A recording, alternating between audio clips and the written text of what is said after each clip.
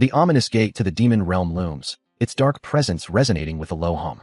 Beyond it, a serene yet eerie landscape unfolds, where small plant creatures dip the misty terrain. Suddenly, a thick, brown root bursts from the earth. As a yellow, serpentine form lashes out with a flicking tongue, swiftly moving across the ground. Elsewhere, a small green sprout perks up from the soil. But then, a massive root crumbles, engulfed in a flash of red energy. As a firm foot steps down onto its shattered remains. Across the water, several spherical root structures roll ominously, their presence echoing the strange life within this realm. From the oppressive darkness, a single, ominous purple eye glints, hinting at a hidden presence. A low, hissing sound accompanies a sudden surge of red energy, as something unseen stirs within the shadows.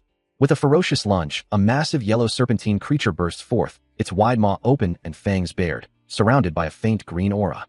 The ground itself seems to churn with life, as thick, plant-like roots and pods erupt from the earth around it. A blur of motion indicates the creature's incredible speed as it moves with devastating force. The serpentine monster immediately clashes with the smaller plant creatures, who bravely stand their ground, their cries echoing through the clearing as they fight back. From a slight distance, Giziak watches the chaotic battle unfold, two small plant creatures beside him also observing the intense skirmish with wide eyes. One of the small plant creatures gasps in surprise, exclaiming about a super punch as the fight continues to escalate. Then, with a powerful impact, a devastating blow lands squarely on the yellow serpentine creature. The serpentine creature narrowly dodges a swift attack, as its own body slashes through the air in retaliation. A moment of quiet hangs over the scene, a faint throb echoing through the air. The plant creature, however, holds its ground, landing a solid punch that makes the serpent recoil, sending it stumbling backward with a cry of surprise. The small plant creature celebrates its victory, having won yet another match. Giziak sighs, looking down at the two combatants, wondering if they've been at it again. Giziak holds the small plant creature, Andragora, in his hands, who seems to be urging him on, prompting him to acknowledge its impatience. He then raises a small, clear bottle of what appears to be lotion. Sitting comfortably in the grass, he gently rubs the substance onto Andragora's leafy body, surrounded by glowing yellow flowers. A simple wooden table stands nearby, suggesting a peaceful outdoor setting as his legs rest beneath it. With a final touch, he finishes applying the lotion, Andragora emitting a satisfied sound. A small smile plays on Giziak lips, finding it amusing how much the plant creature enjoys its moisturizing routine. Suddenly, a voice cuts through the calm, as number 17 declares his hunger with a loud cry. Giziak glances over, a hint of exasperation in his eyes, as the young boy's impatient query about food echoes. The young boy, with Andragora perched on his head, bounces impatiently, while Giziak assures him that their meal is almost ready. With a confident declaration, Giziak promises a delicious meal, as intense flames erupt from the grill. But before the main event, he remembers a crucial ingredient, adding it with a flourish. The sudden addition catches the young boy and the plant creature off guard, their eyes wide with anticipation. A sharp crackle accompanies the intensified flames, as he unleashes a double fire technique. The sheer power of his cooking sends a gust of wind through the air, eliciting excited cries from his eager audience. Impressed by the spectacle, the young boy exclaims his admiration for his uncle's culinary prowess. Finally, the dish is complete, presented perfectly on a plate. As the hungry boy eagerly asks if it's time to eat, his uncle holds up a hand, revealing one last, crucial step he'd almost forgotten, prompting a curious inquiry from the child. With a final flourish, he sprinkles sesame seeds over the dish, completing his culinary creation. With a final flourish, Giziak declares the meal ready, calling out to everyone that lunch is served. He then turns, urging them to come quickly, and leads the way to the table. As number 17 and Andragora watch him approach, their anticipation builds, knowing that today's menu features a special sauce prepared by their uncle himself, a dish made truly by his own hands. The centerpiece of the meal is revealed, Giziak one and only kimchi fried rice, a vibrant, perfectly cooked dish topped with a sunny side-up egg. The children's voices ring out in unison, a chorus of joyful thanks to their uncle. Seated around the table, they express their gratitude once more, and Giziak beaming, invites everyone to dig in.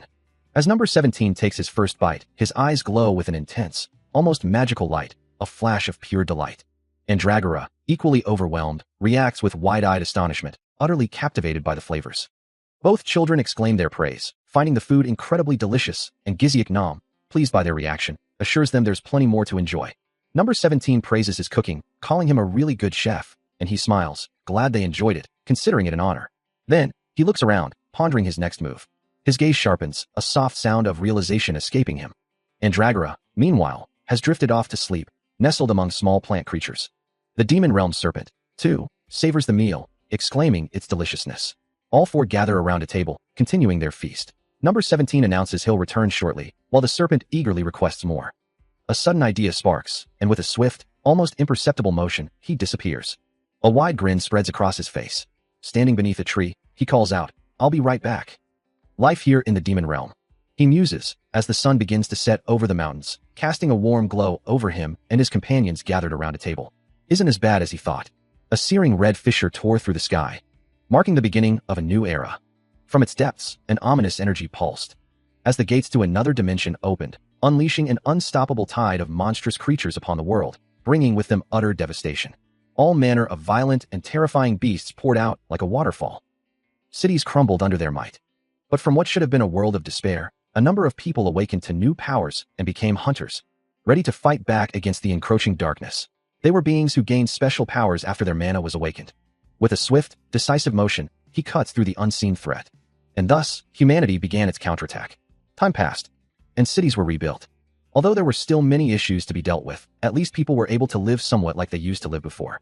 However, the fight was far from over, as he continued to clash with monstrous creatures, their forms shattering under his relentless assault. A sudden, terrified scream pierces the air as a woman cries out in distress. Meanwhile, the hunter descends from above, delivering a powerful, sweeping attack. He cries out, caught in the gaping maw of a monstrous foe. A heavy foot descends, crushing something beneath it. As blood splatters across the ground, the grim reality was that there simply weren't enough naturally awakened hunters to stem the tide. Another creature, an enormous insectoid, crunches down on its prey, forcing humanity to turn to desperate measures, to the creation of artificial life. These were the Chimera hunters, born from explosive, dangerous experiments. One such hunter, cloaked in shadow with glowing red eyes, wields a deadly scythe, moving with impossible speed. The ingredients for these horrific experiments included the blood of a demon realm serpent and the remains of human carcasses, a fate that befell the boy known as Number 17. From the depths of the gates, humanity extracted not only precious minerals, but also the very cells of the monsters that threatened their existence. These raw materials became the foundation for a desperate new endeavor, a grim solution born from the brink of extinction. As humanity pushed forth in their relentless effort for survival, the horrific experiments began, transforming human remains and demon blood into something new. With glowing green eyes and scales emerging on his skin, a new kind of hunter, wielding a scythe-like weapon, was forged in the crucible of necessity. This grim process led to the mass production of these Chimera hunters. This was the ideal cooperation between the scientific and hunter communities, and they succeeded in saving many lives. With the threat contained, the world was gradually going back to how it was, rebuilding itself from the ruins of war. Decades later, under a vast night sky, an observatory hums with activity, as a researcher laments the difficulty of obtaining a perfect final specimen.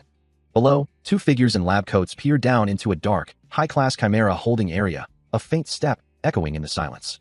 One of them points, questioning if the arm they see, belonging to Number 17, appears rotten. A soft clunk sounds from within the darkness, followed by a faint whisper. The other scientist, holding a glowing orb, reassures his colleague that the specimen's brain is non-functional, rendering it immobile unless commanded. Yet, despite the assurances, a sense of unease lingers as shadowy, tentacle-like forms are glimpsed in the gloom, prompting a quiet, but still. His form, once human, is now a grotesque fusion of bone and sinew, his right arm visibly mangled and bleeding, prompting an observer to question if this decay is a side effect of the ongoing tests. A single, glowing orange eye snaps open, its predatory gaze piercing the darkness as if demanding to be seen properly. Another voice, resigned, suggests they simply leave, convinced he will be terminated soon, judging by his horrific state. The first voice, perhaps trying to lighten the mood, agrees, then playfully asks if the other is scared. A foot steps away from the blood-stained cage, the sound of another step echoing in the sterile environment as they depart. Later, in the research lab president's office, a scientist declares that Number 17 is simply too far gone. His colleague adds that the creature's body is wrecked beyond measure, and it would have already perished if it were any other Chimera. The first scientist then asks how long he has left, receiving the stark reply, a month, at best. In the sterile confines of the research facility, two scientists continue their grim discussion, one nodding in agreement with the other's assessment. The bespectacled scientist clarifies their objective, stating that the mission is to eliminate the creature gaps and ensure the mountain is protected when they inevitably retreat. Meanwhile, deep within a secure containment unit, Number 17's monstrous form is revealed, his skeletal frame glowing with an eerie blue energy as he remains caged. A dark, abstract visual suggests the chaotic energy surrounding him, with particles of light and crimson splatters hinting at his volatile nature. The scene shifts abruptly to the desolate expanse of the Demon Realm Rocky Mountain area, where a powerful force sweeps across the barren terrain. From the depths of this harsh landscape, the serpentine creature emerges, its maw agape and glowing with a fierce red light. Nearby, a clawed hand, now glowing with a sickly yellow hue, twitches with an unsettling energy. In the desolate demon realm, the massive serpentine creature writhes, its body glowing with an ominous yellow energy. But before it can strike, number 17, now a blur of motion, slashes at the creature with glowing red claws. The impact sends fragments of its body crumbling and exploding into the air. More of the serpentine form continues to disintegrate under the relentless assault. Then, with a piercing shriek, Andragora unleashes a powerful attack, its glowing tendrils lashing out. The combined assault sends the serpentine creature reeling, a cloud of dust and debris erupting around it. Number 17 doesn't relent, leaping forward with a cracking sound, preparing for another devastating strike. A bright flash of energy erupts as his attack connects, catching the creature by surprise. He follows up with a rapid series of glowing red slashes, tearing through its form. His transformed claws, glowing crimson, tear through the air. A blinding flash of blue lightning erupts, striking the serpentine creature with immense force. The creature is engulfed in a maelstrom of crackling energy, its form momentarily obscured by the sheer power. The devastating impact continues, the lightning tearing through its massive body. More arcs of blue energy shred the creature, leaving no room for escape. A final, explosive burst of power obliterates its remaining resistance. The brilliant blue energy dissipates, leaving only darkness and the lingering scent of ozone. He stands triumphant amidst the dust, the colossal serpentine creature now a broken husk at his feet, a silent testament to his overwhelming strength. Observing the scene, Uncle remarks on the incredible display, noting that the anti-Chimera hunter took down all those monsters with just one strike, as expected. Standing under a clear sky, Uncle turns to Andragora, asking if they truly believe the gate can be closed, to which Andragora replies that it has already begun. Monsters continue to pour forth, but they can hold their ground as long as the S-Class hunter remains with them. A deep rumble echoes as the massive, jagged rift begins to shift. Uncle reassures, telling them not to worry, for the hunter will not fail, and all they need is time. Meanwhile, number 17 moves with blinding speed, a blade of green energy flashing through the air. He carves through the monstrous serpentine creature, its scaly tail recoiling from the impact. Andragora adds that their task is to take care of any smaller threats the hunter might miss. The dark portal pulses with red energy, contracting rapidly. A clear signal confirms the red gate's closing. The gate to the demon realm, a swirling vortex of red energy, begins to seal, and Uncle, watching the phenomenon, confirms its arrival. Inside, number 17 continues his fierce assault on the serpentine creature. Knowing time is short, he urges his companion to fall back, to get out through the closing gate. Inside the collapsing portal, number 17's fist, crackling with blue energy, connects with devastating force.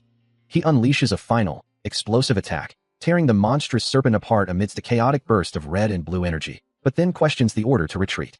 Uncle, glancing back at the boy still fighting, reminds Andragora of their strict orders not to bring anything back from the gate. With glowing blue eyes, number 17 stands victorious over the defeated serpent, declaring his intention to be cool. A pang of guilt strikes Uncle as they continue their retreat, but Andragora rationalizes the decision, noting the creature's troublesome nature. Uncle clenches his hand, dismissing any lingering remorse, reminding himself that such beings barely count as living things. A monstrous, skeletal head with a single glowing red eye observes its opponent, dismissing them as mere creatures driven by orders and skills. His armored hand, stained with blood, clenches tightly. He unleashes a powerful sword strike, the blade glowing with fierce energy.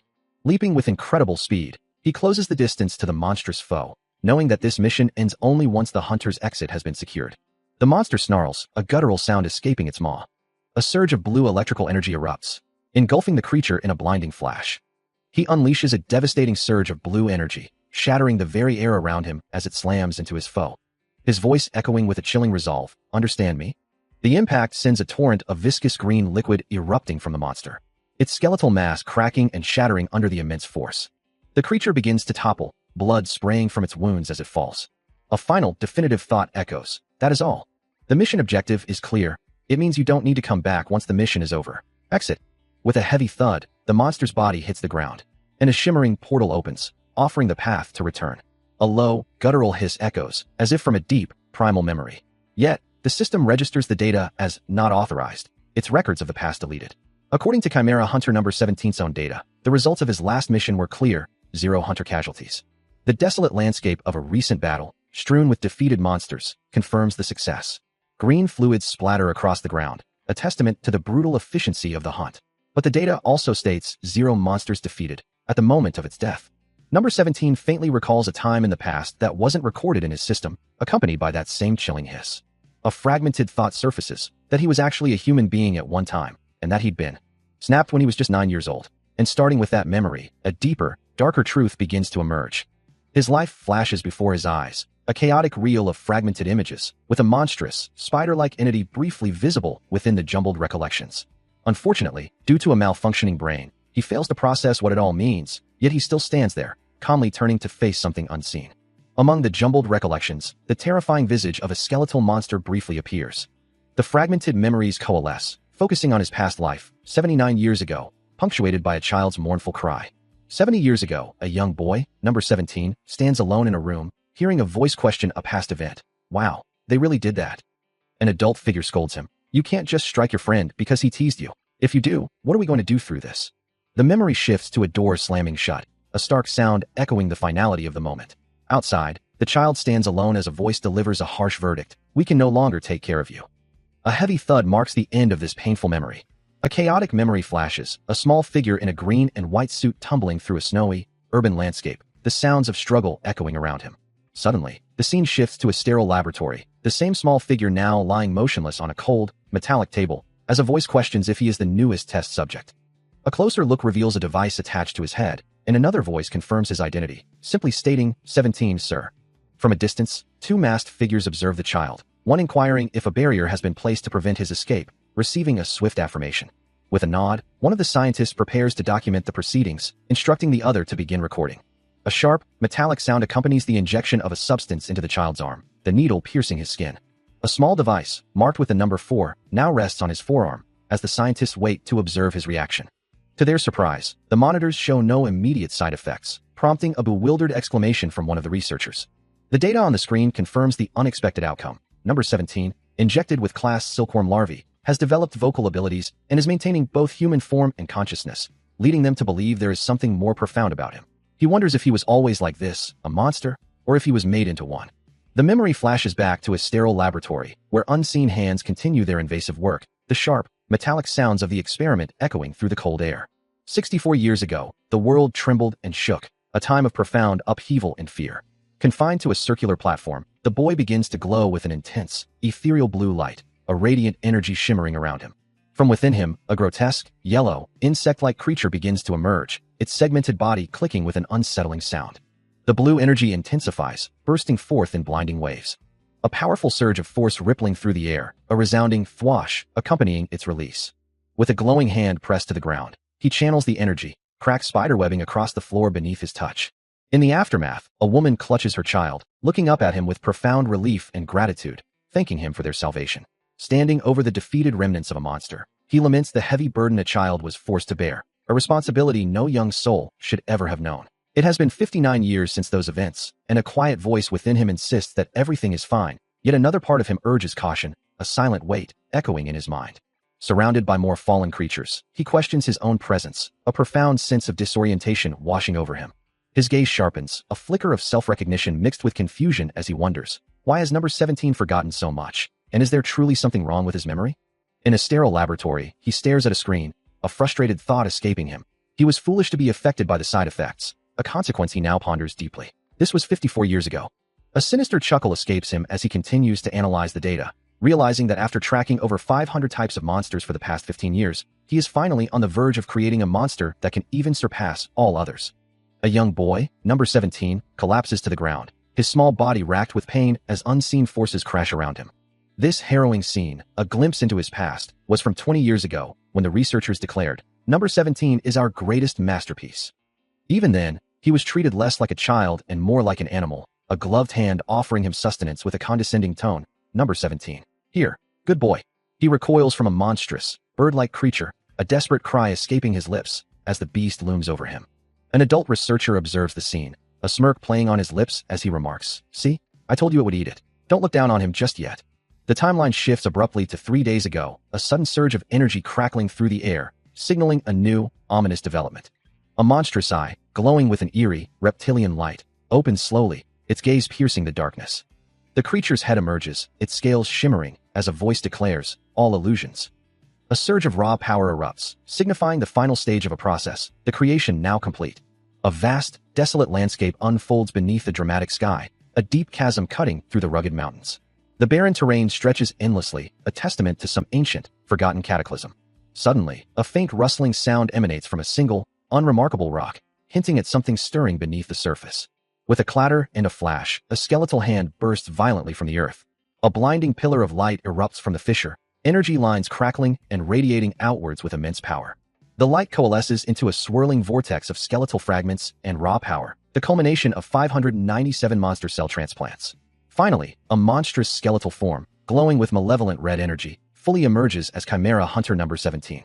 From the depths of the void, a torrent of reddish energy and particles erupts, signaling a profound shift. As the chaotic forces intensify, sending brilliant orange sparks showering across the darkness. The energy culminates in a blinding flash, a massive explosion of light and debris marking the completion of the transformation.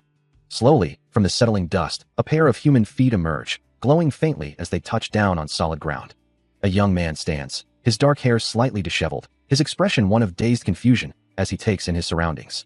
His bare legs and torso reveal a lean, toned physique as he shifts, testing the reality of his new form. Before him, a shimmering, circular portal glows brightly, and a question escapes his lips. Am I human again?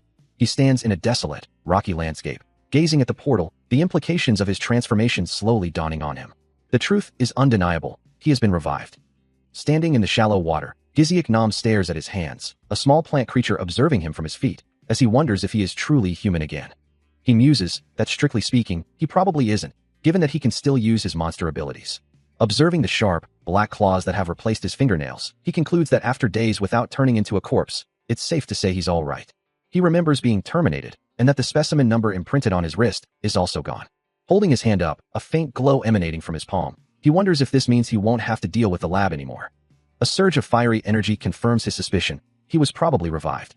This miraculous recovery was thanks to the cells of an immortal type implanted in his body, and the energy of the chimeras. The vibrant, swirling energies signify his full recovery is complete.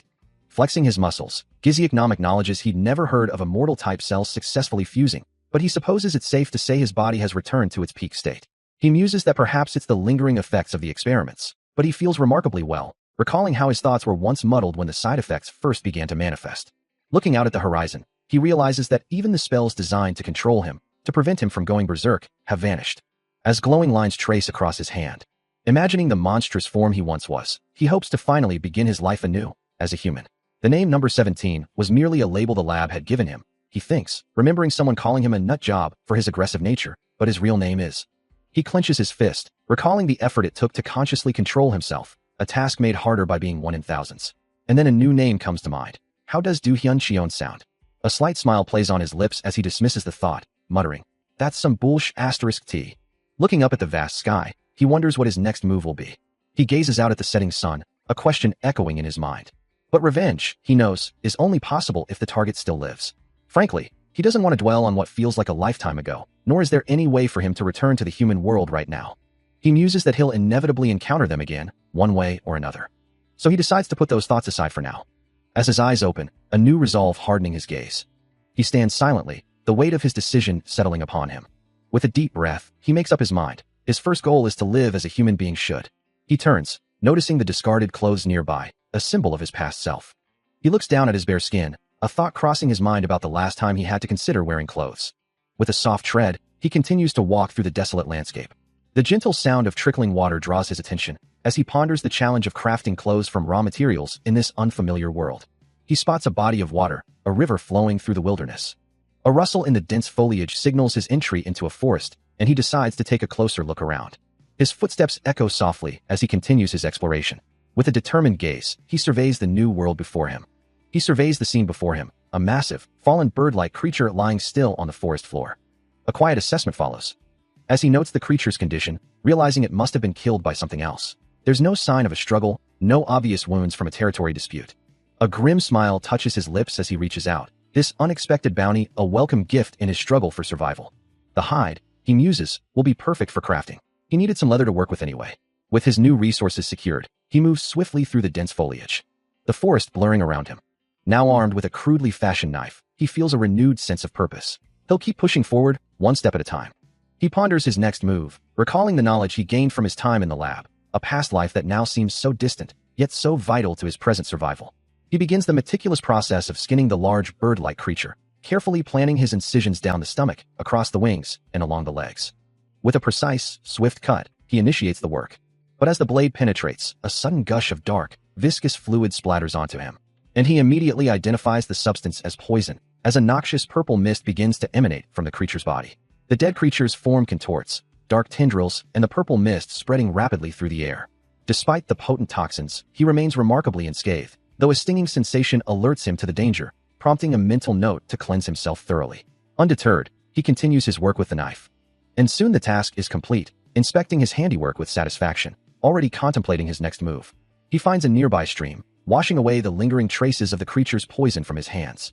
He examines the monster hide, noting its surprisingly soft appearance, but as he begins to work it, a splash of water reveals an unexpected resistance. Despite its initial feel, the hide proves incredibly stiff, leading him to conclude that its monstrous origin makes it uniquely resilient. A sudden thought strikes him, recalling a method for such stubborn materials. With renewed determination, he begins to repeatedly strike the hide, the impacts echoing with a series of smacks, whacks, and powerful blows. He pauses, considering his technique, wondering if this crude, forceful method is truly the way to tan leather by hand, but decides to continue, trusting his instincts. Another heavy thwack resonates, followed by a resounding wham, until, to his surprise, the hide yields, becoming incredibly smooth and soft under his touch. Satisfied with his work, he declares it awesome, judging the processed hide to be just the right size for his needs, a small twitch of his hand confirming its new pliability. The monster hide, now pliable, still flickers with residual energy from the processing. He decides he'll just eyeball the measurements, then begin shaping it. With a powerful grip, he tests the hide's resilience. The material stretches with a satisfying give, and he remarks on its surprising quality. He quickly fashions it into a crude garment, declaring it a suitable glove for his needs. As he adjusts the new attire, a dark, viscous liquid squelches out from the hide. He observes the dripping substance, realizing there's still a bit of poison left on it. Deciding it's too much of a bother to remove, he resolves to just wear it, only to be startled by a small, glowing creature he thought was long dead. He watches the small creature tremble, a thought forming in his mind. Is it just me, he wonders, or can I understand it? A realization dawns on him. If you're still alive despite the rock bottom, you must be an immortal type as well. He reflects on his past. The old me would have killed it the moment I saw it. The creature emits a faint aura, but he dismisses it. But it's too weak to be a threat, he concludes. There's no need to kill him. A slight smile touches his lips. Luck is on our side, isn't it? He makes a decision. Let's make the best out of our second chance at life. With that, he turns and begins to walk away, leaving the small creature behind for a moment. His steps echo softly as he continues his journey. With a second chance at life, he knows he needs a new plan, a way forward. Suddenly, a deep crack splinters across the ground beneath him, an ominous sound echoing through the confined space. From the widening fissure, a monstrous, segmented creature with glowing red eyes begins to claw its way out, its chitinous body scraping against the rock. It continues to emerge, revealing more of its massive, insectoid form, letting out a piercing shriek. The sudden appearance of the creature catches him off guard, his gaze fixed on the emerging threat. Standing firm, he notes the oppressive gloom of his surroundings, realizing the darkness is far too profound. Before the creature can fully react, a swift, decisive strike cuts through its head, a spray of green fluid erupting from the wound. The monster's body splits apart, its segmented form collapsing, as he stands ready for any further threats. With the creature defeated, its massive form thuds to the ground, and he simply states his intention to move on. The biting cold wind whips through a desolate, snow-covered landscape, as a powerful gust sweeps across the vast, frozen mountains. From the depths of this frigid realm, a monstrous roar echoes, signaling the presence of its fearsome inhabitants. Surveying the harsh terrain, he muses that finding sustenance here would be a formidable challenge. Undaunted, he continues his journey, his steps crunching through the snow alongside the towering, ape-like creatures that roam the peaks. A disgusted expression crosses his face as a foul odor assaults his senses, prompting him to declare this environment unsuitable and move on. He finds himself in a new, verdant jungle, but the oppressive humidity is equally unappealing, leading to another swift rejection. Next, a scorching, fiery landscape greets him, its intense heat proving just as undesirable, and he quickly decides to seek another path. With a sudden shift, the environment around him changes once more. He stands at the precipice, a soft exclamation escaping him as he takes in the view. Below him, a colossal waterfall roars, a truly grand spectacle. He wonders if he could ever grow weary of such magnificent scenery in this realm. With a decisive move, he leaps across the wide chasm, aiming for the verdant forest beyond. The air rushes past him as he descends, landing firmly on a grassy ledge. He then approaches a river, noting the abundant fish teeming beneath the surface. Observing the sharp-toothed creatures, he considers the strategic advantage of catching them one by one to slowly increase his power, acknowledging it might feel like an easy exploit. As he ponders, the idea of building a permanent home in this resource-rich environment crosses his mind. He takes another step, observing the vibrant yellow flowers that dot the landscape, noting to himself that even here, nature thrives. The air, crisp and clean, fills his lungs as he continues his journey. Moving through the lush, sun-dappled forest, he feels a sense of calm settle over him. Leaves drift gently from the canopy above. Looking up at the clear sky, a profound realization dawns on him. Another leaf descends slowly.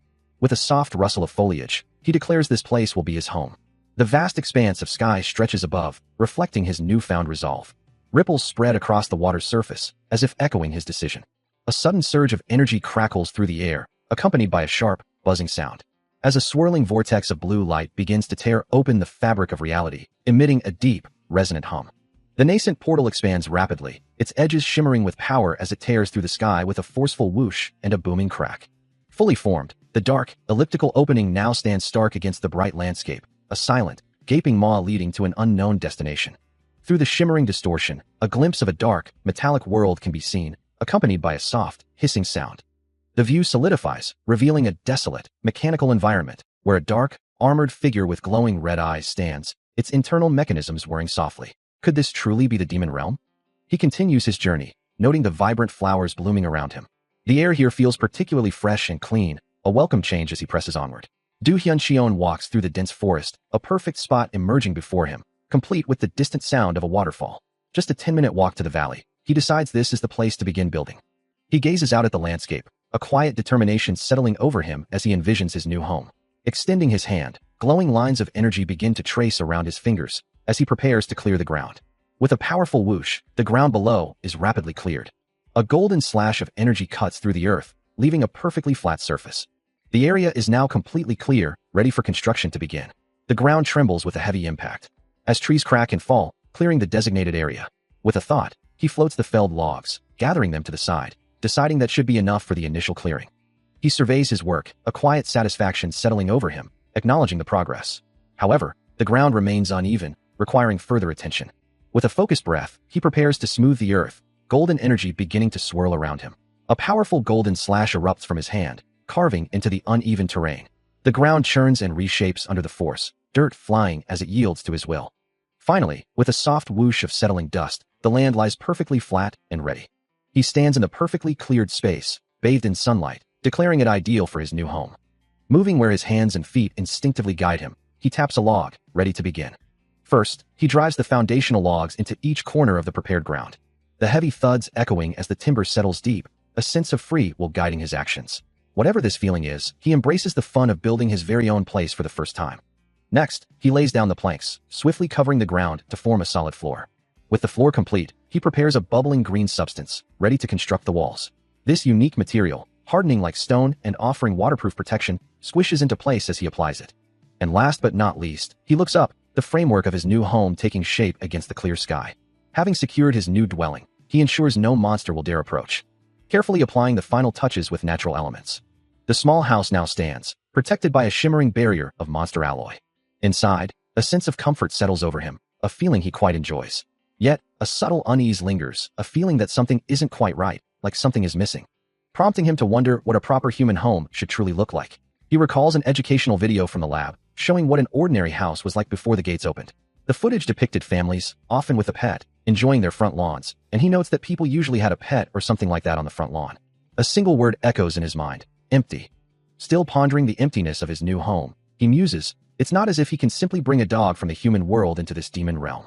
A new idea sparks as he looks down at the ground. Perhaps a plant would be better? Should he make a garden? He taps his foot thoughtfully, but wonders if there's anything he can even plant in this world.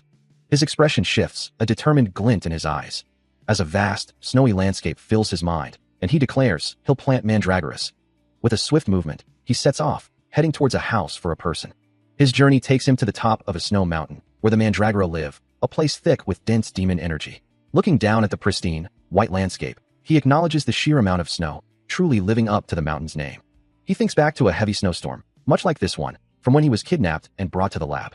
As he trudges through the deep snow, he recalls how cold it was then, a chill that still lingers in his memory. To think that all the bad things that happened to him then were just a prelude to becoming a chimera. With each crunch of snow underfoot, he finds some comfort in knowing he doesn't have to worry about starving or freezing to death anymore. Anyway, from the intense cold, he deduces that the demon energy must be around here, just as the old man told him. And then, amidst the desolate white landscape, he spots them. He's found them, and he's glad he didn't come here for nothing. These are mandragoras, fragile monsters that stress out easily, and they'll die even with the subtlest environmental change. The mandragoras shrieked, attacking forcefully as he approached. Gently rubbing one of the creatures, he mused that their lack of screaming might be due to the demon realm's influence. Yet, he couldn't shake the thought. Why weren't they fighting back, desperately trying to escape? A realization dawned on him, wondering if they perceived him as one of their own kind. Holding two of the small, root-like beings in his hands, they remained calm, making soft, contented sounds. He remembered the mandragora cells planted within him, a unique connection he possessed. This was indeed good news, as it meant they wouldn't be stressed out as long as he was near. He considered asking for their berries, thinking he could brew a tea from them, but then realized he would need to convince them first. The berries, he recalled, were said to turn poisonous if picked against the mandragora's will. A guttural roar echoes through the icy landscape. As Du Hyun, observing the small mandragoras and other creatures below, realizes hunters must be nearby, wondering what they could possibly be doing in such a remote place. Despite the danger, he sees an opportunity, deciding to seize the chance to acquire some rare stones. His plan quickly sours, however, as a wave of frustration washes over him. He can't believe he was used as bait, left behind while the hunters made their escape. Now running for his life, he shouts a desperate warning, urging others to stay back as the true threat closes in. A massive, icy claw slashes through the air, sending shards of frozen energy scattering with a chilling roar. Du Hyun meets the attack head-on, delivering a powerful kick that shatters the monster's icy defenses. The creature retaliates instantly, unleashing a torrent of freezing power that crashes against him. Overwhelmed by the force, he cries out as he's slammed down, crashing hard onto the frozen ground. His protective barrier, already weakened, begins to give way under the relentless assault, the shield straining and threatening to shatter at any moment. As the ice around him splinters, a wave of regret washes over him, wondering why he ever agreed to this dangerous hunt.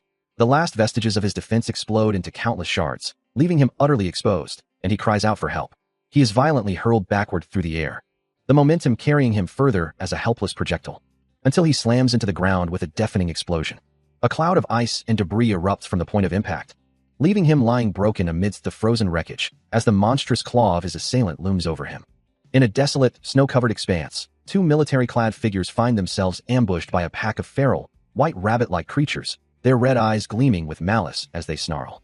One of the soldiers, taken aback by their ferocity, wonders aloud if these are truly just animals. A sharp claw descends with a swift, brutal motion. Du Hyun Cheon, having just recovered from his own ordeal, observes the desperate struggle, his gaze hardening. Another of the monstrous snow rabbits lunges, its predatory instincts fully unleashed. Deep within him, a long-dormant power begins to stir, a primal force awakening after what feels like an eternity.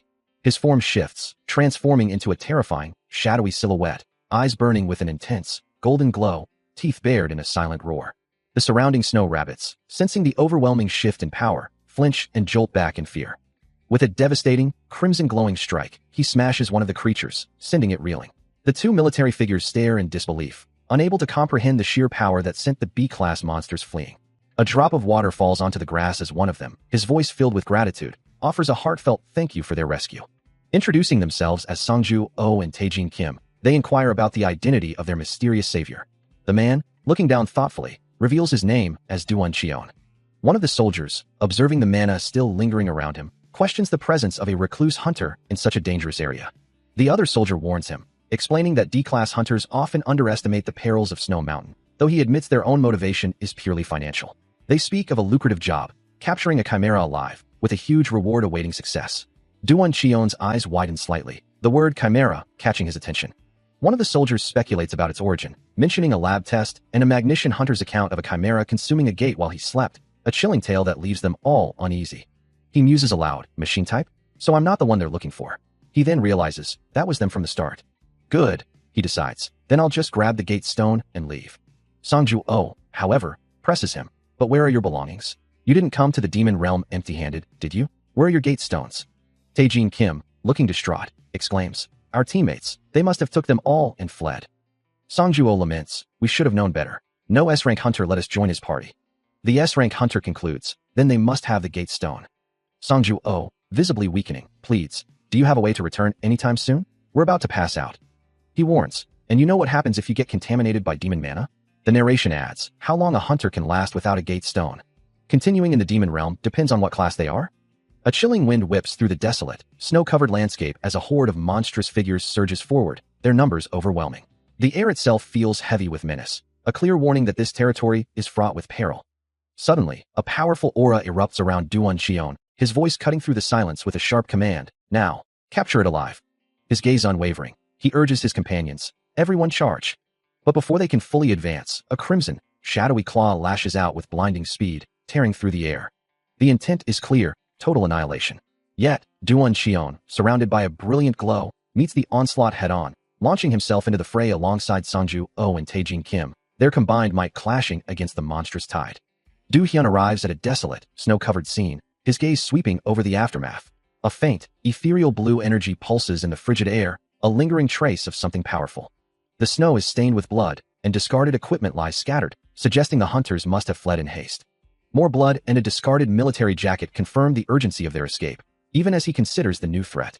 Anyway, so we have to deal with a beast that can utilize. The blue energy coalesces, taking on a complex, almost DNA-like structure, prompting a question. Did it fight while changing forms? He considers the implications, a bitter laugh escaping him as he recalls the creature's origin. They say a test subject escaped from a lab. It's a machine type. It seems to have jumped through the gate while it was fleeing. He visualizes the creature, a glowing blue liquid, capable of shifting its shape at will. It can change its form into whatever it wants because it's made from liquid, and the liquid takes on the form of a small, dog-like creature, its blue glow distinct against the dark, as he continues his explanation. But it's small, because its mana is so scarce. It's about the size of a cat or a big dog. This machine type. Du Hyun clenches his fist, a frustrated sigh escaping him. Ugh, I can't believe they let it escape. 5 A-class hunters. Chapter 4, The First Big Meal. A voice urgently calls out, demanding that Sangju get himself together. In a desolate, snow-covered landscape, a hunter lies gravely wounded, his entire being seemingly contaminated by demon energy, while another kneels beside him, a desperate plea forming on his lips. Sangju begs his dying comrade not to speak of such things, reminding him that his child is due next month.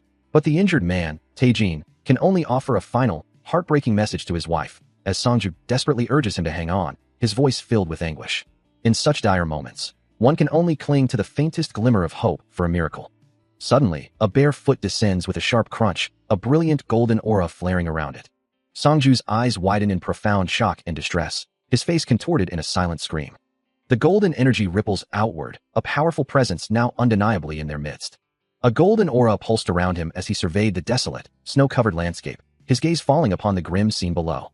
With a deliberate step, he moved forward, the very ground seeming to acknowledge his presence, a silent testament to the truth of his power. Kneeling amidst the snow, his voice raw with desperation, Sangju Oh pleaded, begging Duan for help, the sound of his impact with the frozen earth echoing his despair. With 2 fallen comrades nearby, he cried out for salvation, a desperate plea to save them all. Duan looked down, a flicker of surprise crossing his features as he processed the words, recalling the urgency of their situation, the limited time they had mentioned. A rustling sound accompanied Sangju Oh's next action, as he revealed 2 glowing crests, each worth 10 million won, treasures they had risked their lives to obtain. Holding them out, he implored Duan to take them, to sell them for money, anything to secure their survival. The desperate plea continued, a low rumble accompanying his words, insisting they would perish if they didn't escape immediately, emphasizing the value of the 10 million won crests. Duan considered the offer, acknowledging that while he had no immediate need for money, it would certainly be useful when he eventually returned to the human world. Du Hyun extends a hand, offering a small, glowing blue orb, a faint crackle of energy accompanying the gesture. Sangju Oh, clinging to him as they burst through a shimmering portal, expresses his profound gratitude, swearing he'll never forget this rescue. With a sense of urgency, Du Hyun calls out to the injured man, urging him to regain consciousness so they can escape this place. Still dazed, Sangju Oh dismisses the past, clarifying that the current debt is far greater, then questions the sudden inquiry. Du Hyun reaches out, a faint blue glow emanating from his palm, remarking that the payment felt excessive. He then presents a glowing blue orb, offering it as change for the overpayment. Mana surges, coalescing around his clenched fist with a powerful hum. Sangju Oh gasps, realizing Du Hyun is actively channeling mana into his body, propelling them both rapidly skyward. The air crackles with an immense, surging blue energy, a feat even A-class hunters would shy away from. For fear their own mana might intertwine with the demonic essence, leading to a catastrophic entanglement. A blinding flash erupts, leaving the younger man utterly bewildered by the sheer scale of power being unleashed. Yet, through the chaos, a focused will purifies the demon energy, its malevolent aura dissolving under the hunter's glowing touch. Relief washes over Sangju as he realizes he's alive, embracing his rescuer with profound gratitude. As they speed away, the younger man expresses his heartfelt thanks, promising to never forget the kindness shown by Duan. The hunter's power is undeniable. He purified the demon energy by directly infusing his own mana, an impossible feat without an overwhelming reserve. Sangju can only stare, a single question echoing in his mind. Just what kind of being is this man? The hunter simply hums, his gaze fixed on the road ahead, unfazed by the display of his own extraordinary abilities. Returning to the familiar glow of his home, he feels a sense of relief, noting that no trespassers had disturbed his sanctuary while he was away. His outing had been a complete success, even yielding some unexpected gains. As he steps inside, a soft sound draws his attention to his small plant companions, who seem to have stirred from their slumber. He wonders if they're simply overjoyed by his return. With a gentle touch, he prepares to replant one of them. Kneeling down, he carefully places the creature into the soil, hoping it will thrive. Yet, despite his efforts, the plant creatures remain visibly tired, their small forms drooping. He ponders the reason for their continued exhaustion, wondering if bringing them back from the wild or simply moving them while they slept had caused their distress. Deciding on a solution, he extends his hand, channeling mana towards them, knowing they always appreciate the energy boost. Instantly, the plant creature glows with renewed vitality, its small form perking up, clearly feeling much better. He muses to himself, reflecting on how some things remain constant, regardless of their size, before dismissing the thought. However, a subtle shift in the air catches his attention, leaving him with a vague, unsettling feeling. He realizes this presence behind him is likely the very thing the hunters are searching for. From within the dense foliage, a small, mechanical organism with glowing yellow eyes peeks out, observing him silently. He wonders what a machine-type organism could possibly want with him. Deciding not to press the issue, he concludes it will reveal itself once it's ready. With that thought, he walks away from the gate, knowing he'll use the money he's earned for whatever he needs. Back home, he prepares to organize the various items he acquired, including a portable burner and cookware, B-gate stones, and spare clothes, all neatly piled on the floor. He notes the hunters have gone all out in their preparations, which he considers all the better for himself. However, his attention is drawn to a packet of instant noodles, a surprising find since he last saw them in a supermarket. A sigh escapes him as he realizes his lunch will consist of instant noodles, wondering if things could get any worse. He considers heading to the nearby village to acquire more, a gentle breeze rustling through the trees as he gazes towards the distant settlement. Soon, water bubbles vigorously in a pot over a crackling fire, steam rising into the clear sky.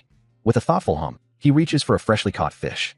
He recalls the common practice of adding eggs and green onions to instant noodles, musing that fish might also enhance the flavor. The fish sizzles in the boiling water, its scales shimmering as it cooks.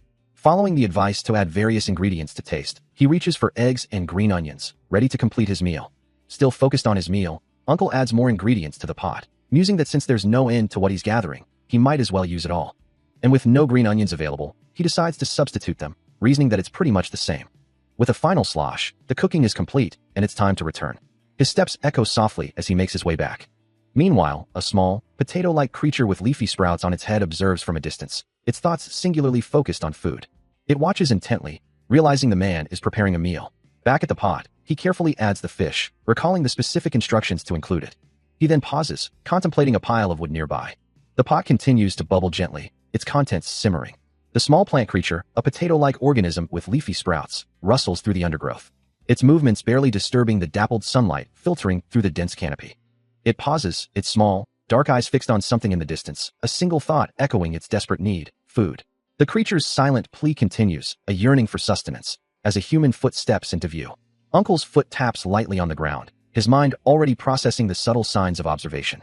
Nearby, a small, dog-like creature appears, its posture conveying a profound sense of dejection, a silent appeal to the human tendency to help those they pity. As Uncle continues to walk, the unspoken rule of compassion hangs in the air.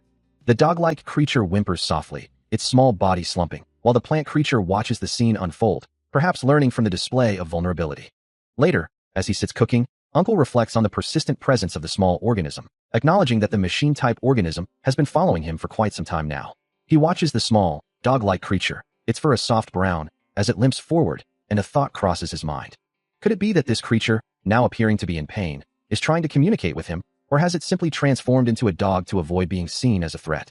From the way it behaves, the young entity seems to be quite naive, its small bark echoing with a hint of desperation.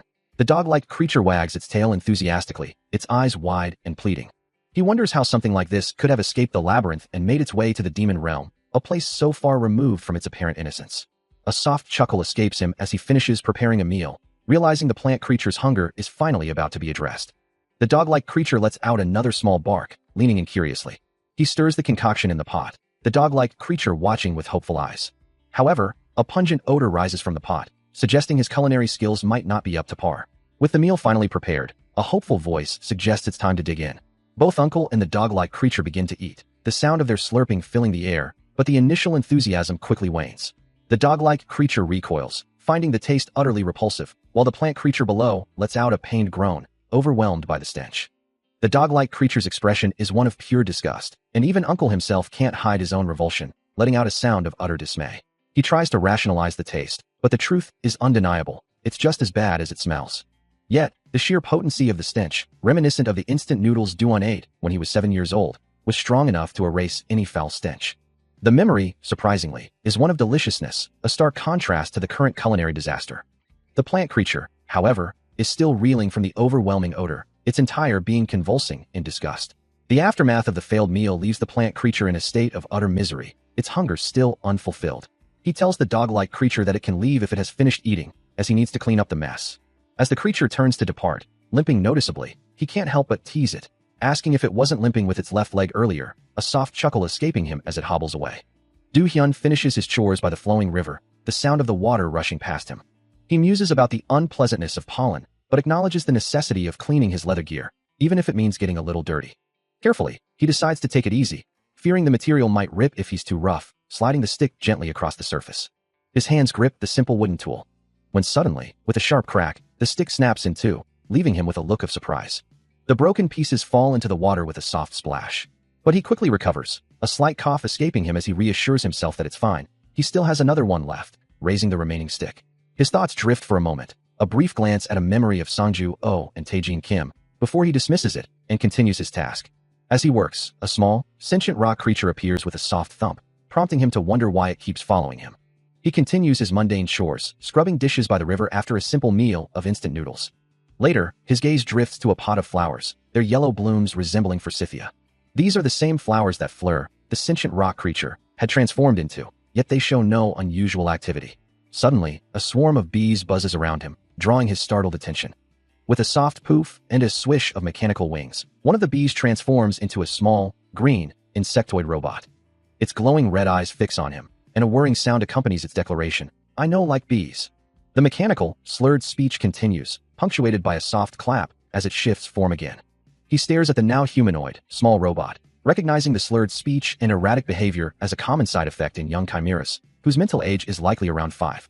Then, with another poof, the small chimera vanishes, leaving him alone and bewildered. He takes in the vibrant colors of the flowers, a simple beauty that still manages to captivate him. A sigh escapes him as he grapples with the unexpected complexities of laundry, finding it far more challenging than anticipated. He carefully inspects the freshly washed white shirt, noting its pristine condition. At least this one survived the wash, he muses, relieved it wasn't damaged. Though it appears a bit small for him, he decides to hang it to dry for now, making do with what he has. With his domestic chores temporarily handled, he turns his attention to the mandrascribs, deciding it's time to check on them. His footsteps echo softly as he approaches the small, glowing creatures. The little robot taps and grabs the freshly washed shirt. "I'll wear clothes too," it declares, sliding the garment onto its spherical body. With a soft whoosh, the shirt settles into place, and the robot announces, "All done. Now this shirt is mine." A brilliant sparkle envelopes the small figure, transforming it into a humanoid form, perfectly clad in the white shirt. Meanwhile, a hand reaches down, rustling through the foliage. The hand continues its descent, glowing particles dancing around it. He looks down, a soft thud echoing as he settles. Observing the small, glowing mandrascribs, he wonders aloud, "What's wrong with them?" The mandrascribs groan softly, their leaves wilting as water drips around them. Their leaves continue to wilt, and their roots are alarmingly dry. It's strange, considering all the weeds were cleared when the garden was first made. He realizes he needs to make a proper garden on this side, perhaps even one the size of his house. Kneeling down, a soft clack sounds as he examines them, wondering what could be wrong. A small pwhh from the Chimera bee accompanies his observation, as he notes the excessive moss in the soil. He hadn't realized he'd need to clean the inside of the soil too, almost killing them in the process. Standing up, he reiterates his plan, determined to create a proper, house-sized garden on this side. With a decisive step, he begins his work. Meanwhile, a soft hum escapes a young girl with long brown hair and small horns, standing amidst the trees. It seems the Chimera bee has transformed into a girl this time, and she hasn't decided to speak yet. Do Hyun-cheon looks on, a surprised escaping him, before he manages a simple, "Yeah, hi." Still focused on his task, Do Hyun-cheon continued to work on the new garden, the sounds of construction echoing around him. As he paused, he turned to the small girl now standing beside him, asking if she was a hunter, though he decided to humor her for a bit. The girl, with her light brown hair and curious eyes, responded by asking him what tribe he was from. He looked down at her, a slight smile playing on his lips, explaining that he was from a place far beyond her comprehension, too distant to find. Considering her words, he then mused about a waterfall, concluding that she must be with the coconut tribe. Her eyes widened in surprise as she stammered out a confirmation. With newfound determination, she proudly declared her allegiance to the coconut tribe. A soft chuckle escaped him as he pointed out the striking resemblance between her shirt and his own.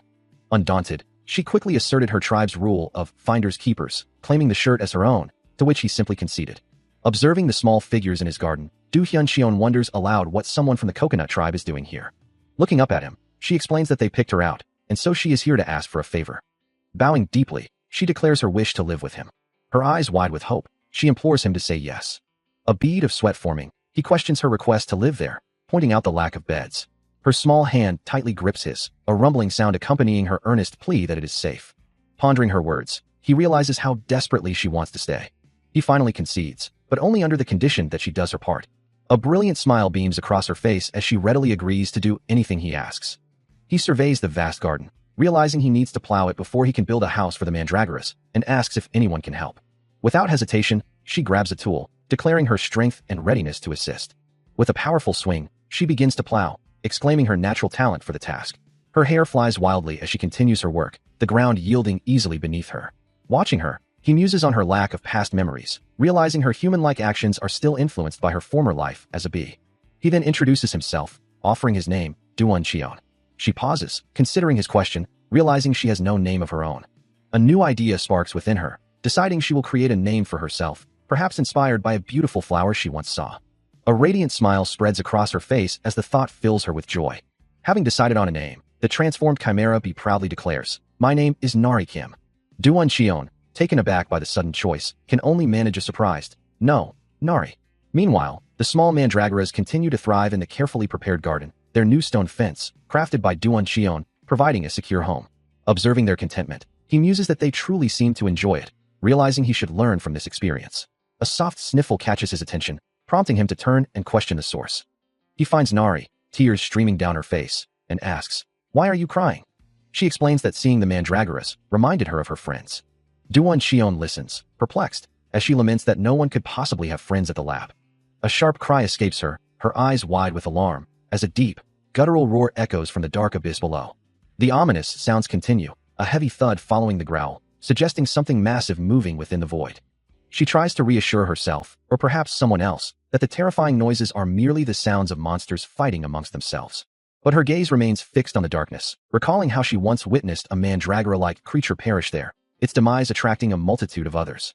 Duan, observing her distress, calmly confirms that such occurrences are common in this realm. Yet, Nari's focus is on the suffering, a pained whisper escaping her lips as she hears the creature's agony. She grimly notes that the creature has been bitten and will soon be devoured, reminding them both that this is, after all, the demon realm. Duan begins to ask a question, a hint of surprise in his tone, wondering if she intends to intervene and save the struggling monster, as a faint energy begins to crackle around them. Clutching her head, she struggles against an unseen force, her mind screaming that she cannot save a monster. The lingering effects of the brainwashing order still hold her captive, preventing her from acting on her own accord. Observing her torment, Duan Cheon considers if he should help, though he muses it would be better not to make it sound like an order. Perhaps a simple offer to lend a hand would suffice. He kneels before her, his presence a quiet reassurance. Then, with a decisive leap, he declares he will be right back, launching himself into the sky. He ascends rapidly, a streak against the vast blue, leaving the ground far behind. Meanwhile, in a desolate, rocky expanse, a massive insectoid monster with multiple legs and wings soars through the air with a powerful whoosh. It strikes a small, fluffy creature, which cries out in pain as the impact sends it reeling. Another brutal thwack follows, splattering green liquid across the barren ground. The small, fluffy creature, a mandrascrib, is brutally assaulted by a large insectoid monster, its cries of pain echoing as it's overwhelmed. He watches, his hand reaching out, a silent vow to save it, determined that this battle will not be lost like the last. From a distance, the small robot, Nari-kim, observes the unfolding cruelty, her internal thoughts a somber reflection on their own fate, fearing they are merely tools bound for an experimental end. The mandrascrib continues to endure the relentless blows, taking all the hits, its small form battered and bruised. Multiple smaller insectoids join the assault, ganging up on the helpless creature, their attacks a flurry of smacks and thwacks, causing it immense pain. But then, a hand slams down, cutting through the chaos, a voice declaring, "No more." A powerful, sweeping force erupts from him, tearing through the ground and sending the attackers reeling. He stands amidst the shattered earth, a golden aura radiating from his form, the smaller monsters scattered and defeated around him. Looking down at the cowering insectoids, he scoffs, ganging up on someone. The potent green energy from the recent attack continued to spread across the environment, a lingering testament to its destructive power, as a voice nearby remarked that the situation was bad. With a resounding impact, the residual force struck the ground, sending shockwaves through the earth. Debris scattered violently, as the green energy continued its rapid dissipation. The last tendrils of power vanished into the air, leaving only the disturbed landscape behind. Amidst the fading green haze, Duan Xion sat on the ground, calmly observing the aftermath of his own overwhelming power, a quiet question escaping his lips. Suddenly, a soft tap and a voice made him look up, his gaze shifting towards the sound. Nari Kim, the Chimera bee, hovered nearby, her mechanical eyes wide with shock and concern, wondering what they should do next. The small mandrascrib, still curled and shaking, remained unresponsive, unable to wake from its ordeal.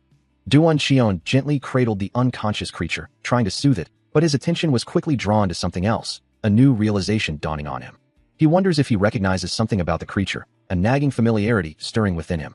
A young girl cries out in panic, her voice trembling as she asks what they should do. She looks down at the small, white creature, its body still and unresponsive, lamenting that it won't wake up. From a distance, she cries out that the creature is in bad shape and might die, prompting Du Hyun to approach, offering to take a look. His hand extends, shimmering with a soft blue energy, preparing to analyze the creature's condition. As the energy washes over the small form, a reassuring thought crosses his mind. It doesn't seem to have any serious injuries. He understands that every monster's demon energy possesses its own unique biodata, a complex signature he can read. Observing the creature, he notes that it has become smaller and its color has faded, yet he recognizes it without a doubt. It is the immune-type monster he encountered previously, Mandrascrip. As his hand glides over its form, a new question arises. Why has it gotten so small, and does it regenerate differently than he does? He holds the small, plant-like creature, while the distressed girl anxiously asks if it will survive, to which Du Hyun confirms its malnourished state. The girl, her brow furrowed, suggests its shrinking is due to a lack of proper nourishment. She then explains that once given mana, Mandrascrip should regenerate and grow on its own. As the mechanical bee hovers closer to the ailing creature, Du Hyun observes Mandrascrip drooping in his hand, expressing concern that it might not make it without intervention. He points out how it slumps like jelly, emphasizing its weakened condition. The girl, clutching the small Mandrascrip protectively, then asks if she can keep it and care for it. She earnestly pleads, promising to train and feed it well. Du Hyun, with a slight smirk, remarks that it will grow significantly larger once it matures. Still focused on Mandrascrip's well-being, she suggests feeding him just a little, to which Du Hyun responds that it's obvious they're really going at it today. Her eyes widening with hope, she asks if he's serious, a beam of light seeming to emanate from her. Du Hyun, with a small smile, agrees, suggesting they can let him play in the front yard and make him defend the house. Meanwhile, a small, gray, owl-like creature, Caillou, begins to stir, blinking awake with a soft blink and a questioning "Where am I?" Du Hyun then clarifies, explaining that this human is the one who will side with them. The girl gently holds the small creature, calling it Caillou with a soft sound. Her expression shifts to one of utter surprise as she stares at the creature in her hands. A narration box explains that Caillou has been raised like a pigeon and then questions what a human is doing in the demon's head. Still holding Caillou, she repeats its name in disbelief, pondering the strange revelation. Still reeling from the revelation, the young girl watches as the small creature struggles in Du Hyun's grasp, its tiny form wriggling. A desperate cry echoes, "Let me go!" Du Hyun considers the situation, a thoughtful expression on his face. The creature continues to thrash, while the girl observes, noting that he seems to be completely healed now. She looks intently at the struggling Caillou, realizing she knows what to call him. Later, sitting at a table, Du Hyun explains that since Caillou cries like a pigeon, his name is Caillou. The creature, still indignant, protests, "How dare you name me as you'd like?" Still protesting his new name, the small creature is drenched by the water, crying out in distress, while the distressed girl observes that he keeps crying and seems thirsty. Seeing him puff up like a blowfish, the distressed girl worries about what to do, realizing he can't take any more water. Observing the scene, Du Hyun understands Nari's confusion and suggests that enough water has been given for now. Suddenly, her expression brightens with a new idea, realizing he must be hungry, and she rushes off to find food. Meanwhile, Du Hyun, having accumulated more items for the creature, decides to construct a cabinet to store them. He begins to work, slicing through a large log with his knife, finding it a bit too big for his initial plan. With focused effort, he continues to chop the wood, splitting it into more manageable pieces.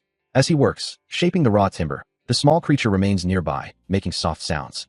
A small, bandaged creature sits atop a log, its attention drawn to the differing textures of the wood before it. Du Hyun, observing its focus, playfully questions its lack of awareness, while the creature, Caillou, retorts, asking about the color of the tree itself. With wide, knowing eyes, Caillou declares the answer to be red. The hunter glances around, then down at the creature, pondering the implications of its unusual perception. Suddenly, Caillou begins to spin rapidly, a faint thought of impossibility crossing its mind as it whirls. A soft blue glow emanates from the creature, revealing its ability to read minds. The mental connection brings forth a terrifying vision. Multiple glowing red eyes emerge from the darkness, accompanied by an ominous hum. The vision shatters, leaving Do-hyun with a look of profound concern as he struggles to comprehend what he has just witnessed or felt. A shiver runs through Caillou, who then asks, "Another habitat besides here?" He clarifies his previous statement, explaining that he is depicted with his uncle, but in a more brotherly way, then asks if Do-hyun can understand him.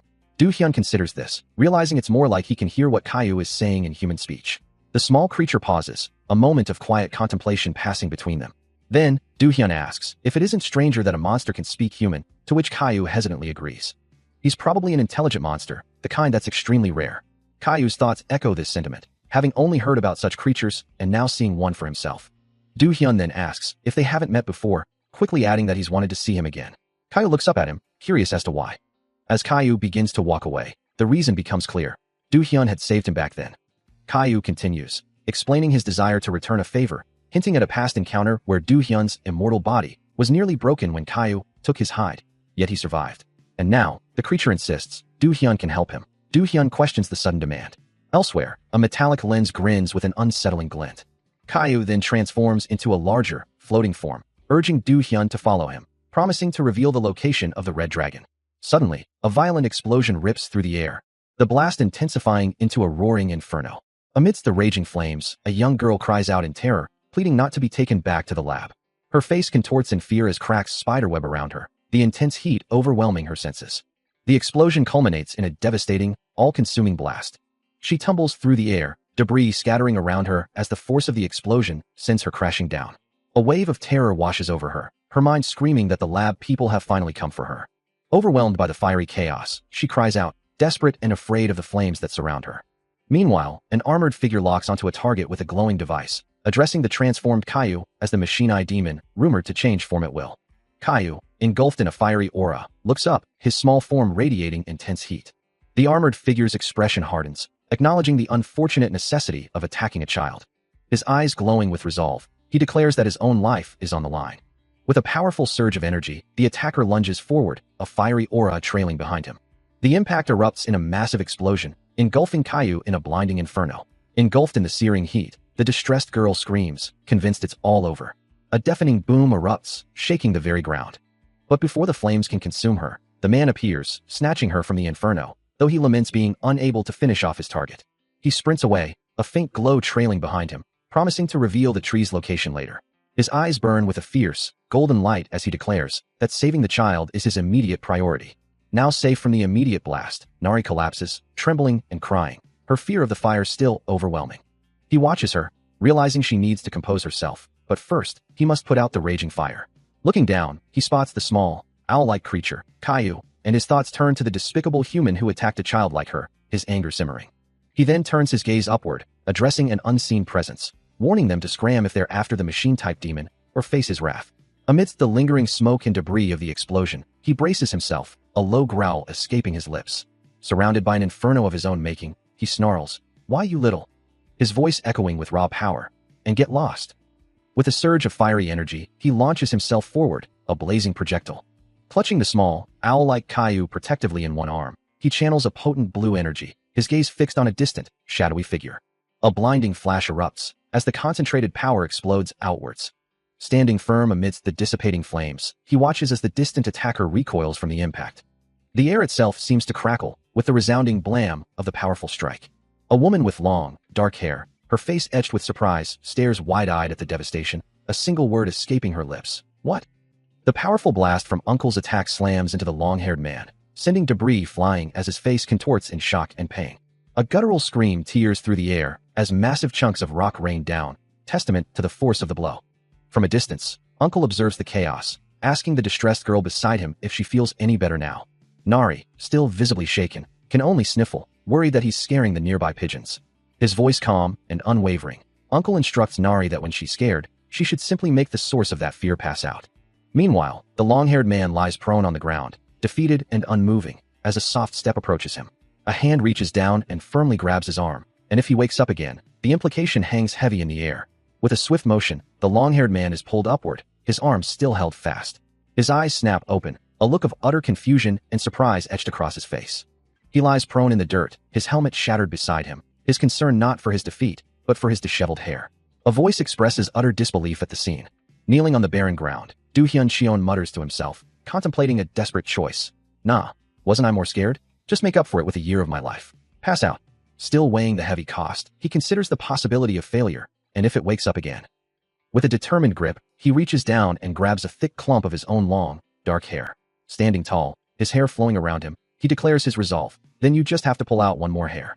But the moment he pulls, a wave of profound shock washes over his face as he stares wide-eyed at the clump of hair in his hand. He collapses to the ground, now completely bald, lamenting the unexpected consequence. No, my hair. Nari Kim, standing nearby, observes the bald man with a slight TSK, commenting with a hint of amusement. He was actually so cool. The sunlight catches his now perfectly smooth, bald head, reflecting the sky.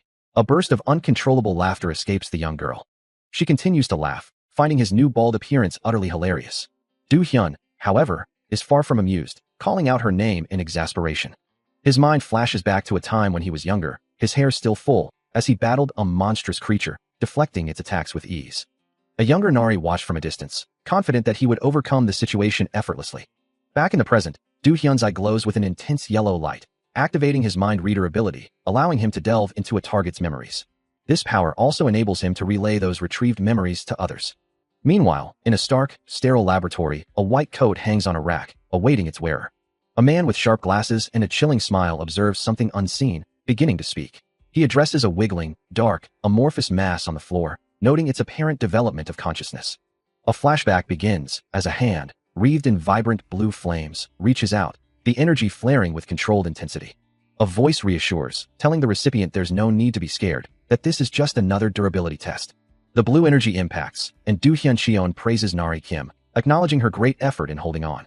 After the test, the young girl looks up at him, a question in her eyes, while he reflects that he doesn't expect her to get over her trauma quickly, but believes this is still a significant step forward. In a lighter moment, Nari playfully slaps Caillou, and the girl's eyes widen in surprise, a sudden realization dawning on her. Surrounded by sparkling particles, she declares that she has a good idea. Standing confidently with her hands on her hips, a bright smile spreads across her face. Back in the present, the amorphous blob continues to wiggle and splash, its form shifting within the liquid-filled container. Do-hyun plunges into a body of water with a loud splash.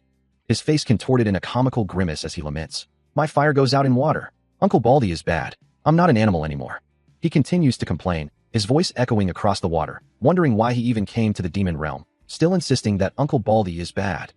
From above, Nari Kim looks down at him, a small frown on her face, admonishing him. You shouldn't make fun of how people look.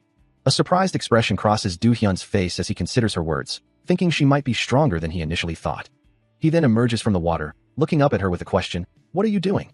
Now out of the water, Do-hyun holds a bucket, explaining, I need water to make instant noodles.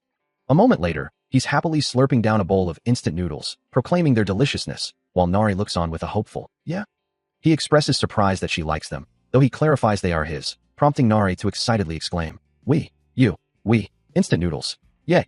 Still submerged in the water, he muses about the hunter whose class must be at least A rank.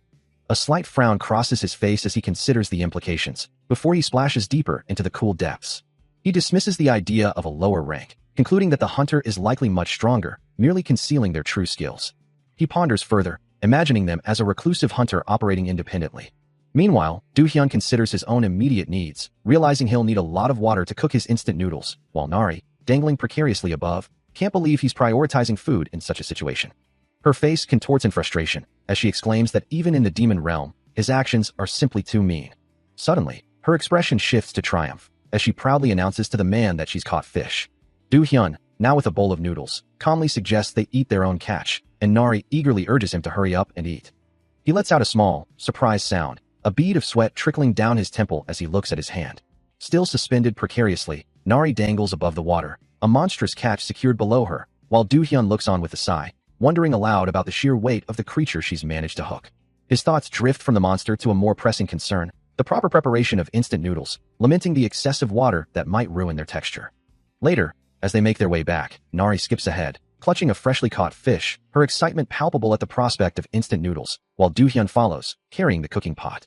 Just as they settle down to eat, Nari suddenly cries out, halting the meal, as Caillou watches patiently beside them. It seems her outburst stems from an earlier struggle, where she flailed desperately in Do-hyun's grasp, demanding to be released. In a moment of desperation, she had promised him instant noodles to secure her release. True to her word, or perhaps just resigned to his fate, Do-hyun is now diligently preparing the promised instant noodles. For some, it might just be instant noodles, but for Do-hyun, at this moment, his very life depends on it. He resolves to make it the simplest way possible, following the exact instructions on the wrapper for the first time in his life, admitting his complete inexperience with cooking. Though he'll have to eyeball the amount of water, having no choice since it's meant for 3 servings, he carefully adds the noodles and soup powder to the boiling water. Then, he must keep it boiling for precisely 4 minutes and 30 seconds, counting every second for the most optimal cooking time. His heart rate climbs, reflecting the immense pressure he feels to get this right. A rhythmic thumping echoes, the timer counting down to 200, followed by a whoosh of steam. He vigorously lifts the noodles, exposing them to the air in a crucial air shower, to achieve that perfect chewy texture. The noodles now promise to be both chewy and bouncy. He muses that they would be perfect with kimchi, but acknowledges their current location in the mountains, satisfied that he did his very best. He stands firm, determined to have no regrets. The noodles, now perfectly cooked, steam invitingly. He then offers them to the young girl, who, after tasting them, admits they are indeed different from hers, and much better. As the steam rises from the pot, Caillou flutters excitedly above the perfectly cooked instant noodles. Taking a moment to observe his handiwork, Do-hyun then raises a mouthful of noodles, savoring the first bite. Soon, all 3 are gathered around the low table, eating with gusto, the sounds of slurping filling the quiet room. But for Nari, the experience is more than just a meal. Her eyes widen in disbelief, a profound realization dawning on her. A resonant bong echoes in her mind, as she struggles to comprehend the sheer quality of what she's tasting. She and Caillou are transported to an ethereal, golden realm, surrounded by shimmering particles, a testament to the noodles' exquisite taste. Overwhelmed, she thinks that this must be how instant noodles are truly meant to taste, declaring them amazing and wishing to eat them every day. Back in the room, Do-hyun observes her reaction, acknowledging Caillou's shared shock before suggesting they finish their meal. With the meal concluded, a satisfied Caillou lets out a contented burp. A soft clack echoes as Do-hyun lets out a small laugh, then asks Nari how she enjoyed the meal. Looking at the empty bowls, she replies that it's already all gone. The nearby guard pauses, surprised by the child's voracious appetite, wondering what just happened. Nari, still beaming, explains that it tasted so incredibly good she couldn't help but eat it all, then offers to do anything in return for the meal, asking what he wants her to deliver. Do-hyun considers her earnest offer, a slight gulp escaping him as he thinks if she's truly serious. With a determined "do-yun" sound, Nari bows deeply, her head nearly touching the ground, pleading for him to teach her his ways. Her voice rings out with newfound resolve, declaring that she, Hunter Giziak Nam, wants to be as strong as him, sir. Giziak Nam's expression turns serious as he tells her not to call him sir, then asks where this sudden intensity is coming from. From a distance, the guard observes the scene, musing that since they've made a house here, they must be on a mission. With a fierce yell, she declares her qualifications, insisting she knows how to cook and has the license to prove it, leaving no room for regret. Her voice unwavering, she continues, explaining that her father runs a fried chicken joint, and she can prepare chicken like no one has ever seen, assuring him she isn't lying. Acknowledging the difficulty of his constant movement through the human world without supplies, she offers to cook for him and pay whatever he desires for his teachings. Her eyes burning with resolve, she declares her ultimate goal, to become an A-class hunter through his guidance. Do-hyun, looking down at her transformed figure, calmly asks why she attacked Nari for the reward. His composure breaks as he stutters, questioning if she is referring to the machine-type organism he knows as Nari. Winking conspiratorially, Do-hyun whispers for her to humor him, as she is merely pretending to be from the coconut tribe. With a serious expression, he confirms his understanding. Nari, looking utterly distraught, insists that she doesn't need the reward, nor does she need Nari. He remains unfazed by her passionate declaration, his gaze fixed on the ground as he considers her words. A slight frown creases his brow as he asks, why? Nari, now in her transformed state, looks up at him with unwavering resolve, stating, nothing matters as long as I can pass the hunter advancement test. She then bows deeply, her voice filled with earnestness as she requests, Mister, I want to spar with him. The scene shifts to a memory, a pot of food simmering, as a concerned voice asks, are you sure you'll be okay, Nari? A young Nari, her eyes wide with determination, responds, I want to try to put out the fire myself. The scientist, a gentle smile playing on his lips, tries to dissuade her, saying, hey kid, sorry to break it to you, but I'm not that weak. My master is even stronger than I am. Nari simply stares up at him, her expression unreadable. The scene returns to the present, Do-hyun gesturing towards a massive boulder as he challenges her. Can you break that? Do-hyun watches the black bluestone, a smirk playing on his lips, finding the situation quite obvious. He lets out a small laugh, explaining that it's a black bluestone, requiring at least an A-class hunter to even scratch it, just as a powerful impact echoes. Nari, however, unleashes a devastating kick, her leg a blur of motion as she strikes the unyielding surface. Yet, the bluestone remains intact, leaving her utterly stunned, while Do-hyun watches, a bead of sweat trickling down his face in surprise. With a surge of renewed resolve, her hands glowing with power, Nari challenges him directly, demanding he come at her. Giziak Nam was an awakened hunter, born with an innate connection to power. From a young age, he seemed destined for a bright future. His powers awakened at just 8 years old, a remarkably early age compared to most hunters who typically manifested their abilities in their late teens, making him a truly special case. Driven by an intense desire to grow, he pushed himself towards the most challenging trials. With a surge of energy, his power erupted. He poured in the effort, honed his talent, and grew at a tremendous rate, reaching B class by the age of 15 without a problem. As his powers continued to grow, he became increasingly popular. And because he desperately wanted to become an even stronger hunter, he achieved his goal. He became the S-class hunter he had strived for, but the weight of that achievement seemed to settle heavily upon him. He looks at his reflection, a question forming in his mind, as if something is amiss, except for one undeniable fact. A tremor runs through him as he notices the unsettling truth. His hair is falling out. The irony is stark. While others had just begun to awaken their powers, he was already losing his hair. The buzzing sound of falling strands fills his ears, a constant reminder of his predicament. In his mid-20s, a time when he should be in his prime, he clutches his head in disbelief, lamenting the loss of his hair. He sought out the best doctors, visiting every hospital, desperately offering money for a solution. The hair loss began at the crown, developing an M-shaped hairline, as a doctor coldly advises him to simply give up. But it was no use. Despite his good looks and talent, this was one battle he couldn't win. He, who once shone the brightest, now appears utterly haggard. His hunter's glow, once a vibrant testament to his power, quickly faded, leaving him feeling hollow. Lying defeated on the ground, a cold voice declared his failure, marking him as number 307 and dismissing his A-class aspirations as nothing more than a joke. And with that failure, his growth as a hunter came to an abrupt halt, mirroring the stagnation in his personal life. Later, in a sterile lab, he found himself before Hanseo Lab director Myon Sohan, a man whose presence seemed to hum with quiet energy. The director began, inquiring about a recent study and a peculiar liquid, which he then casually admitted to having accidentally poured over his own head, a seemingly innocuous detail. Yet, that simple act had resulted in something extraordinary, a full head of hair. The director then revealed his true age, nearly 90 years old, a fact that defied his youthful appearance and sent a shockwave through his listener. Barely able to process the revelation, Giziak Nam choked out a desperate question, wondering if this miraculous liquid could also cure his own baldness. But the director's response was a somber one, implying that some mysteries, even those beyond their comprehension, remained unsolvable. As someone who has awakened to extraordinary abilities, he ponders the potential of demon realm metal, imagining its use to create advanced machine-type weapons for mankind. Yet, a deeper, more personal desire surfaces, a longing to be the first in the country to win an award for something far more pressing to him. With a frustrated slam of his hand, he declares his true ambition, to make the baldness cure. He believes that achieving this, above all else, would truly be helping mankind. A few days later, an email notification flashes across his phone screen. His hand clenches, a surge of emotion passing through him, as he reads the message. With another decisive slam of his hand, he concludes that the mysterious liquid is, in other words, a keeper. His eyes gleam with fierce determination as he vows, he is going to find it no matter what. And once he does, he will spill it all over his head. A sudden, sharp realization hits him. As Giziak Nam finds himself sprawled on the dirted ground, looking up in disbelief, he can only manage a small, questioning sound.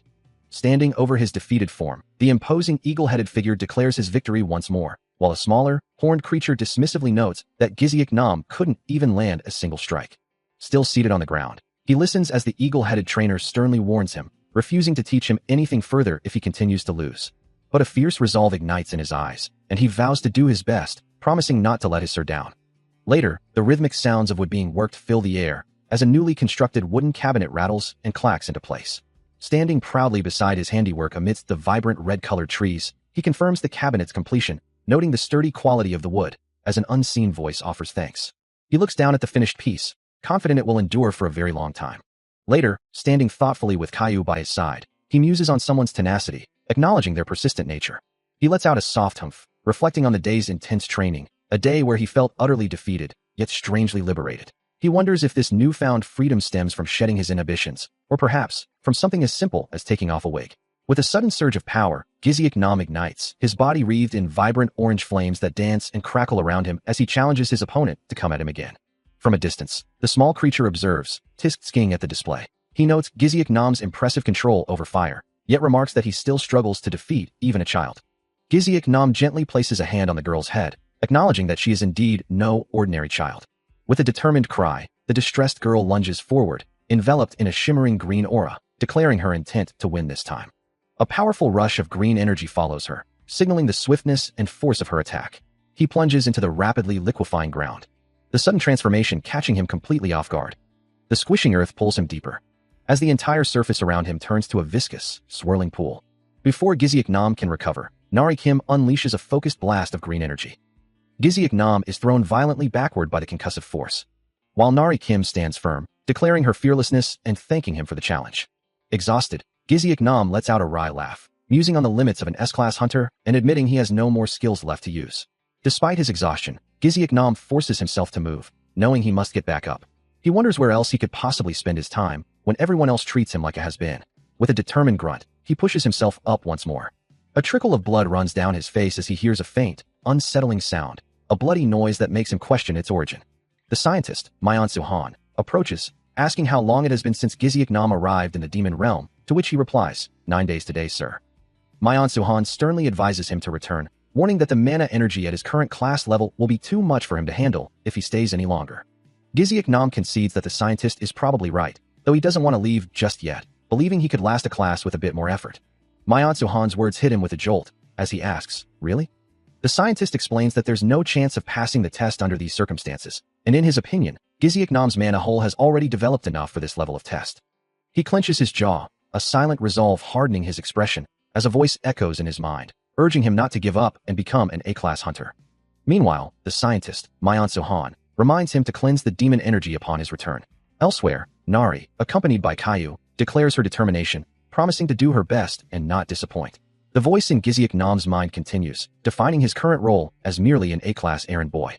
Blue mana energy swirls around. Later, Giziak Nam checks in with Nari, asking if she needs anything, noting their dwindling supply of instant noodles. Nari confirms that's all they require for now, assuring him she'll return with the necessary supplies. Bidding him farewell, she playfully challenges him not to slack off on his training, vowing to win next time. Giziak Nam chuckles softly at her competitive spirit, as Nari then asks about Caillou's whereabouts. A small creature, Caillou, firmly rejects something, its internal thoughts manifesting as a large, stern owl with glowing eyes, staring intently. The air hums with a soft wound as a voice questions, "Are you sure about this?" before another asks, "What do you mean?" Standing in a sunlit field, Giziak Nam listens with a serious expression, while Nari, with Caillou perched on her head, looks up at him, a hint of concern on her face. Nari then muses aloud, likely to Caillou, "Hunters will be with him next time. Well, you can see other people's memories. What do you think he'll do?" Meanwhile, Mayan Suhan, looking exasperated, recalls Caillou's words. He meant Caillou's word about wanting to be with hunters, as in how he's balding. With a gesture of resignation, the scientist continues, "That's so? I like how passionate he is." Back in the field, Giziak Nam grins, flexing his arm, eagerly declaring, "I can't wait to start training him." Nari, with Caillou still on her head, turns to him and asks, "Mister, can you understand Caillou?" Surprised, Giziak Nam replies, "Oh, I didn't tell you?" "Yeah, I can hear Caillou saying." Nari then proudly presents a piece of candy, explaining, "I made this candy with Caillou's advice. Quite an improvement, don't you think?" Giziak Nam takes a bite, his expression shifting as he admits, but it's a bitter." Considering the next step in their new home's construction, he muses aloud, then decides they should begin by creating a window. With a soft whirring sound, he meticulously works on the wooden frame. Soon, the new window is complete, letting in a flood of natural light, which Caillou appreciates, and he acknowledges the good work. He then explains that while light is good, they'll also need darkness for the creature to sleep properly at night, suggesting luminous stones as a solution, prompting Caillou to ask how they would acquire such things. These special stones, as their name implies, naturally glow in the dark. Just a few of them, hung from the ceiling, would provide ample light for their new home. Caillou, however, is taken aback by his casual mention of such rare items, exclaiming that he shouldn't know their location so easily. He calmly confirms that he does indeed know, revealing they are found in the volcanic region, a place hunters universally agree is among the most perilous in the demon realm. A soft murmur escapes Caillou as the weight of this information settles. Still visibly upset, Caillou hunches his small form, his thoughts clearly troubled. He looks up, a silent question in his wide, dark eyes, as if asking what the creature is trying to convey. Uncle gently cradles the creature, understanding the depth of his concern, realizing the little one is worried about him. Realizing the source of the distress, he reassures Caillou, offering to face the perilous volcanic region alone, insisting the creature stay behind.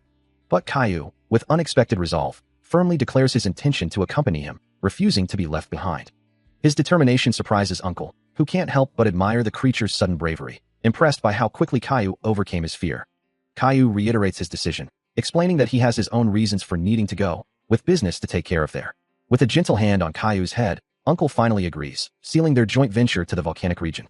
Now that their destination is set, he shifts his focus to preparation, planning to craft essential gear for their journey. Meanwhile, at the Mandragora garden, a small mandragora is sent tumbling through the air, its leaves rustling from the impact, as another watches in surprise. Far away, the ground begins to rumble ominously, as deep fissures glow with molten light across a desolate, volcanic landscape. The intense heat radiates from the glowing cracks, illuminating the dark, jagged rock formations. With a deafening roar, a colossal, shadowy figure with piercing orange eyes begins to emerge from the depths of the molten rock. The journey leads them into the volcanic region, a desolate landscape dominated by a towering, active volcano, known as one of the top 3 places hunters instinctively avoid within the entire demon realm. Explosions of fire and ash erupt from its depths, and the air itself is thick with concentrated toxic gases and demon energy, capable of causing death with a single breath.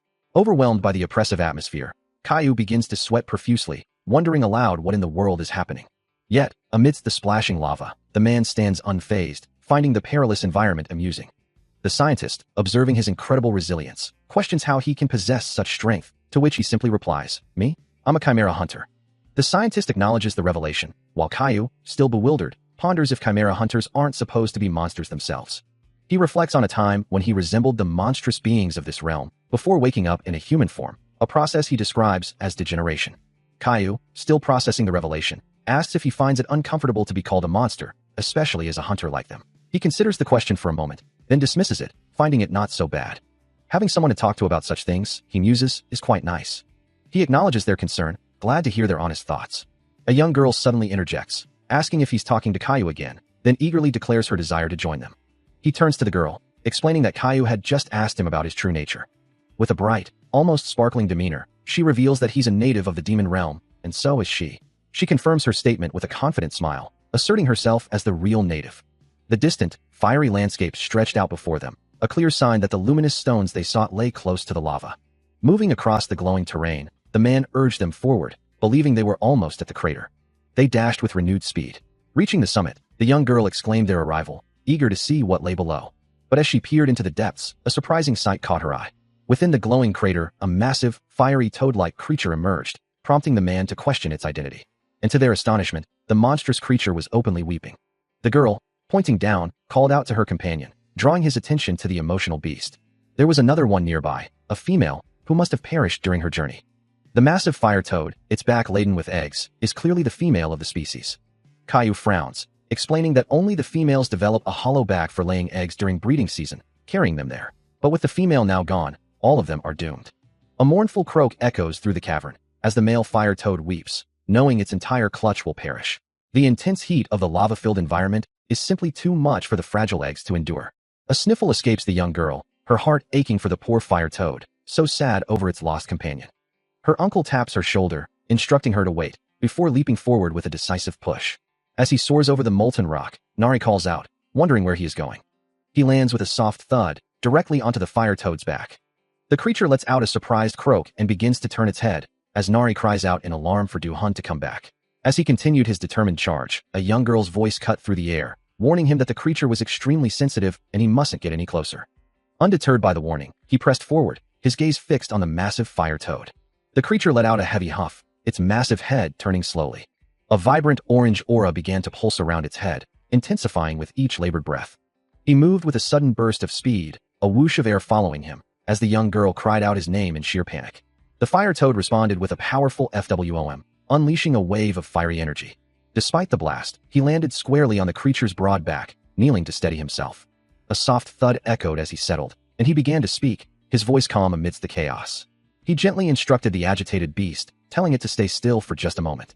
Even as the paralyzing venom of the fire toad courses through him, he knows he will recover soon enough, but the creature itself is another matter. Standing calmly on its back, he looks down at the massive beast as a young girl's voice calls out, asking if he is all right. He simply replies, acknowledging the fire toad cells are actively trying to consume him. His thoughts turn to his purpose, knowing he cannot save those already lost, but he can still extend his aid to the living. A sudden burst of fiery energy erupts from the toad, its eye flaring with intense emotion, a primal instinct taking over. He calmly reassures the creature that its eggs will be safe until they hatch, as they are made of a resilient, precious substance. A flicker of surprise crosses his face, as if something unexpected has just occurred to him. From a distance, the young girl watches the fire toad, wondering if he is saying goodbye to her.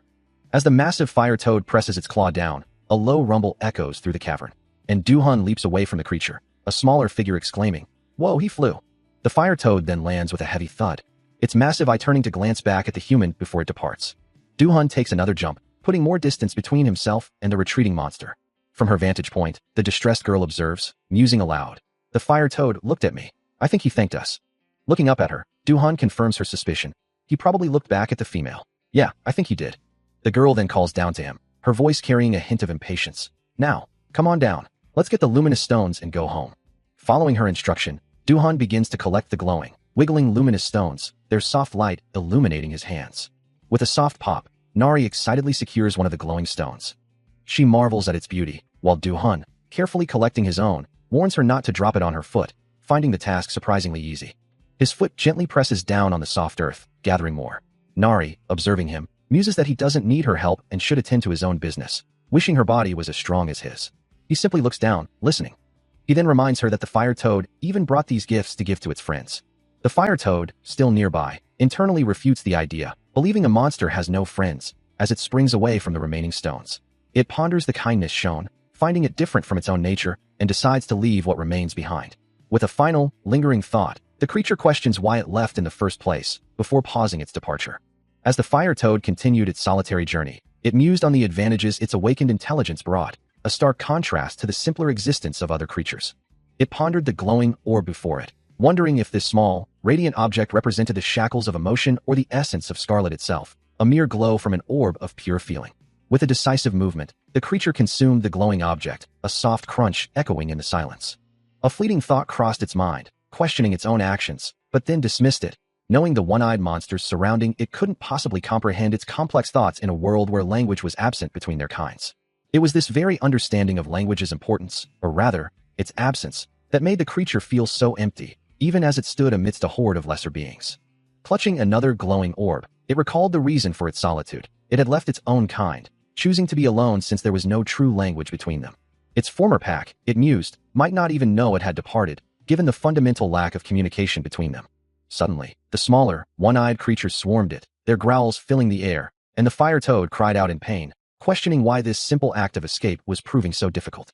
Amidst the chaos, its footing slipped, threatening to send it tumbling into the fray. Deep within a dark, cavernous space, a massive, glowing egg begins to crack with a sharp, resonant sound. As the sound echoes, Caillou chirps excitedly, while Nari urges caution, and Uncle wonders aloud about their next move. The egg's surface, now visibly fractured, reveals an inner glow, prompting a thought about its monstrous origin and unknown species. More cracks spiderweb across the shell, revealing a small, luminous orb nestled within, suggesting it absorbed a powerful stone. Nari expresses concern that the creature inside might not be healthy, given the egg's condition, and the man reiterates his uncertainty about what to do. Caillou, however, has a more practical, if gruesome, idea, imagining the egg as a meal, while the others question its species. Uncle considers the possibility of using the egg as a nest, a potential resource for their journey. Ultimately, he makes a decision, declaring they have no choice but to take it with them. Caillou eagerly offers to carry the heavy, glowing egg, much to Uncle's strained amusement and Nari's exasperated scolding. Caillou frets over the luminous stone, wondering if it was truly wise to let the egg absorb it, especially with Nari nearby. But he reassures the little creature, his voice firm, that he won't let anything happen. Caillou, still a bit hesitant, can only offer a small, affirmative sound in response. Nari, however, quickly shifts the mood, declaring it's time to get back to collecting luminous stones, and then they can finally go home. Soon after, their journey concludes as they arrive at a familiar building, a voice echoing the sentiment of being home. He walks alongside Nari, who beams with excitement, both looking forward to the comfort of their dwelling. As they approach, a woman calls out, asking where Spring has been, and he expresses surprise at her early return. Turning to face them, the woman's presence prompts a confused exclamation from him, as if recognizing something unexpected. He carries a heavy bag, its weight evident as he walks, while a voice beside him asks if he's sure about the load. With a confident chuckle, he assures them of his strength, though the other voice can't help but wonder what exactly is inside the mysterious sack. Suddenly, a command cuts through the air, calling out to Giziak. His heart throbs with concern as he looks down, a worried question escaping his lips about Caillou's face. The focus shifts to a neatly wrapped package, labeled as Caillou's gift. A soft sound emanates from the package, hinting at its contents. Caillou's face, now visible, shows a fierce, almost angry expression, as if responding to the question. Another creature, similar to Caillou, looks on with surprise, while Caillou seems to be giving instructions, ready for action. A concerned voice cuts through the air, asking Giziak what happened to his face. A dull throb echoes in his head, as Giziak looks down, his cheek marred by fresh bruises. The other man presses on, demanding to know who dared to inflict such damage. Giziak dismisses it at first, claiming the opponent was too weak to mention, but then admits he was beaten by someone unfamiliar, leaving the other man stunned at the confession of defeat. Suddenly, Giziak rushes forward, insisting his companion must be hungry and promising to whip something up for him. His legs blur across the ground, carrying him away with surprising speed. Later, his hands work diligently, scraping a rough material with focused precision. He meticulously works on a small, glowing object, explaining to the curious child beside him that he's trying to craft the luminescence into a fluorescent light. The child's eyes widen slightly, a soft "oh" escaping her lips. Impressed by his ingenuity, she praises his intelligence and his clear way of explaining things. Her admiration continues, adding that he's also very kind. With a small chuckle, she declares that he reminds her of her own father. Giziak, stifling a laugh, reassures her that her father is doing just fine. As the day draws to a close, the sky darkens, the setting sun casting a warm, heavy glow across the land. A small, white creature struggles on the parched ground, lamenting that while it's not as cold as the Arctic, its body still feels like it's melting in the heat. Its small, root-like feet sink slightly into the dry earth, a soft, pained sound escaping it.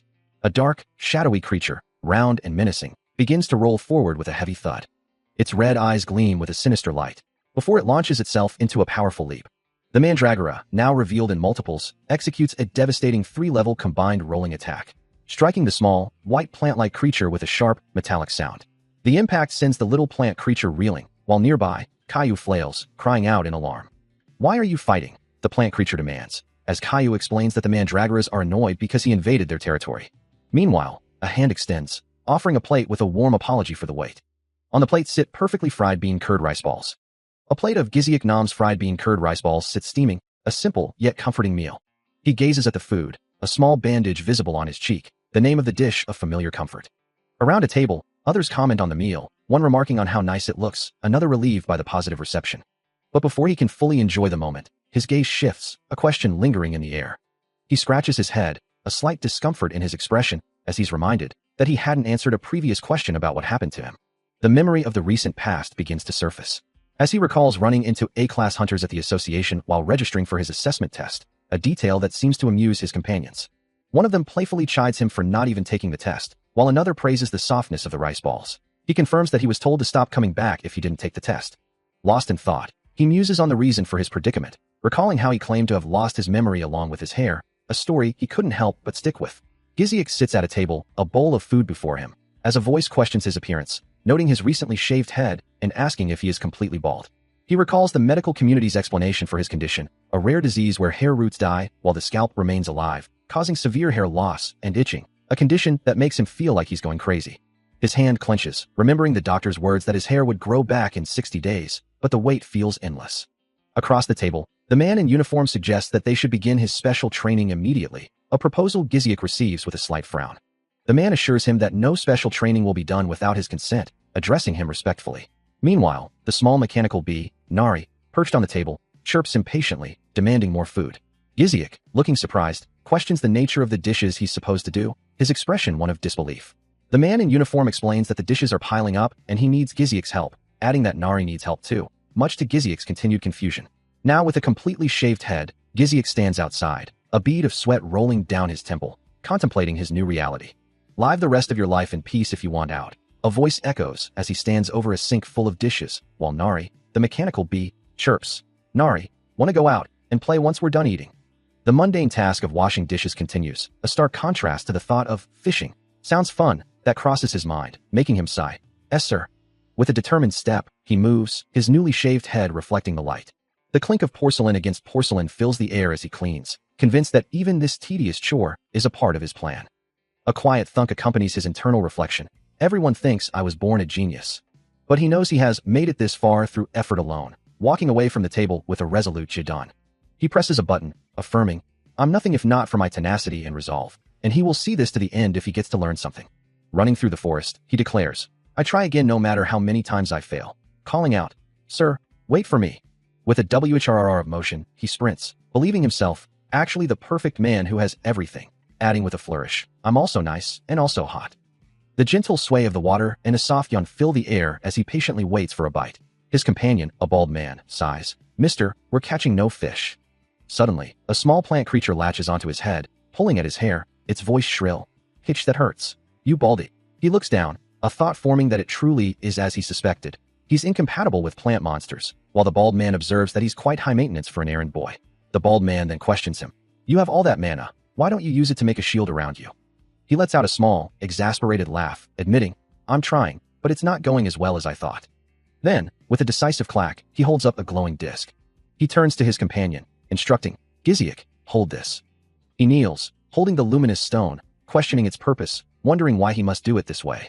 Meanwhile, the stone itself pulses with a soft, ethereal glow. "I don't feel my arms," he exclaims, as Giziak explains that some luminous stones contain demon energy, and he should make them. Giziak continues, clarifying that demon energy is a type of unrefined, pure energy, and he'll only be able to bring out his true powers if he can expel the demon energy with well-refined mana. Giziak reassures him, stating that he has plenty of mana inside him. Suddenly, a vibrant red glow erupts from Uncle's chest, tracing his internal mana pathways. "Teach, this is," he stammers, as Giziak calmly announces that a trail should be open now. "Send your mana down that trail," Giziak instructs, as Uncle struggles, a faint "no" escaping his lips. As his training continued, Giziak's voice cut through the air, instructing him to once again focus his mana and cleanse the luminous stone. A low rumble of energy began to emanate from him, his face contorting with the sheer effort of the task. With a pained cry, a burst of white energy exploded from his form. But this time, the struggle gave way to triumph, as he stood bathed in a golden glow, having successfully channeled the mana. A wide grin spread across his face as he realized the truth. All the dishwashing and stone cleansing had been an elaborate, secret plan for his mana training. Giziak, observing his success, offered a final instruction, telling him to continue the flow of mana, as the rest was now up to him. With renewed determination, he declared his readiness to take on any challenge. He mused internally about his newfound ability, believing he could now wash anything, a true family man skilled in household chores. As night fell, the world settled into a quiet calm. As night falls, the luminous stone, now fully charged, emits a soft, steady glow in the darkness. Inside, the night is deep, with only the gentle snores of the two sleeping figures filling the quiet room. In his slumber, Uncle mutters, his dreams filled with visions of A-class challenges. He continues to sleep soundly, lost in his unconscious world. Beside him, Nari stirs awake, groaning softly as she regrets her earlier nap. Her mechanical eye catches a faint, pulsating light in the distance, drawing her attention. Quietly, she slips out of bed, her small steps barely audible in the stillness of the night. She pauses, glancing back at the sleeping man, a question forming in her mind about where he might be going at such an hour. Meanwhile, Uncle's dreams have taken a more delicious turn, conjuring up the comforting image of instant noodles. Under the cloak of night, soft footsteps echo as a small figure moves through the darkness. A silent question hangs in the air. Where could she possibly be going at this hour? The full moon casts its pale glow over the quiet landscape, illuminating the path ahead. Reaching a secluded body of water, Nari wades in, her small hands beginning to wash a piece of clothing. She focuses intently on the task, remembering that the item was a gift from the man who cares for her. Splashing water around her, she reassures herself that it will be clean if she just washes it thoroughly. From behind a tree, Uncle watches her, a pang of self-reproach hitting him. How could he have been so oblivious? She is just a child, and she doesn't even have spare clothes to change into. Nari, meanwhile, finishes her task, thinking to herself that it doesn't matter what she wears, as long as it's clean, while Uncle continues his internal struggle, admitting his past indifference. As Nari steps out of the water, her small foot tapping on the ground, he realizes just how much he has overlooked her needs. A young girl beams with pride, holding up a freshly laundered white shirt, declaring it perfectly clean. Meanwhile, walking along a sun-dappled path, Uncle glances back, remarking on the beautiful day. He continues his stroll, asking if she was also out for a walk with Caillou. Nari, now crouched down, responds with an affirmative hum, her attention fixed on something on the ground. With a gentle, serious expression, he asks Nari to stay still for a moment. Reaching down, he carefully plucks some small, glowing flowers from the earth, intending to place them there. Nari holds the small bouquet, her eyes wide with wonder, asking him if he thinks they're pretty cute, finding them so beautiful herself. The glowing flowers radiate a soft yellow light, resembling her clothes, the very kind she likes. Suddenly, a rustling sound echoes through the dense forest, causing Uncle to cry out in shock as Nari looks up at him, confused. What was that? Nari cries out, startled by a sudden noise, while Uncle remains silent, assessing the situation. A soft chuckle escapes him. As he reassures her, "Don't worry, it's just a bug." The small steel grasshopper, a B-class monster, chirps innocently, but the scare still lingers for Nari. They continue their walk, Nari's thoughts drifting to the constant need for new clothes and shoes. You already gave me this shirt, she reminds him. And he gently takes her hand, responding, I really like it. Well, I'm glad to hear that. As they approach a towering building, a low hum fills the air, slowly growing, even though Nari insists she doesn't need anything. A soft chuckle escapes him as he watches the two small creatures, Mandragora and Caillou, bickering playfully, finding their antics quite obvious. He knows it doesn't matter if Nari wears her best shirt, for she would likely wear it for the rest of her life, but he hadn't realized how traumatized she'd become by the experience of wearing the same clothes day in and day out. How ironic, he muses, that he's now heading back to the slums just to buy some cheap clothing for a child. As he walks, his gaze sweeps across the street, trying to recall a clothing store he knew was somewhere in this area. A flicker of concern crosses his face, wondering if it had gone out of business after all this time, before he gently taps a passing figure on the shoulder, asking if they know a place to buy children's clothes. A young boy, looking up at him with a mischievous grin, quickly offers his services, promising to lead the way for a fee of 10,000 won. The boy, sensing a newcomer, confidently declares that he knows a cheap place with quality clothes, clearly recognizing that the man is not from around here. Uncle agrees to the payment, but admits he doesn't have any small bills on him at the moment, holding out a larger denomination. He can hardly believe a hunter like himself doesn't have any small bills for his hard work, a thought that only a hunter who has truly realized his dream would get kicked for. He turns from the clothing store, a thought crossing his mind about the money he has on hand. As the young boy leads the way, he confidently states that payment is usually upfront, but he'll make an exception this time out of pity. A slight grin playing on his lips, Uncle offers a dry thanks. The boy mentions he'll call back as a car speeds past them, while a chilling thought crosses Uncle's mind about disappearing hunters and recent attacks. Turning to the young guide, he asks if it hasn't been long since his own awakening. Uncle then inquires, wondering why the boy would think that. The boy explains it's because Uncle hasn't entered the gate yet, despite clearly seeing it, and adds that he heard bad guys stole his money when he went through. Uncle, slightly taken aback, admits that such things happen to the best of them at first, then remarks on how much the boy seems to know for his age. The boy, stomping his foot in indignation, protests that he's not a little kid and is 10 years old, just still growing. As he continues his search, a voice warns him to stay out of Area 11, noting its inherent danger. The reason for the heightened danger becomes clear. The notorious Space Gang had aggressively expanded their territory, pushing far beyond their original turf in Area 11. A group of figures, likely members of the gang, stand casually in the street, their presence a stark reminder of the new order. Another voice confirms their location. Oh, we're in Area 12, by the way. The mention of the Space Gang here elicits a surprised query. A deep frown creases his brow, the implications of the gang's reach settling heavily upon him. He wonders internally if the armory where he once lived still stands amidst this encroaching chaos. A shop sign advertises a buy one, get one free deal, with items priced at 20,000 won. Inside, a young woman laments her business decision, chiding herself for opening a clothing store in such a desolate area. She notes that customers have stopped coming due to the gang's presence, and questions if she should pursue a different venture instead. He browses the clothing racks, the soft jingle of hangers echoing in the quiet store. Suddenly, a woman calls out, Andy Park, I'm back, only for her to quickly correct, don't call me Andy. I'm not that old. She glances over at him, a thought forming in her mind. This guy definitely needs some new clothes. Recognizing him as a hunter, she then calls out to someone named Bongsu, asking him to come over for a second, while internally noting how amazing it is that he's still wearing that. He looks on, utterly confused, wondering why he's suddenly the target of her attention. Auntie Park continues her tirade, telling him to stop bringing his filthy friends around and demanding to know how much trouble she's in because of him, lamenting that no one has money anymore. As he turns to leave, she mutters under her breath, just look at this early dirtbag. She lets out a huff, then adds that he told her to bring him down in their luck because he reminded her of her dead brother. He thinks to himself, once was enough, he's going to be on the streets if he keeps helping people like her. Despite his earlier frustration, Annie Park beams, proudly declaring her shop's specialization in children's clothing. She eagerly offers to showcase her newest collection and provide suggestions, insisting that laces are a girl's best friend. Her voice carries, emphasizing that children's outfits should never restrict their movements, a practical philosophy she seems to live by. She then playfully teases him, wondering aloud why he always gravitates towards pink items. A quiet nod is his only response, as the cash register whirs, printing out an impossibly long receipt. Auntie Park sighs contentedly, wishing every day could be as prosperous, the sheer volume of sales leaving her both exhausted and deeply satisfied. Indeed, the racks are now bare, a sold-out sign resting atop a depleted pile of clothes. It's almost unbelievable that she can't sell him any more items, because he's purchased over 100 pieces of clothing. Leaving the shop, a clerk asks if he would like his purchase gift-wrapped, but he declines, stating he will take the bag himself. As the clerk points out a forgotten bag, he simply waves it off, leaving the assistant stunned. He then thinks to himself that he needs a favor.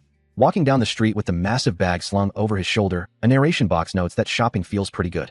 He soon arrives at an inn, remarking that it's a decent place to stay, and relatively safe due to a nearby space guild and a kind owner. As he enters the one-day inn, he instructs someone to wait, promising to be right back. Carrying the large bag, he then turns into a dark alleyway, his expression growing serious as he senses that something is amiss and that someone may be in danger. His hands clench as he recalls hearing about distressed kids needing money by the guild recently, and he wonders if he should just make a run for it. He considers the implications, wondering if the person he's helping could be as genuinely good as Ms. Park. A soft click echoes as he approaches the inn, his mind still racing with the 3 reasons why this situation might not be like Ms. Park's. A hand extends, offering him a set of keys with a gentle clink. The innkeeper remarks on his appearance, noting that he looked as though he'd been living on the streets. Inside the room, he lets out a small humph, explaining that he's paid for a year's stay, including food, and expects the recipient to stay healthy. With another soft click, he bids them farewell, a low growl escaping him as he turns to leave. Walking away, a sudden realization hits him, and he questions aloud why he's talking to himself, remembering that the innkeeper was the one who showed him the place. A faint glow emanates from his feet as he ponders the innkeeper's true intentions, questioning their angle. He wonders if he's being forced into something by stepping inside, acknowledging his debt for being saved from his enemies and given a place to stay, yet still questioning the overwhelming kindness. He looks up into a swirling, cosmic expanse, a voice echoing from the depths of memory. Because seeing him takes him back to when he was young, a time long ago, the voice urging him to stay safe and promising to see him again. Snapping back to the present, a familiar voice calls out to him, surprised by his sudden return and demanding to know why he left without a word. He simply states that he went out to get a gift for Nari, who walks beside him. Nari, eyes wide with excitement, can barely believe her ears, asking if it's truly a gift. As she and Caillou sit surrounded by a pile of new clothes, Nari exclaims her delight, wondering how many he bought. She marvels at the garments, declaring them really pretty. Folding up all the clothes, Duhan finds a strange sense of peace in the simple task, a quiet calm settling over him, as it puts his mind at ease for some reason. He holds the small mechanical bee and the fluffy creature gently, a soft smile playing on his lips. The mechanical bee, now adorned in a frilly dress, glows with delight, exclaiming, "This is kinda pretty." Considering her options, she hums thoughtfully, then decides to continue her fashion show, eager to try on more clothes, saying, "Well, I'll try on more clothes." Twirling in a new ensemble, she wonders aloud, "How do you wear this?" With each new selection, the little bee's excitement grows, discovering the sheer joy of so many different clothes, asking, "What about this one?" Watching her, Duhan chuckles softly, observing that she is really having fun. Finally, the mechanical bee stands firm, announcing her decision to him. "Mister, I've decided." As the mechanical bee makes her choice, a thought arises. The little chick in the middle looks just like Caillou, and it's a delightful sight. With a cheerful ADUN sound, she proudly displays her chosen attire, a light-colored dress. Watching her, Duhan suggests that if she likes it, she should try putting the clothes on herself, then quickly reconsiders, offering to handle it instead. However, a practical concern crosses his mind, as he wonders what they will do with all these clothes, given the lack of space in the house. He acknowledges the issue, muttering, "Yeah, about that." A solution quickly forms in his mind, however, as he declares his intention to extend the closet, transforming it into a full wardrobe. He reassures them that he has someone perfectly suited for the job. Later, in a wide-open field, he turns to Caillou and asks, "Giziak, what do you say to some special training?" As if in response to his own question, a bright, swirling energy begins to emanate from his hand. As if summoned by his glowing hand, a heavy object drops from above, landing with a resounding boom. A memory or vision flashes, revealing a powerful, eagle-headed warrior declaring, "It's obvious. I, Giziak Nam, am always ready." Another figure, horned and skull-faced, adds, "They're really going at it today, huh? For special training. And I held on to your training gear for you." Back in the present, Duhan holds up a dark, perforated leather suit, prompting Caillou to ask, "What training gear?" Duhan confirms, "This leather suit is your training outfit, isn't it?" He explains the suit's unique properties, a faint energy shimmering around it. "There's deep reason for perforated one. I found out the hard way when I tried to fix it and got my hand scalded." Caillou's eyes sparkle with newfound resolve, understanding the challenge ahead. "This must be your training to push yourself to the limit and get stronger even in your daily life." Filled with admiration, he bows slightly. "You're incredible, sir. I promise to focus on my training as much as you do." Duhan, however, simply states, "I don't think I'll be able to wear it." "Then you wear it." The suit is clearly not for him. Still processing the implications of his new training gear, Caillou looks up at his uncle, asking if he had worn the suit himself to chop down trees. His uncle, looking away with a slight blush, deflects the question, stammering about picking out trees and questioning why he would wear the suit himself. As his uncle tries to explain, Caillou's attention is suddenly drawn to something else, his eyes widening in surprise.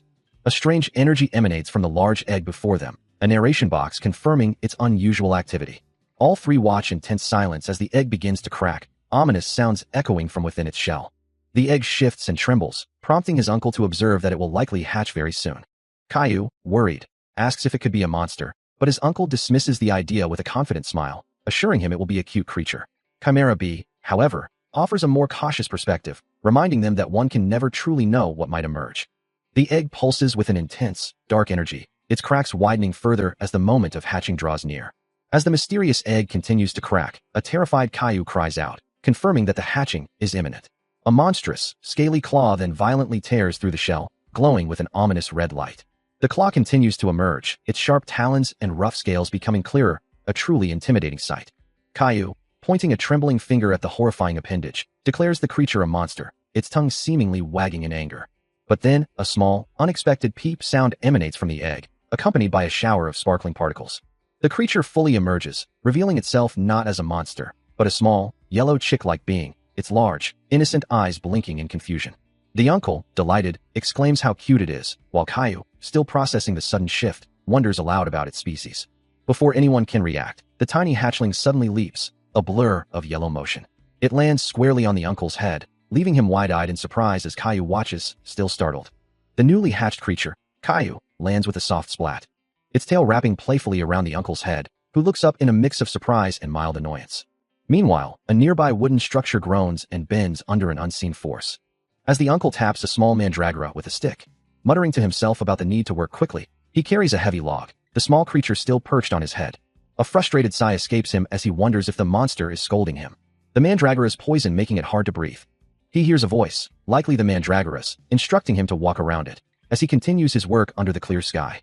He lets out a sigh, finding a surprising amount of enjoyment in the simple task of folding clothes, a chore he hasn't done in quite some time. Looking down, he hears a young voice remark, "Mister, I think he likes bread." A young girl, clutching a plushie, proudly declares, "He's docile, and obeys me. He must remember you saved him." Meanwhile, the small creature sniffs curiously, pondering its own identity, wondering what name it should bear, with a thought suggesting Noodle, since it resembles one. Outdoors, as the uncle carries a heavy stack of logs, Caillou suddenly leaps with a fush sound, springing towards him with playful energy. He calls out, "Hey, where are you going?" Chasing after the flapping creature, he urges it to come back, and observes the children nearby, noting that they seem to be having fun, while Caillou appears to really enjoy something. Looking at Caillou, he muses, but if he's truly a monster of the volcanic region, same here. Caillou, looking up, seems to echo the same thought, pondering its own potential monstrous origins from the volcanic region. Caillou watches the small, root-like mandragoras, understanding that it must protect them. It learns that monsters from the volcanic region consider plant-type creatures a delicacy, though Caillou itself is an exception. With plant life scarce in their harsh homeland, these creatures devour whatever they can find. And since they particularly favor plants imbued with strong demon energy, the mandragoras are especially vulnerable. A low hiss echoes, revealing a massive, dark insectoid creature with glowing yellow eyes, its chitinous body gleaming ominously. In other words, this creature will undoubtedly pursue the mandragoras. A sudden realization dawns on Caillou, sending it into a frantic run. The large insectoid, surrounded by smaller, equally menacing versions of itself, is indeed the mandragora's mortal enemy. He stands before the small plant creatures, a determined resolve radiating from his tiny form. Watching the scene unfold, Uncle remarks, "What's going on? I think Caillou can beat them." The small mechanical bee beside him protests, "Wait, master. I'll help you." He simply shakes his head. It'd be nice if they didn't fight, but this is the demon realm. A slight smirk plays on his lips as he concludes, "It won't hurt to establish a sure pecking order." On the barren ground, Caillou faces the three mandragoras, who emit nervous little sounds, while Uncle keeps a watchful eye on things for now. Suddenly, one of the mandragoras flinches, its small face contorting in fear as a dark, indistinct shape looms behind it, emitting a guttural growl. Before the threat can fully materialize, Caillou moves like a blur, a yellow streak across the sand. He strikes with precision, Uncle's voice echoing. He's going for the smallest one, the youngest of the three. Caillou's sharp talons connect with the mandragora. As the small, feathered creature continues his assault, an eagle-headed observer remarks on the obvious intensity of the fight, while a horned figure adds that they are truly going at it today. With a powerful strike, Caillou connects, sending the second mandragora reeling, as the yellow, snake-like creature, named Noodle, is caught in the crossfire. The plant creature is sent flying, tumbling through the air before landing with a soft thud, while Noodle watches on.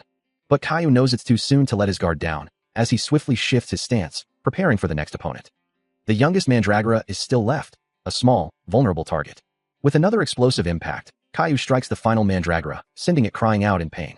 The small plant creature is sent tumbling, crashing to the ground. A soft, pained whimper escapes the defeated mandragora, its body throbbing from the blows. Caillou, the small creature, sheds tears, his face contorted in distress, while the little chimera bee hovers nearby, wondering if he is crying. An unseen voice suggests he might be surprised, having just experienced being hit for the first time since his birth. Auntie Park urges calm, while Uncle observes the defeated mandragoras, questioning their toughness. He dismisses the idea, acknowledging the battle's intensity as Caillou remains on the ground with the Chimera bee. Auntie Park then asks if everyone is done watching, before telling Giziak to get back to work and chiding him for his slowness in slaying monsters. With a sudden whoosh, Uncle plunges downward, a torrent of blue energy and water effects swirling around him as he descends rapidly. He continues his swift descent, the ethereal blue particles trailing in his wake. The air rushes past him as he falls further into the distance. As he plunged downward, the world around him became a blur, a streak of blue and white rushing past. His powerful form, surrounded by shimmering blue energy, continued its rapid descent. With powerful, rhythmic swings, the hunter chops through thick logs, the wood splitting with a satisfying thud. Meanwhile, a small yellow bird-like creature chirps playfully, while a mandragora grunts with delight, both seemingly enjoying the day's activities. As the day progresses and books are neatly stacked, the sky darkens, giving way to a peaceful night. Even the rock-like creatures seem to have been dealt with, their forms now broken and scattered. Finally, with a triumphant but weary cry, the hunter declares his work complete. The sheer effort of the day's labor leaves him utterly spent, collapsing onto the grass in a heap. His face contorted in exhaustion, he laments that he didn't even get a single break. He has completed the task, building a structure from the wood he gathered, the sound of its construction echoing softly. Yet, the finished product looks more like a haunted house than anything else. He proudly declares the structure came out better than he expected, much to Auntie Park's disbelief. As he sniffs the air, a distinct scent of flowers emanates from the closet within the peculiar building, leaving Auntie Park puzzled. Confirming the strange aroma, he agrees that the floral scent is indeed present. The mechanical bee identifies it as lavender, finding the scent incredibly soothing, and muses that perhaps it's because she can't perceive the structure when her eyes are closed. Caillou, ever particular about materials, wonders aloud why it smells of flowers. Even the mandragoras seem to be affected, letting out soft, contented sounds. And Noodle, completely at ease, has drifted off to sleep. He looks down at the small creatures, a slight smile playing on his lips as Auntie Park asks if that's what he calls the mechanical bee. He explains it was his sister's idea, but he can change it. Intrigued, Auntie Park asks, "Snick?" He clarifies it's a mix of snake and chick. A slight shudder runs through him as he mutters, "He has terrible taste." Auntie Park then suggests prep for the small, furry creature, but he quickly dismisses it, finding it too similar to Caillou. An owl-like creature, perched nearby, blinks in confusion, letting out a soft "huh." Auntie Park, undeterred, asks if he had a name for the furry creature yet. He offers Rocky Mountain Hooves, but she quickly gives it a hard pass. "Let's just go with Noodle," he decides, and the mechanical bee happily agrees, while Caillou also seems to approve. Auntie Park, shifting the topic, asks what he plans to do now that the house is finished. He responds with a thoughtful "huh." He then reveals he has an idea from the human world, one that was unnecessary at first. A slight grin touches his lips as he considers his next move. He acknowledges that while he once had simple dreams, things are different now. He had envisioned building a small house in the woods for his companions and himself, a place where no one could accuse them of trespassing. But now, the thought of trespassers coming to this house, a home he would build, seems almost laughable. He knows an S-class monster could easily barge in, or hunters might ransack it, searching for something valuable, while Noodle floats nearby, listening intently. They would need a sturdier dwelling, one imbued with dense demon energy, he concludes, suggesting they live in the coastal zone instead. He'd heard tales of gems there that shine like gold, gems far stronger than any black bluestone.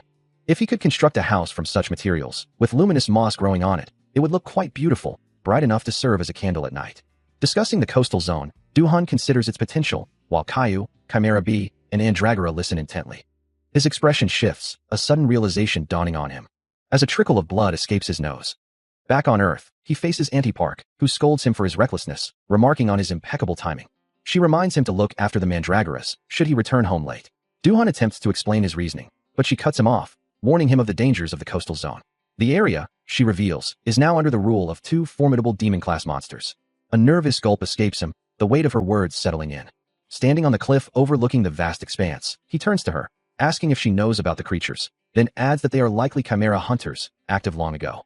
She replies, describing one of them as having a face like a bird's, while its body is human. A massive winged creature then streaks across the sky, its powerful flight cutting through the air. Observing its appearance, he mutters to himself, relieved that it has finally shown itself. Without hesitation, he prepares a small device, readying the tracker for deployment. With a determined expression, he activates the mechanical bee-like creature, sending it forth with a quiet command. The tracker shoots into the sky, a swift streak of motion against the clouds. Now clad in armor, he watches as a distant explosion erupts, a bright flash against the horizon. The impact blossoms into a fiery burst, and he confirms the hit. A powerful whoosh echoes through the sky as the target, struck by the tracker, attempts to flee, its form rapidly receding into the distance. He considers the situation, musing on the rumors of a disaster-class monster, yet finding the current outcome underwhelming, as a voice questions if they should pursue it immediately. But Du-han advises patience, instructing them to lie low until the creature returns to its hiding place, noting that only 2 of them are present. He reminds himself there's no need for impatience, as the tracker has found its mark. Yet, a deeper question troubles him. Why does its body remain human, when it should have transformed into a monster completely, or died, after 60 years? A sigh escapes him, concluding that the operation is probably a failure. He reflects on the Chimera hunters, acknowledging that despite any criticisms, their creation remains mankind's greatest accomplishment. His expression hardens, determined not to let such a failure tarnish that monumental feat. He resolves that today, this particular failure will be erased from history. Then, through his binoculars, he spots something new, prompting a sharp, inquisitive "what is it?" The target, a creature of unknown origin, was not running away as expected. Instead, it was coming directly for them. A nearby hunter barked an urgent command, ordering a barrier to be erected immediately. A shimmering green barrier materialized just as the creature struck, a powerful impact reverberating through the air. With a deafening crack, the protective shield shattered into countless fragments of light. The force of the blow sent Du-han reeling backward, a cry of pain escaping him. Green energy swirled violently around the impact zone, then dissipated into the air. Coughing, Du-han struggled to comprehend the creature's power, realizing it had broken through their defenses with a single strike. As the small, yellow creature zipped away into the distance, he wondered what kind of being possessed such devastating strength. He lunges forward, a surge of green energy swirling around him as he closes the distance. But the creature is faster, its sharp, yellow claws tearing through his barrier, forcing him back, leaving his companions to exclaim that they had misjudged the entire situation. He recoils, looking up in disbelief as a voice from behind urges, "What are you waiting for? Stop him." Ignoring the warning, he lunges once more, determined not to let the creature bully the weak. But the creature's power is overwhelming, sending him flying backward through the air. As it lets out a piercing shriek, confirming the question in his mind, could this truly be a chimera? With a powerful leap, the creature launches itself into the sky, making its escape. He lands heavily on the ground, watching it disappear into the distance. Later, standing beside a young girl, he reflects on the encounter, saying he doesn't know about that, but she counters, "I think it's the opposite." He hears the distinct beeping of a tracker, confirming the presence of a man-type organism. The client had offered a hefty reward, so he had brought the tracker with him. He had heard about the tracker job, and it seemed like it would be an easy one. But then he glances up and wonders who could have led him to this place. As the winged figure soars away, a familiar voice calls out, "Hey, Birdhead, remember me?" The voice continues, mocking, "We were roommates. What remedies were you again?" The bird-headed chimera's golden eye narrows, a silent question hanging in the air. A twitch of surprise crosses Du-han's face as he stares up, a single word escaping his lips, "Are you?" Meanwhile, a whispered observation reaches his ears, "Sir, there's something up with him too." He hears a companion's urgent whisper, advising them to regroup and return, but Du-han seems to have other plans. As they walk away, he muses that it would be too troublesome to let their targets escape now, deciding to handle the situation immediately. Meanwhile, the bird tracker, observing from a distance, agrees with the sentiment, declaring that they should take care of matters here first. A low chuckle escapes the bird tracker as he recognizes a familiar scent, the distinct aroma of the TDA Chimera cell combination drug, a secret known only to a select few. He confirms, "Yes, it really is you." A hand reaches out, tattooed fingers extending towards Du-han's recoiling hand, the bird tracker stating, "There's no way I could forget it." Du-han stares, wide-eyed and shocked, as the bird tracker greets him with a grin. "Long time no see, number 10. 66 years ago, a dense forest near the TDA lab lay shrouded in the quiet of night. Suddenly, a desperate chase began, as unseen voices urged pursuit, and a small, white figure dashed frantically through the trees. The small bird-like creature, Biam, fluttered with a mix of fear and wonder, exclaiming how cool it all felt. Her protector, reaching out a hand, realized with a tearing sound that Biam was suffering from the side effects of their transformation. Dashing onward with Biam clinging to their back, the protector questioned if this desperate flight was truly the right thing to do. Biam's small heart throbbed with regret, wishing she had simply been left behind. A quiet tap of her beak expressed a deeper longing, to have fully transformed into a bird. Resting against the protector's shoulder, Biam felt the comforting warmth of their large feathered wing, lamenting her own small, useless wings. As they rushed through the night, the protector urged Biam not to worry and to run as fast as possible, while Biam, in turn, pleaded for them to hang in there. Still running, a desperate plea escapes the winged figure.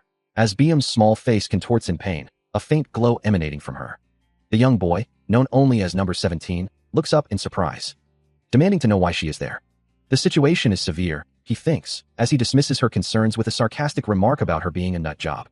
He explains that even if they escape, she will die from the side effects if they don't return within 3 days, but he vows they won't be found yet. BM grits her teeth, suggesting it would be better to let her live for at least 30 days by using a side effect suppressor. Number 17 refutes her, claiming she doesn't understand the 3-day limit, before clutching his head in pain. Exhausted, BM suggests they just run away, then wistfully wishes she could go back to how things were, if only for a moment. As BM clung to him, the question lingered in the air: was it more important to live a long life, or to live how they truly desired? A powerful surge of energy slid through number 17. With a powerful swish, massive, bat-like wings unfurled from his back, a clear declaration of his will. He grunted with the strain of his transformation, proclaiming his desire to live freely, even if only for a single day. His body now glowed with an eerie green light, as he challenged any who would stand in his way to come at him. From a distance, Uncle watched the unfolding display, his expression unreadable. With a powerful shwum, number 17 unleashed a torrent of blue energy, forming a swirling portal. The source of the power was a glowing gate stone, prompting Uncle to question how he could possess such an artifact. He then explained to BM the grim reality. Entering the demon realm meant facing one of two fates. Either his human cells would be poisoned by the demonic energy, or something worse. The demon realm is a place where human cells are poisoned by its energy, causing them to mutate and transform into monstrous beings. If his words hold true, then the path he is considering is fraught with peril. Even if he manages to avoid being poisoned and becoming a monster, he would still need to survive until the destruction spell on the lab is activated, which would then open a gate to the demon realm.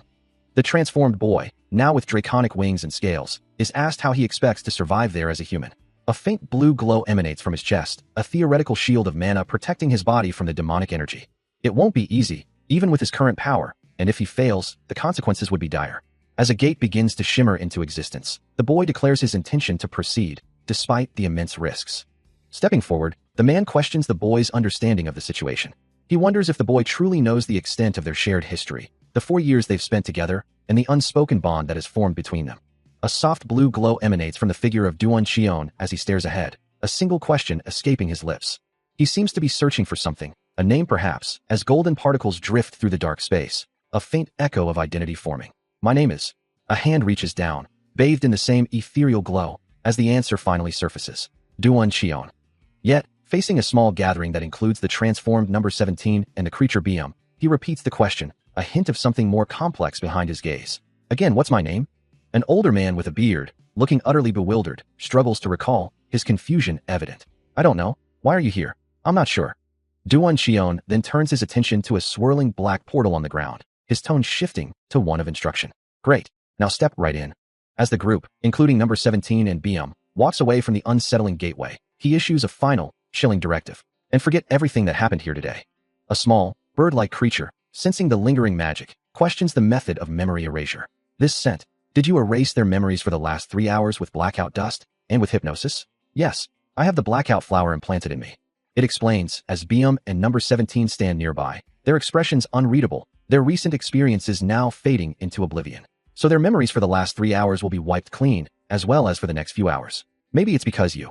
After the recent events, the bird-headed tracker observes Duan, noting that while he shows no side effects, he appears to have undergone many transplants. Duan simply replies that much has happened since the tracker left, who then presses him on how he intends to pay for a certain nice business, confident that Duan won't decline. Meanwhile, a small hand reaches out, as number 17 calls out to him. The boy asks if Duan is truly friends with Uncle Sparrow and the Coconut Tribe themselves, to which Duan confirms his affiliation with the Sparrow Tribe, prompting a confused exclamation of Jinwoo from number 17. Nearby, the bird-headed tracker questions Andragora about an alliance between the Sparrow and Coconut Tribes, which Andragora indignantly confirms, declaring them partners. However, Andragora then turns to Caillou and Chimera B, confused by the mention of Coconut Alliance, while Caillou simply barks in response. Back with Duan, number 17 confronts him, having heard that Uncle Sparrow was once a bad person. Ignoring the tense conversation, Caillou then declares his hunger, and Chimera B asks BM if her place is nearby, and if she has any food. Under a vast, clear sky, a peculiar, organic structure looms into view. Someone wonders aloud if this strange, nest-like formation could possibly be Uncle Sparrow's house. Duan Xion, observing the massive dwelling, finds it incredibly cool, admitting that it truly resembles a bird's nest, and isn't bad at all. Offering a freshly grilled treat, he invites his companions to try some shellfish. The shellfish, topped with Demon Realm plant butternut, promises a taste akin to butter. Another variety, adorned with red moss, offers a flavor reminiscent of barbecue sauce, and the sheer size of the shellfish is impressive. Caillou, eyeing the delectable spread, remarks on how nice it looks before deciding to dig in. He eagerly devours the fresh seafood, wondering if he might even swallow the shell, confident in the strength of his teeth. The small creature savors the taste, declaring that the shellfish offers a delightful, chewy dance with every bite. Meanwhile, his companion, Duan, also enjoys the meal, noting how good it tastes with the red moss. He expresses his surprise that the red moss can literally save any dish. Looking at Caillou, Duan smiles, glad it's to his taste, and encouraging him to take his time. Suddenly, a powerful throb emanates from Caillou, his eye glowing with an intense yellow light. Duan shivers, startled by the sudden change, a look of concern crossing his face. Energized, Caillou begins to violently shake Duan, demanding more shellfish, while Duan tries to explain that he's out of ingredients for the day. Unyielding, the small creature insists, asking if Duan can go catch more, but Duan warns that it's too dangerous for him to go alone. With fierce determination, Caillou declares he'll catch 10 himself. Caillou, still energized from the red moss, casts his net wide, determined to gather more shellfish, while Bium and Chimera swim nearby. The ocean laps gently against the shore, as Uncle reflects on the unexpected boost to his stamina, a direct result of the red moss Caillou consumed. Turning to Caillou, he asks if the little creature plans to take revenge on the sea for its previous struggles, noting the ocean seems ready for a fight this time. Caillou, however, is already back in the water, his net splashing as he continues his hunt, oblivious to the deeper conversation. Uncle's gaze sharpens, his question now directed inward, wondering if he himself desires revenge. He examines his arm, recalling that while most of the spells on him have been removed, the self-destruction spell remains active. The spell, he knows, will activate the moment they return to Earth, and he laments his lack of control over his wings, questioning if he can even revert his bird-like head to its human form. Though he confirms he possesses the ability to change, he firmly states his refusal to do so. His jaw shifts, a subtle transformation, as he reveals his true reason. He doesn't want to hurt her by returning to Earth as his former self. He recalls a past conversation, a voice confirming his understanding. The words echo in his mind, that he only has a month left to live at best. A wry smile plays on his beak as he remembers the other's assessment, acknowledging his sharpness and the grim necessity of survival. The memory brings a wave of nostalgia, a feeling of looking back on a distant past. He remembers the initial struggle, how difficult it was to adapt to this new existence, yet they tried their best to gather mana. After much effort, a sense of balance settled over their world, marked by the tranquil presence of towering stone pillars emerging from the water. He gazes at the serene landscape, recalling how peaceful things had been for a long time since then. But the tranquility was not to last, as a few days ago, everything changed. In a chaotic flashback, their mana cycles became entangled, and for some unknown reason, they lost control of their mana. He clenches his hand, a faint blue glow emanating from his mana hole, which has become unstable since he forcibly tried to untangle it. He struggles to maintain control, but his thoughts drift to Jae, who has been sleeping non-stop after consuming a fruit embedded with demon poison. A tremor runs through him as he realizes she is deliberately putting herself in harm's way, delaying the demon energy's overflow. A desperate idea forms. He could instantly absorb a mana hole's mana and store it, if it belongs to its original owner. This birdhead must never know of such a possibility. Meanwhile, a small, pink creature rolls erratically, a sign of the escalating instability. The very fabric of the dark, tunnel-like space begins to shake violently, glowing red particles swirling through the air. His eyes flare with an intense red light, reflecting the immense pressure he is under. Then, with a deafening roar, a torrent of red and purple energy erupts, threatening to consume everything. His mana hole erupts with uncontrolled power, a chaotic storm of red and purple energy swirling around him as his eyes glow with an ominous crimson light. Meanwhile, a small, precious figure, nestled safely within a clamshell, seems to sense the disturbance, her tiny companions perched protectively on her head, all startled by the sudden surge of power. A hopeful question hangs in the air, a new possibility dawning. Could they truly live? Duhan's eyes widen in disbelief, demanding to know how such a thing could be possible. The answer comes swiftly. All that's required is to consume mana and purified water, combined with the mandragora's essence. These plant-type monsters, known as mandragora, can only be harvested directly from the soil. And while their rootlets might appear insignificant, they possess the unique ability to absorb life force from the ground, allowing them to grow and reproduce into entirely new entities. This is why purified water, when mixed with their rootlets, becomes incredibly potent at generating a mana hole, a discovery that proves unexpectedly useful. With a determined expression, Duhan declares his intention to find some. Number 17 questions his resolve, cautioning that they'll need to be careful, especially since the spell prevents him from entering the human world. He turns to the small, feathered creature splashing in the water, asking if it can look after the others for him in return. Number 17 reminds him that the alchemist will expect payment, wondering if he has anything valuable. A groan escapes him as he admits he has no money. Suddenly, a massive backpack appears with a heavy thud, and number 17 explains it contains a few things the alchemist always brings back, which Duhan accepts as sufficient. A determined smile spreads across his face as he adjusts the strap, declaring he'll be right back. With a final step, he sets off. He sets off into the human world, leaving number 17 behind, his thoughts already focused on the task ahead, finding an awakened alchemist. As he navigates the unfamiliar streets, a young man named Bongsu-oh becomes his official guide, leading him through the bustling slums where an alchemist association branch had set up shop the previous year, surely a place where he could find what he needed. Looking around the crowded district, he wonders if he's in the right place. His guide, Bongsu, notices the anklets on his legs, asking why he wears them, to which he replies that he's trying to build up his stamina. Bongsu then expresses his admiration, wishing he could be as strong as him. He deduces that Bongsu must be a strong hunter himself, given that he entered the demon world with nothing but the clothes on his back. Bongsu confirms his desire to emulate him, stating he wants to be like him and works out whenever he gets the chance. Observing Bongsu, he muses to himself, wondering if the young man has gotten taller, perhaps due to a growth spurt. The journey through the slums continues, past weathered brick walls and forgotten corners. Finally, they arrive at a nondescript building, its sign proclaiming it the Ebony Association, where a recent incident involving a man named Mr. Kim, who had just awakened his powers, has caused a stir. Whispers and murmurs fill the air.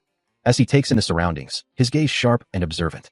Bongsu-oh points towards the building, confirming their arrival, and continues to explain the local gossip, noting how he'd never missed paying rent in 2 decades. He then asks about unshark, a common practice of taking out private loans in the area. A worried expression crosses Bongsu-oh's face as he reveals that Mr. Kim was recently demoted, the news spreading like a rustle through the streets. Having worked at the Gold City branch for 20 years, and even receiving a raise of 500,000, Bongsu-oh can only conclude that Mr. Kim must have done something truly terrible to warrant such a demotion. Yet, he struggles to understand, as rumors suggest one of the directors pocketed funds meant for the slums, while Mr. Kim, he was working at Gold City. A man notorious for stealing credit from his employees and doing other terrible things. Anyway, Mr. Kim got demoted for that, but the director who demoted him then got caught stealing funds and was fired. Bongsu calls out, asking what brings the other man here. How have you been? The man replies, I'm looking for an alchemist. He hums thoughtfully. It's not common to see a high-class alchemist. But to think he got that far, he finishes, a faint glow surrounding him as he walks away. Well, I'll see you around. I have to go work out. Bongsu-oh, looking out from his office, bids someone farewell, suggesting they head inside. A sigh escapes him as he laments his fate, cursing his luck to be working for such a demanding boss. He knows that even if a D-class hunter were to buy a low-class potion, it wouldn't be enough to truly impress anyone. A sudden jingle from the door interrupts his thoughts, signaling an unexpected arrival. Uncle, now seated across from him, wastes no time on pleasantries, demanding a drink and stating his intention to get straight to business. He then turns to Bongsu-oh, addressing him as Mr. Park, and asks if he, an alchemist, can create a mana hole potion using mandragora. Bongsu-oh's mind races, recognizing the mana hole potion with mandragora as a prohibited item, and wondering how this man knew he was an A-class alchemist, before calmly stating that while he can make it, the ingredients would be unaffordable. With a rustle, Uncle's hand appears, presenting something, and he asks if this offering would be sufficient. Bongsu-oh's eye widens in utter disbelief, stuttering in shock at the sight before him. The item in Uncle's hand pulses with a thick, dark energy, clearly demonic in origin, and Bongsu-oh immediately recognizes it as a mandragora. He stares at the backpack Uncle has placed on the counter, realizing the implications of such a rare ingredient, while Uncle casually remarks, "And they're really going at it today, huh? They were just here a moment ago." Bongsu-oh, still reeling from the mandragora, hears Uncle continue, "I'll pay the production fee in the form of the coastal zone's specialties." With a gesture towards the bag, Uncle instructs him, "Please assess everything there is in this backpack." Bongsu-oh opens the backpack to reveal a collection of exotic, glowing ingredients, prompting him to exclaim, "No way! Did you really go to the coastal zone?" Uncle, with a smug expression, explains that even S-class hunters rarely get to see such items. S-class black market doesn't even get to see this much at HQ. Among the treasures, Bongsu-oh spots a peculiar pen, its tip dripping with a shimmering liquid, and recognizes it as a giant pen from the demon realm. Them, too. He then points to a vibrant red root, identifying it as a red andragora, a crucial ingredient for high-level potions, and notes that it was only recently discovered. And this is red andragora, a vital ingredient for making a high-level potion. Uncle, holding the now empty backpack, confirms his intention. "Will this be enough to cover your production fee?" Uncle continued to explain the immense value of the ingredients, suggesting they could even purchase an entire building with them. He then clarified that they would need a formal agreement for the lab, assuring Bongsu-oh that he would provide all the necessary tools and equipment for the task. With a determined expression, Bongsu-oh quickly agreed to the terms. As he examined the glowing blue liquid in the container, Bongsu-oh recognized the mandragora, noting its unusual lack of eyes, which he attributed to the effects of its underground environment. He admitted to a personal passion for researching mandragoras, explaining that he intended to keep this particular specimen for study. Uncle, holding the container, then revealed a startling fact. The creature inside was still alive. Bongsu-oh's eyes widened in surprise, demanding clarification. Inside the container, the mandragora wriggled, its small green eyes glowing as blue energy pulsed around it, contained only by the vessel.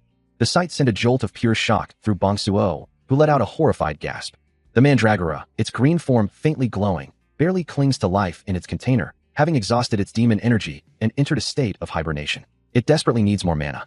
Meanwhile, a sudden burst of activity interrupts the quiet, as a figure in a sharp suit strides into an office, catching Bong Suo completely off guard.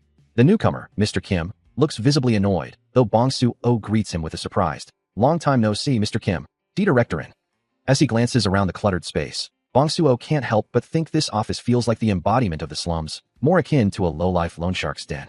Mr. Kim steps further inside, his gaze falling upon the younger man, and he asks with a hint of formality, "How may I help you?" Someone, perhaps Mr. Kim, holds up a small, glowing red item and a black one, remarking, "Oh, thank you, sir. I've received some incredible items that came in through the slums just now." Mr. Kim's expression darkens, his fist clenching as he growls. "Did Park contact Director and before he left?" He adds with biting sarcasm, "Well, that was nice of you." Two identical women with striking green hair and eyes appear, one of them stating, "Yes, because unlike you, we are dedicated employees working for me. They're the awakened twins who specialize in." Bong Suo, holding a small item, looks utterly bewildered, defensively retorting, "One of the guys who brought this came. What's it to you?"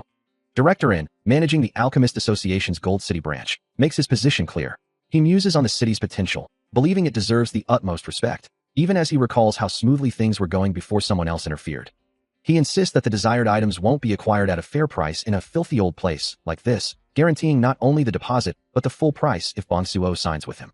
As he speaks, Director in condescendingly asks if that's a wart next to Bong Suo's nose. The question catches him off guard, and Director An's eyes widen in surprise as Bong Suo confirms it, adding that he is the grandson of someone named Baekdiekin. Bong Suo, surprised by the recognition, asks if Director An knows his grandfather. He proudly declares himself the grandson of Baekdiekin, the great man who won the Gold Peace Award. Meanwhile, in a starkly different setting, an injured man, bound and bleeding on the floor, is taunted about the horribly nasty blood flowing through his veins. The tormentor continues, warning him not to look for his parents, calling him filthy scum, and questioning if he's even human, or if his family in the slums are some kind of chimeras. A sinister cackle echoes through the dark chamber as his tormentor, whip in hand, threatens to open a gate and push him into it. He lets out a pained groan, blood trickling from his lips. The tormentor's voice drips with contempt, telling him to beg his new patron for salvation.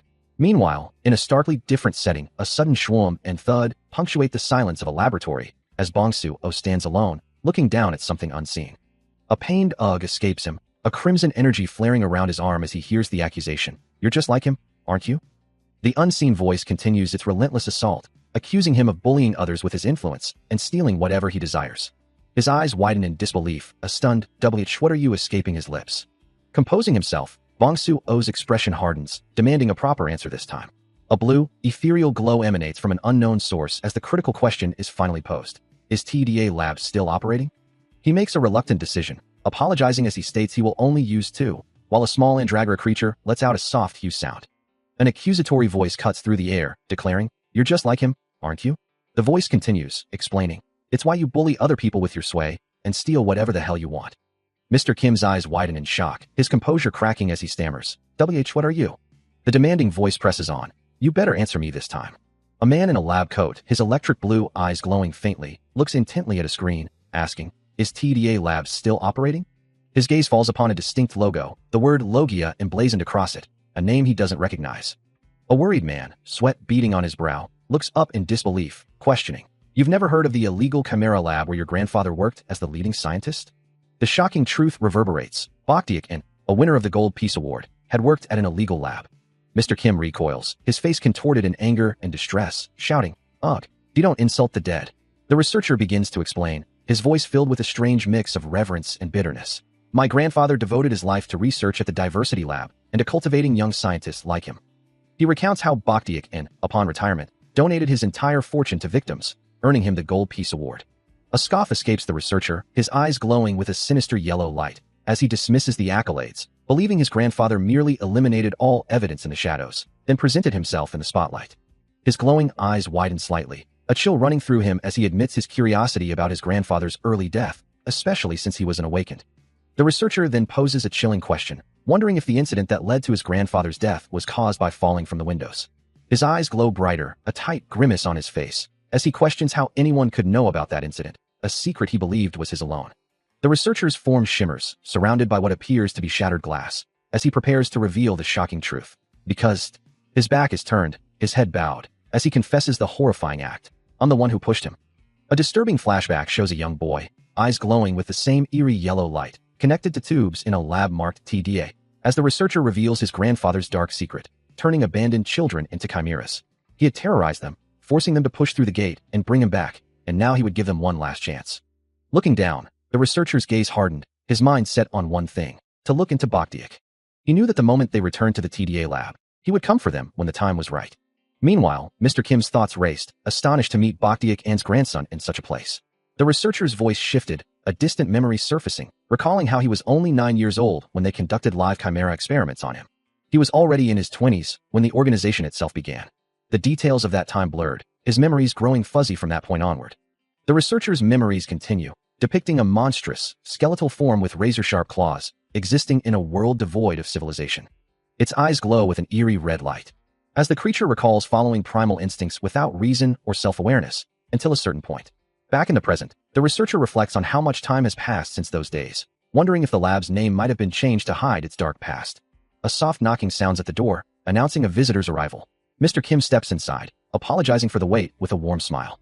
Bong-Soo-Oh, holding 2 glowing green bottles, proudly presents his latest creation, Manhwa purified water, crafted from a mandragora. Mr. Kim, impressed by the speed of the delivery, remarks that such efficiency is exactly what he expects from an A-class alchemist. As the researcher tries to get Bong-Soo-Oh to move, the younger man stubbornly refuses, declaring he won't budge after being bullied for too long. The researcher extends an offer, proposing an exclusive contract for the next decade, promising to provide all necessary materials. All Bong-Soo-Oh needs to do is create whatever the researcher asks of him. Bong-Soo-Oh, taken aback, questions the terms, wondering if giving up all his items for an exclusive contract, especially after being promised a building, truly constitutes a good deal. As Bong-Soo-Oh begins to weep, the researcher observes his emotional breakdown, a sniffle escaping the younger man. Through his tears, Bong-Soo-Oh confesses, revealing his humble origins from the slums. He recounts how his parents had taken out a massive loan when he was young. Since then, no one had offered help, leaving him to bottle up the crushing debt alone. Overwhelmed by the researcher's unexpected kindness, Bong-Soo-Oh vows to repay him, while the researcher internally notes the young man's earnestness and anticipates a profitable partnership. Mr. Kim, observing the scene, acknowledges the researcher's shrewdness, realizing this is indeed the best deal he's ever made, with a ton of work now awaiting Bong-Soo-Oh. A sudden shift in the air, a disturbance felt deep within, signals to the hunter that it is time to move, for something significant has just occurred. The impact echoes, leaving a violent splatter across the desolate ground. And the hunter realizes with a grim certainty, this was his mistake.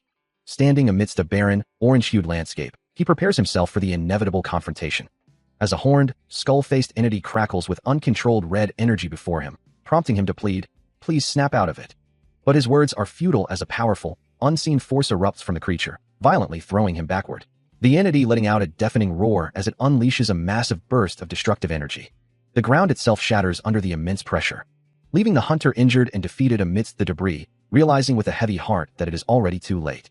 A voice calls out to him, and his eyes, glowing with a fierce yellow light, snap open in response.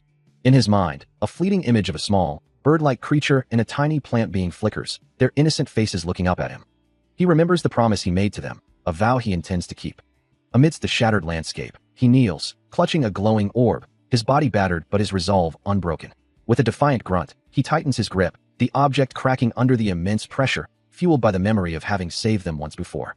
But the horned entity's power is overwhelming, sending him hurtling through the air amidst a violent explosion of debris.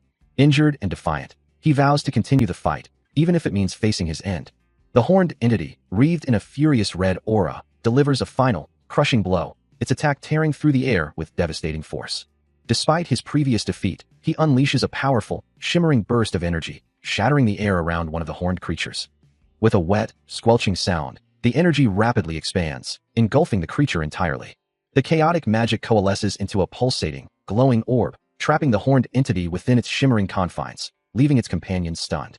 The orb continues to grow, transforming into a massive, translucent blob that settles onto the ground, its surface rippling with contained power.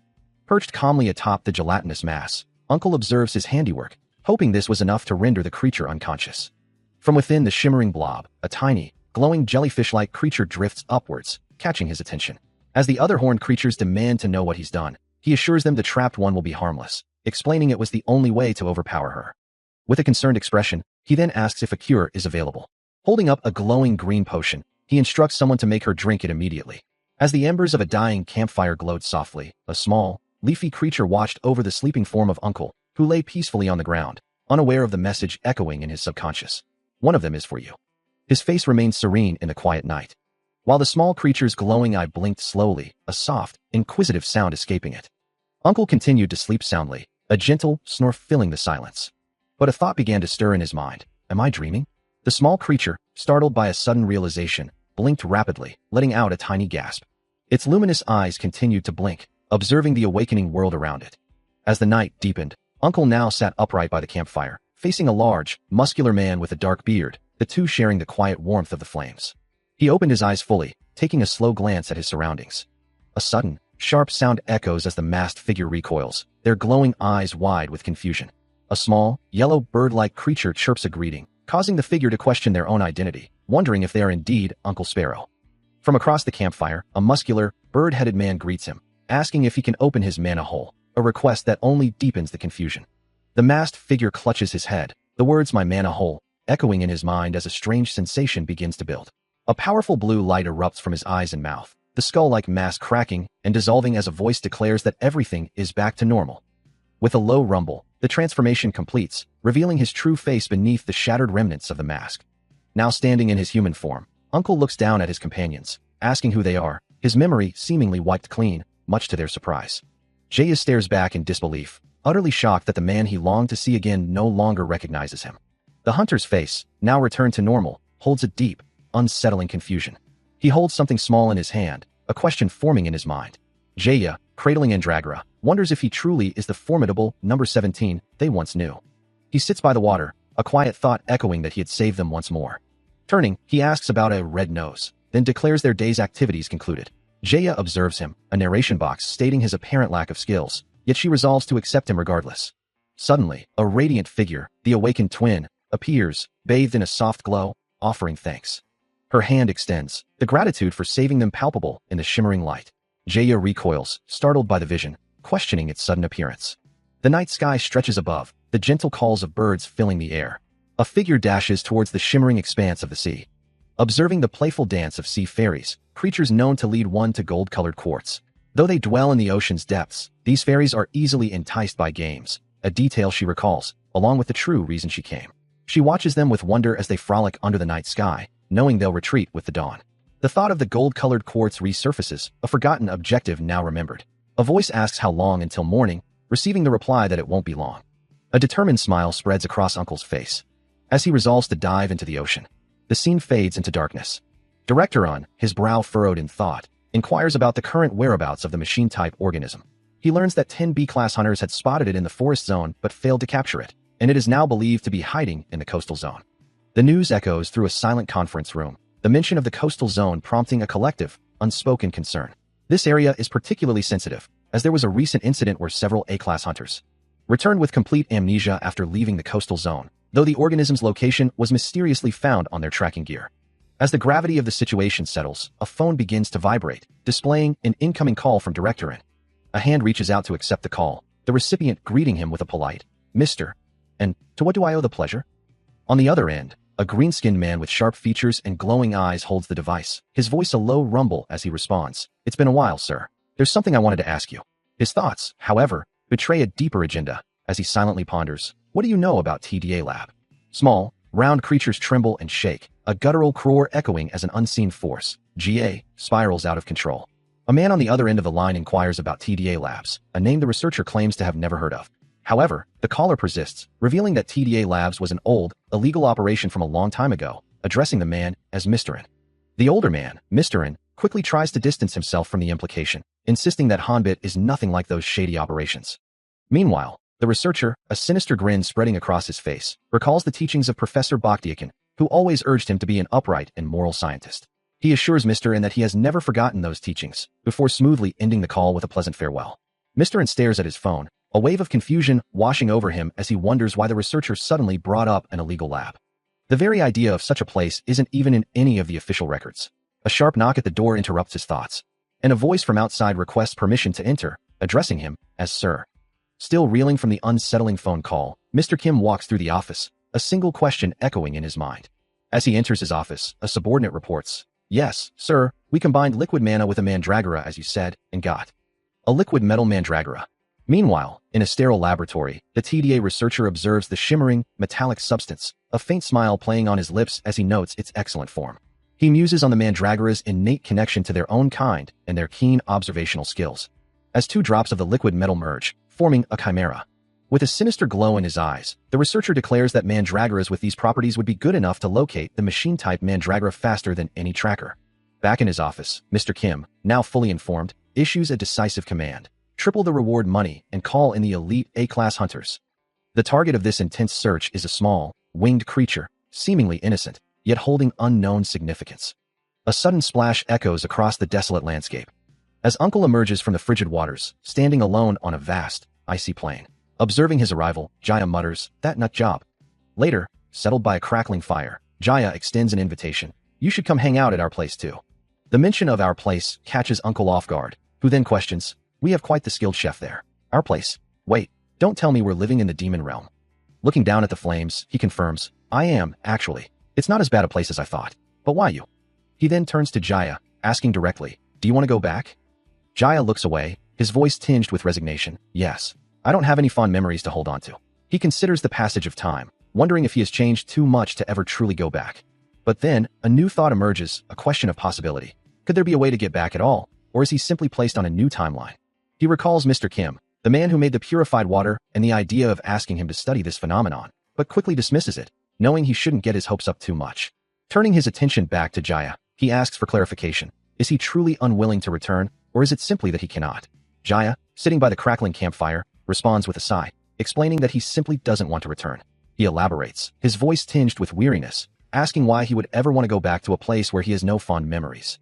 Uncle listens, his expression thoughtful, as Jaya continues, wondering why he would return when nothing has been done for him there. He looks up at the starry sky, a profound weariness in his eyes, admitting that he's always wondered if there's something more important than simply surviving. The campfire crackles, casting dancing shadows as Jaya concludes, if there's something more important in life than just surviving. He thought it might all just work out by helping him. Stepping out of the water, his feet splash onto the sandy shore. As he fully emerges, bubbles rise around him, and he notices something in the distance, remarking that they're finally coming back up. High above, several dark, spherical objects streak across the bright blue sky, glinting in the sun. Water swirls and rushes around him as he continues to move. On the shore, Jaya calls out, "Beam, catch," as he deftly snatches one of the descending objects from the air. The metallic sphere reflects the sunlight, streaking past. With another quick movement, Jaya snatches a second object, a look of surprise crossing his face as he wonders what they are. More of the mysterious spheres continue to fall from the sky, some bouncing off the ground with a metallic twang. He grunts with effort, the spherical object feeling surprisingly heavy in his grasp, almost as if the very artist of this world was playing a trick on him. More of the strange orbs continue to rain down from the sky, plunging into the ocean with a powerful splash. Below the surface, Uncle watches them descend, a golden net already deployed in the water. Back on the shore, Jaya stares at the bounty he's collected, a net overflowing with the shimmering spheres, wondering why anyone would abandon such a treasure. Soon, both he and Uncle are swimming together, their heads breaking the surface as they gaze up at the bright sky, the sound of their labored breathing echoing across the water. He glances back, a relaxed smile on his face, finding the unexpected swim quite pleasant. Jaya, too, looks back, equally content with their aquatic adventure. As they dive deeper, the true scale of the phenomenon reveals itself. Countless glowing orbs litter the seabed, transforming the ocean floor into an otherworldly landscape. Jaya's eyes widen in awe and trepidation, the underwater garden of gold shimmering around him, a sight he could only compare to a legendary golden palace. The golden palace of orbs shimmered beneath the waves, a breathtaking sight.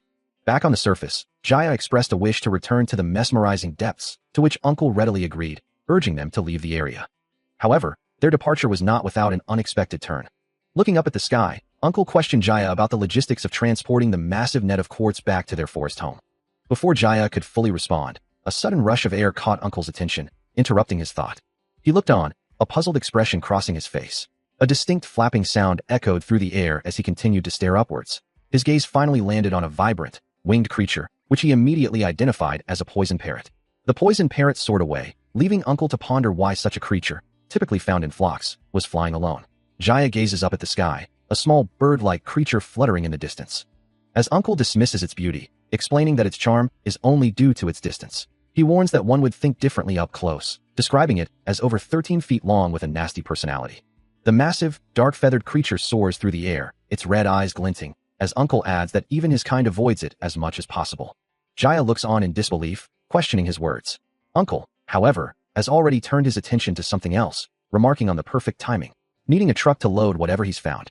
From the ground, two small, root-like creatures with leafy tops emerge, glowing faintly. He stares down at the shimmering blue energy now pooling at his feet, sensing a significant change within himself.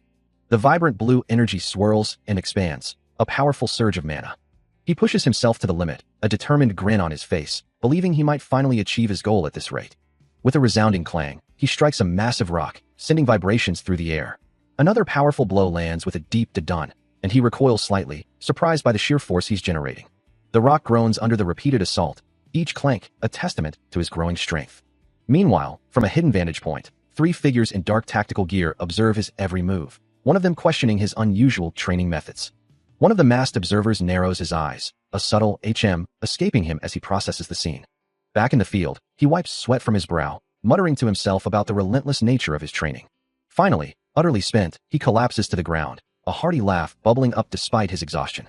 The three A-class hunters remain hidden, their assessment of his power now complete, confirming his mana is indeed beyond their rank. Kneeling in the forest, he hears a voice declare their intent to take the Mandragoras, causing him to wonder what they are doing so far out here. Suddenly, a small Mandragora appears on his head, startling him with its unexpected presence. Meanwhile, the wild Mandragoras fume with anger, as the unseen voices discuss how powerful they would become if they consumed them. The unseen figures decide to attack, but he tries to reason with the Mandragoras, asking if they are upset because their territory has been invaded. Gently, he pets one of the small creatures, while a voice from off-panel expresses concern that their master, Duan, seems to have grown fond of them. His jaw clenches in determination, realizing he must protect them. One of the Mandragoras stomps its root-like foot in defiance, a small, angry sound echoing through the air. Mirroring its resolve, his own foot slams down, a powerful impact shaking the ground. Then, with a sudden, explosive force, he unleashes a devastating punch. The ground shatters under an immense force, sending fragments of earth and rock flying into the air. As the very earth trembles beneath the sudden, violent tremor, a voice from above questions the disturbance, wondering if it's an earthquake. From high above, a figure in a horned mask looks down at the chaos, asking their companion if this is the intended location, and who exactly could be causing such a commotion. The masked individual then glances upward, surprised by the sheer scale of something unseen, musing on the improbability of such large structures appearing in the wilderness. They ponder if these new arrivals are merely guests. Nearby, the large blue parrot, haggard, struggles to catch its breath, panting heavily from the exertion or shock of the event. The masked rider, now mounted on Haggard's back, soars through the sky, agreeing with the parrot's sentiment as they continue their aerial observation. Below, a small mandragora, accompanied by a tiny yellow bird, reacts to the powerful display, wondering if it spoke too soon and now feels a pang of sympathy for the unseen target of such immense power. A wave of confusion washes over him, his hands instinctively gripping his head as a profound sense of disbelief takes hold. His entire body trembles, unable to process the unfolding events. His eyes widen in shock as he finally comprehends the presence of those two. Standing beside him, the beast-folk warrior remains calm, while the man beside him struggles to accept that they are undoubtedly the highest-class monsters residing in the coastal zone. From their vantage point, they look down upon two figures below, as the man declares, "Okay, let's head to the coastal zone right now." Meanwhile, the researcher below, having just noticed the pair above, mutters in surprise, "Speaking of which, what is Duan and Jaya doing here?" He wonders if something has happened to them, reluctantly concluding that if it did, he would have to team up with those pricks and save them. With a determined expression, he asks himself, "Are you Duan's chef?" Back with the duo, Jaya places a comforting hand on the man's shoulder, observing his lack of composure. A guttural cry escapes him, the sound of something large and powerful rushing past, leaving a trail of wind in its wake. Stumbling backward and collapsing to the ground, he can only process the impossible truth. These creatures, these monsters, are speaking. His eyes widen in disbelief, a single question forming on his lips. How could they possibly know his master? Standing before him, the beast-folk hunter clarifies, confirming that Duan is indeed their friend. The revelation sends a jolt through Duan, his mind racing to comprehend. These disaster-class monsters are his friends? He wonders what kind of life his master has truly led. Meanwhile, from a hidden vantage point, the researcher glances at the scene, questioning the identity of these unexpected visitors, while Mr. Kim remarks on Uncle's rare display of fluster, a sight he hasn't witnessed since his childhood. A sinister grin spreads across a new face, as he begins to identify the figures before him. He reveals them to be a group of thieves who had attempted to steal Master Duan's mandragoras. A hand, glowing with an ominous energy, prepares for action. An hour later, the peaceful clearing where Duan made his home lay bathed in sunlight. Suddenly, a wave of green energy surged through the air, a powerful force tearing through the tranquility. It culminated in a violent explosion, rocking the very ground. Haggard, the large blue bird, was caught in the blast, recoiling violently as the force threw him back. Just as the dust began to settle, Duan arrived, his foot tapping the ground as he returned to his familiar home. A single blue feather drifted down, landing softly with a faint thud. Below, Haggard lay injured on the ground, letting out a pained squawk. Still reeling from the recent attack, Haggard lies exhausted on the ground, his heavy breathing audible as he struggles to recover. Duan kneels beside his companion, offering words of comfort, acknowledging the bird's efforts and assuring him of rest. He knows that with Haggard by his side, anything is truly possible. Suddenly, small, round creatures with leafy tops begin to roll playfully across the ground, emitting soft, cooing sounds. Haggard, still recovering, groans in discomfort, recalling the dizzying heights he had to reach. Duan looks up, his expression shifting to one of surprise, as he notices the unexpected visitors. His eyes narrow, a question forming on his lips. Who exactly are these strange beings? A thought crosses his mind, a growing suspicion that these aren't just random creatures, but rather mandragora thieves. He glances at them, a silent question hanging in the air, as the truth of their presence begins to unfold. A young woman with animal ears and horns smiles warmly, asking Nari to show her around his home, having heard the valley was particularly beautiful. Her enthusiasm clear, she exclaims that it truly is, even boasting of a waterfall. Nari, the bird-headed figure, then leads the way, promising to teach her how to catch a fish. As they walk through the serene landscape, a darker truth emerges. Hunters had been here, dispatched by a place called Hanbit Lab, and they were specifically looking for Nari. Meanwhile, in a sterile lab, the researcher from Hanbit Lab reviews a tracker, the very same kind Duan had received. He had anticipated the hunter's arrival sooner or later, all because of Nari. A special tracker, cloaked in a long coat, strides through a fiery, desolate realm, his determined gaze fixed on his mission to find Nari. His tracking abilities were so potent, they functioned even within the demon realm itself. Back with Nari, a companion questions the timing, wondering why the hunters came when Nari was with him in the wasteland zone. A small, white mandragora, its leafy top vibrant green, is gently held in a human hand. He observes the scene on a monitor, a voice commenting, "They combined with a mandragora. Did they make him force feed?" The voice continues, explaining that the creature must have changed direction and arrived in the forest zone as a mandragora, then came here. A small mandragora on the screen emits a soft cry, as the voice adds, "They're going to head toward the wasteland zone next. I don't see them giving up on Nari anytime soon." A look of frustration crosses his face as he mutters, "What a pain. I'll have to come up with a plan." He stares at the screen, where the mandragoras are visible, and asks, What's up?" On a large green leaf, several mandragoras bounce around, accompanied by a small black poison parrot, all emitting cheerful chirps and hoots. The poison parrot lets out a sharp cry, as Nari's companion asks, "Oh, do you want me to give you your friend? He's still your friend, even though he's a chimera, huh?" A hand reaches out, passing a mandragora to the chirping parrot, which eagerly accepts it. A chorus of soft, rhythmic calls echoes from the mandragoras, their tiny forms vibrating with energy. Watching them on a monitor, Nari murmurs, "Oh yeah, I almost forgot about the other one. I wonder what kind of chimera it had in my pocket." Meanwhile, his companion, surrounded by the mandragoras and the poison parrot, casually remarks, "What a bad habit. Where'd that poison parrot come from?" Back in the control room, Nari explains to a nearby researcher, "The alchemist was supposed to be chasing him, but I decided to let him go instead." The researcher then asks, "You want to take care of him?" Nari holds out a small, glowing orb, confirming, "Yes, it's for the best. So please look after him." A sudden realization washes over Nari, his eyes widening as he exclaims, "WH. Oh, okay." A swift, rustling sound indicates movement. As the mandragoras begin to burrow into the earth, their tiny bodies disappearing with soft thuds and rustles. Deep beneath the surface, their muffled calls continue, a faint, rhythmic hum from the hidden creatures.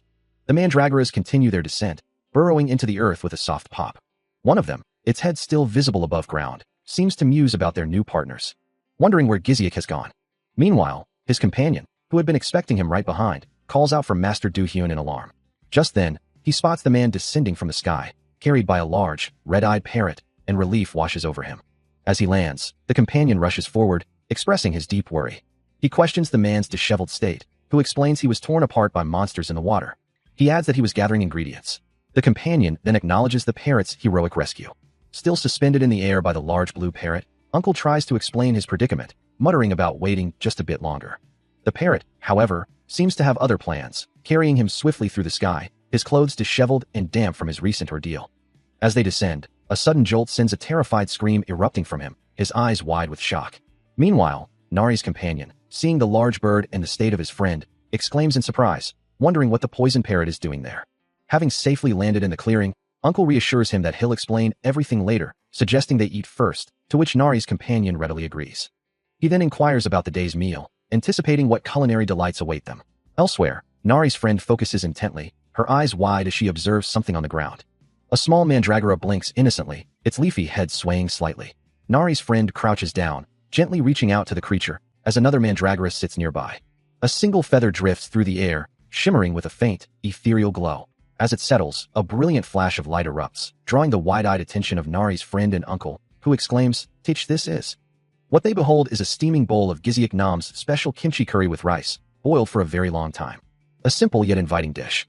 Despite its humble origins, being just pre-made curry and store-bought kimchi, Uncle had put his heart into its preparation. He had added a generous amount of kimchi and pork, and meticulously boiled it for an entire hour, ensuring the bottom of the pot wouldn't burn. As the aroma wafts towards them, Nari's friend remarks, "It smells nice," prompting Uncle to ask, "Shall we all dig in?" As the aroma of the kimchi curry filled the air, Nari's friend eagerly reached for a spoonful, a silent plea for the meal to be as good as it smelled. She took a large bite, savoring the rich flavors. The dish, a perfect blend of sweet and spicy, represented what many called the perfect harmony of Eastern and Western culinary traditions, a testament to the care put into its preparation. Nari's friend, thoroughly enjoying the meal, turned to her companion, asking, "It's a bit spicy, but deliciously so. Why aren't you eating?" He pondered her words, a thought forming in his mind. Wasn't Nari also from the East, like Korea? The curry was so delicious that he found himself rambling internally, lost in his own thoughts.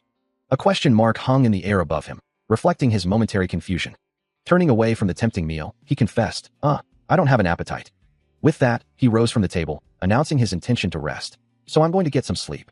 As he walked away, his thoughts drifted to Nari's friend, wondering if she was still troubled by the liquid metal chimera, and considering if giving her some work might help clear her mind, a subtle concern for her well-being underlying his actions. Under the serene glow of a full moon, the night unfolds quietly. Suddenly, from the soft earth, small, potato-like creatures begin to push their way out, making soft, guttural sounds as they emerge. One of them takes a tentative step, its leafy top swaying gently. With a small, satisfied phew, it seems to steady itself, having successfully completed its birth into the world. Meanwhile, Nari's friend sighs contentedly at the table, confessing that she feels like a stuffed bird after their meal. Jaya, standing nearby, suggests a little after-meal exercise, insisting that they can handle the woodcutting themselves. But before any plans can be made, a shimmering blue energy begins to coalesce, pulsating with an otherworldly hum. Uncle's eye widens in shock, a single thought echoing in his mind, a gate. The blue energy intensifies, swirling into a fully formed portal. A swirling blue portal, crackling with energy, tears open in the air, while a silent warning echoes, suggesting danger for him if he ventures alone. From within the ethereal glow, a voice declares a return to their origin. With a soft step, someone begins to cross the threshold. As the blue energy intensifies around him, leaving him stunned, he cries out. As Nari's friend glances back one last time, offering a quiet farewell before disappearing into the shimmering gate. Meanwhile, completely oblivious to the dramatic departure, Haggard snores softly, finding rest after a long flight. A vortex of shimmering blue energy begins to coalesce, rapidly forming a dark, swirling void at its center. A young voice echoes, believing that her presence endangers him, and she resolves to return to where she came from. With a determined step, she moves towards the swirling abyss. A single tear tracing a path down her cheek as she whispers a final farewell to the man she calls Mr. He lunges forward, a desperate cry escaping his lips as Nari is pulled into the rapidly closing portal.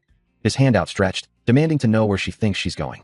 His hand reaches into the fading blue light, a silent plea hanging in the air. "This is your home." Later, standing beside Jaya, the man sighs, reflecting on the challenges of caring for children. As Nari disappears into the swirling blue portal, he reaches out, a desperate attempt to hold on to her, knowing he can't leave her unattended for even a moment. Later, the comforting aroma of instant noodles fills the air, their steam rising from a bubbling pot. Nari slurps them down with a sniffle, her small hands clutching the bowl. Across the table, Jaya teases Uncle, declaring him worse than last time, while Uncle himself muses, "There's nothing like instant noodles." Meanwhile, the poison parrot perched on Nari's head scolds her. "I can't believe you tried to run away from us, Nari. You're going to get an earful from Uncle if you pull something like this again." The meal concludes with empty bowls and a satisfied sigh, leaving only the lingering spice in the air.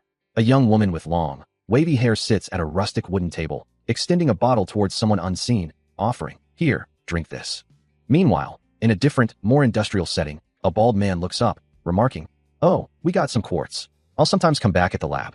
He continues, his voice carrying a hint of reassurance. "I have more where that came from. That should all last one." Another voice responds, offering assistance. "Sir, I'll do the dishes and prepare the other thing for you. Back at the wooden table, the young woman and the bald man are now seated together, along with another figure, as the bald man suggests, let's go get some more quartz. 2 bottles of Yakult sit on the table between them. As a disembodied voice echoes from a dark, blurry space, Mister? Back at the table, the young woman looks down, her expression contrite, saying, I'm sorry for worrying you. She continues, her gaze still lowered. The blame lies with the people who made this mess and are trying to use you. The bald man, holding his head in distress, begins to speak. So I was thinking, can you tell me the name of the person who? A young woman, her light brown hair framing a concerned expression, asks about the coconut tribe, wondering if her friends are from there. A young man, his dark hair slightly messy, reassures her that her friends didn't get hurt, mentioning his involvement with Hanbit Lab. He recalls her speaking of friends, admitting he himself had 3 close companions. The young woman listens intently, her gaze lowered. The young man continues, stating he doesn't need to inquire about the lab's location, as Giziak should already know. He then wonders if Giziak is competently handling the task he assigned. Suddenly, a bald man, his face contorted into a menacing grin, reaches out with an outstretched hand. A muffled sound escapes as his hand clamps down, grabbing something unseen. Giziak, the bald man, reaches out with a powerful hand, his movements swift and decisive, as a voice from nearby expresses concern, wondering if Master Duhan's instructions about avoiding their rocks might put them in danger of being measured. With a sharp, tearing sound, he pulls back, securing his target. A small, leafy creature struggles in his grasp, while a researcher, coughing nervously, desperately calls out, Wait, Giziak, let's make a deal. The researcher, clearly terrified, offers a desperate bargain, promising, we'll give you all the money we have if you let us go. We have plenty of cash stashed away. He continues to plead, and you'll be able to buy a house in the city with that money. And we won't tell anyone about what happened here either. Giziak's expression hardens as he asks, you're talking to? I'm not someone who's desperate enough for some pocket change. The researcher, now visibly trembling, can only stammer, but only rich people have that. Giziak's eyes widen slightly, a flicker of surprise crossing his face as he begins. Do you have any idea who? A chilling smile spreads across his face as he finishes his thought. I can finally get my revenge after you guys humiliated me at the Hunter Advancement Test site a while ago. Sweat drips from the researcher's brow as he desperately tries to reason, admitting they made a mistake back then, but Giziak's resolve remains unshaken. He continues to plead, acknowledging Giziak's relentless nature, knowing he's the kind of person who never gives up, and that he's been found. The researcher's words turn to a desperate insult, calling Giziak the only one in the industry notorious for bullying those stronger than himself, a bit stronger than average, but still a piece of trash. Before the last word can fully register, a heavy thud echoes as a powerful blow connects. The researcher's expression shifts to horror as he reveals the black dot pollen balls his master gave him, unable to even begin to comprehend their purpose. He then realizes the terrifying implication, imagining how super effective they will be due to his high concentration rate, knowing they'll erase his memories for sure. The glowing particles around his head intensify as he understands the true horror. He's going to have his nasty personality reset. A choked gasp escapes him as the pollen balls are brought closer. His face contorted in terror, the researcher is forced to comply, as Giziak commands him to open wide. A desperate cry escapes the researcher as the black dot pollen balls begin their work, a wave of agony washing over him. His mind reels, a cacophony of internal screams echoing through his consciousness, as the memory-wiping agent takes full effect. The next day, a new dawn breaks, bringing with it a sense of calm after the storm. Nari's friend sighs, finding the task of looking after the small creatures to be quite demanding, especially with the lively mandragora, poison parrot, and haggard all vying for attention.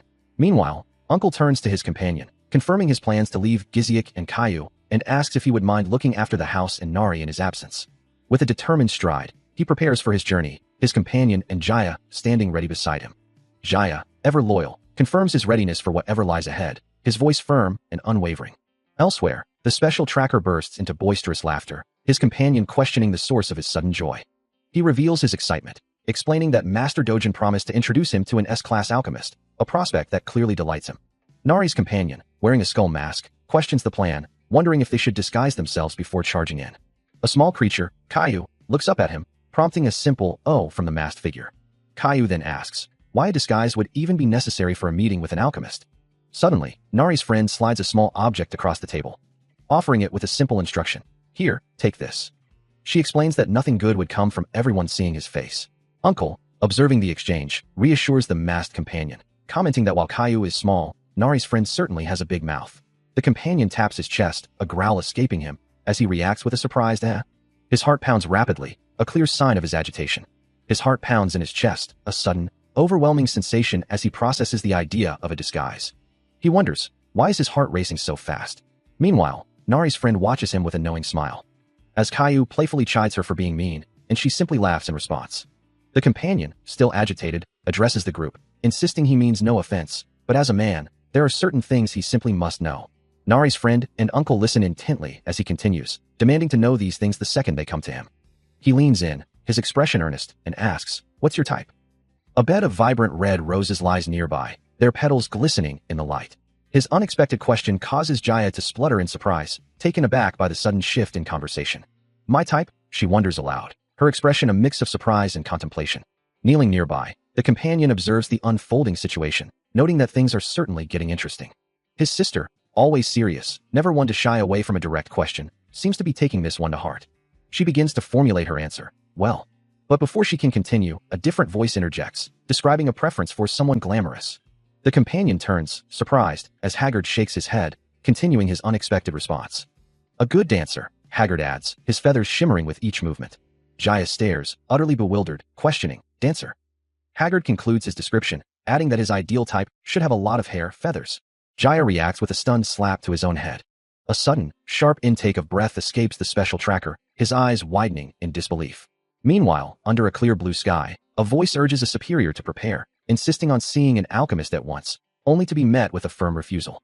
The group is forced to make an unexpected detour, their faces etched with terror as they flee from a monstrous, shadowy presence. Back in the city, a shimmering blue energy begins to tear through reality, coalescing into a swirling black void high above the urban landscape, a powerful whoosh echoing through the air. The colossal blue gate now dominates the skyline, its immense size prompting a bewildered question from an observer. Within its depths, the portal churns with a mesmerizing, ominous glow, a faint VWMWM sound emanating from its core. The blue energy continues to expand outwards, a clear sign of the gate's growing instability. Looking up at the monstrous phenomenon, the special tracker's eyes narrow in recognition, realizing the true nature of the threat emerging from the colossal gate. The special tracker stares up at the sky, a sense of urgency in his voice as he calls out, "Holy crap, report to the association." Within the sterile, gleaming corridors of a high-security facility, an unsettling silence hangs heavy in the air. Suddenly, a voice cuts through the quiet, reporting that the S-class monster, recently sent to the human world, has vanished, leaving the researcher at the desk to question what they should do about the situation. A heavy slam echoes through the room, as the man's frustration boils over, realizing they've lost control. The implications are dire, as it would look terrible if they failed to locate this prototype organism, especially with government support on the line.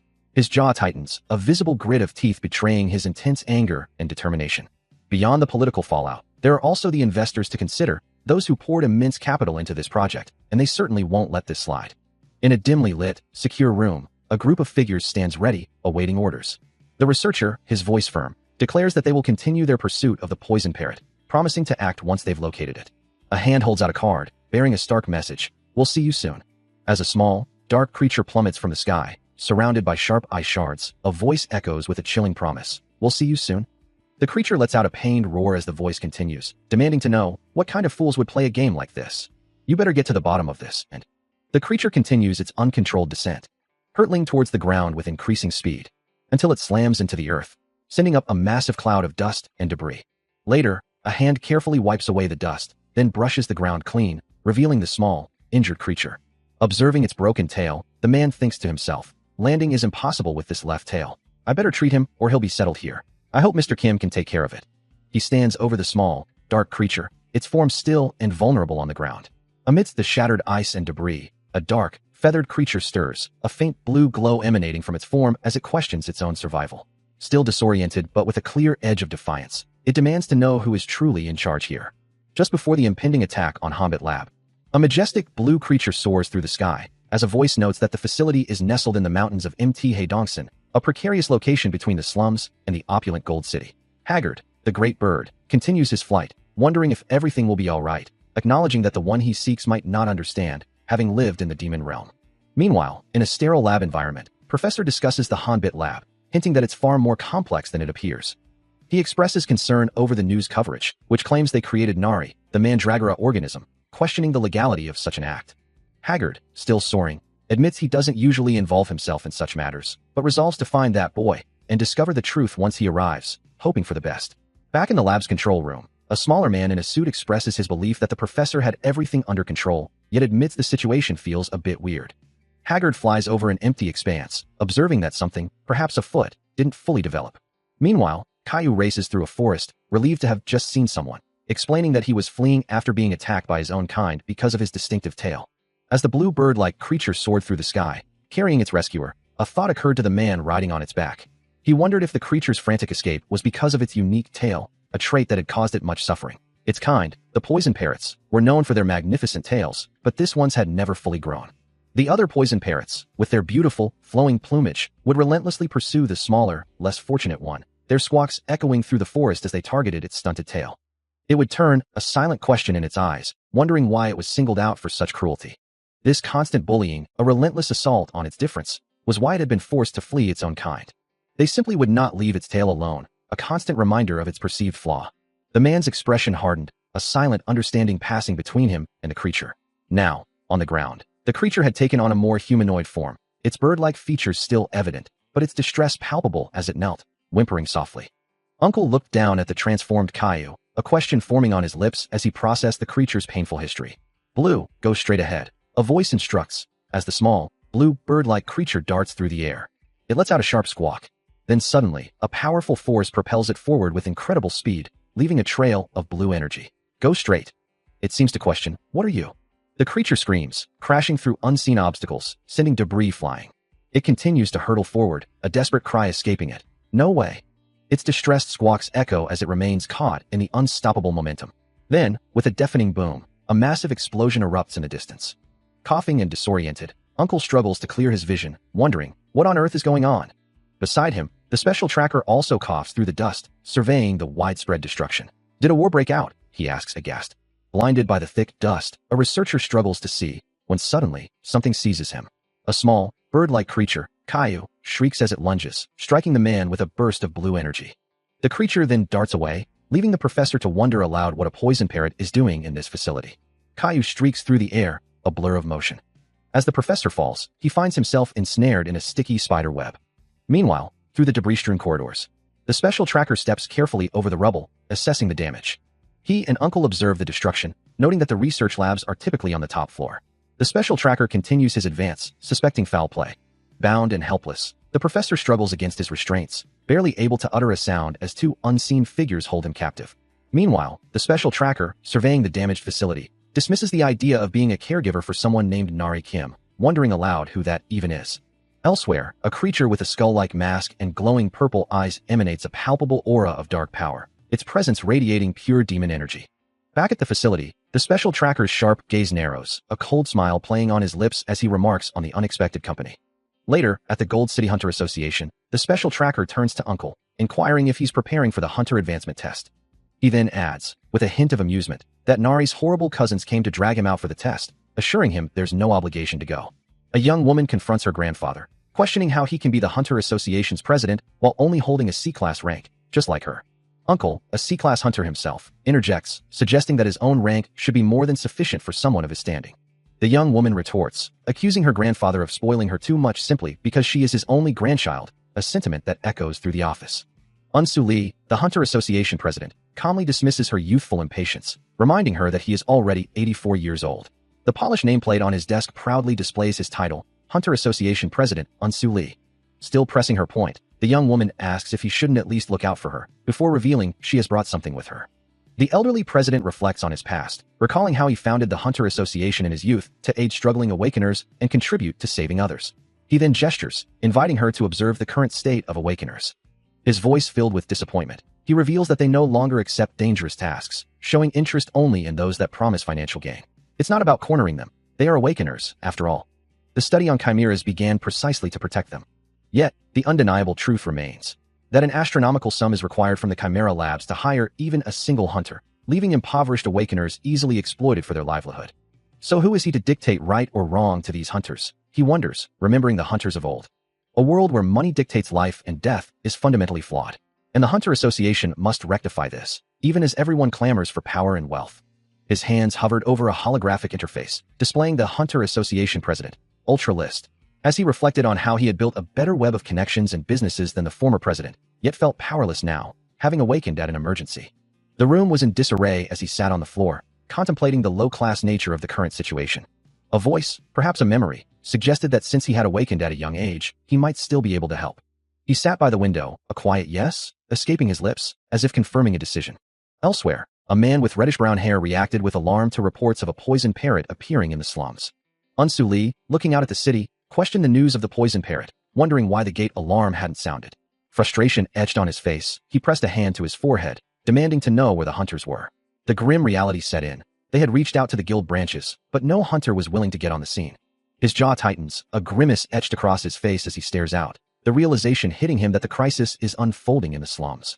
And there's hardly any backup available. With a resounding slam of his hand against the desk, he declares his intent to go there himself, ordering his staff to contact all Chimera labs in the vicinity.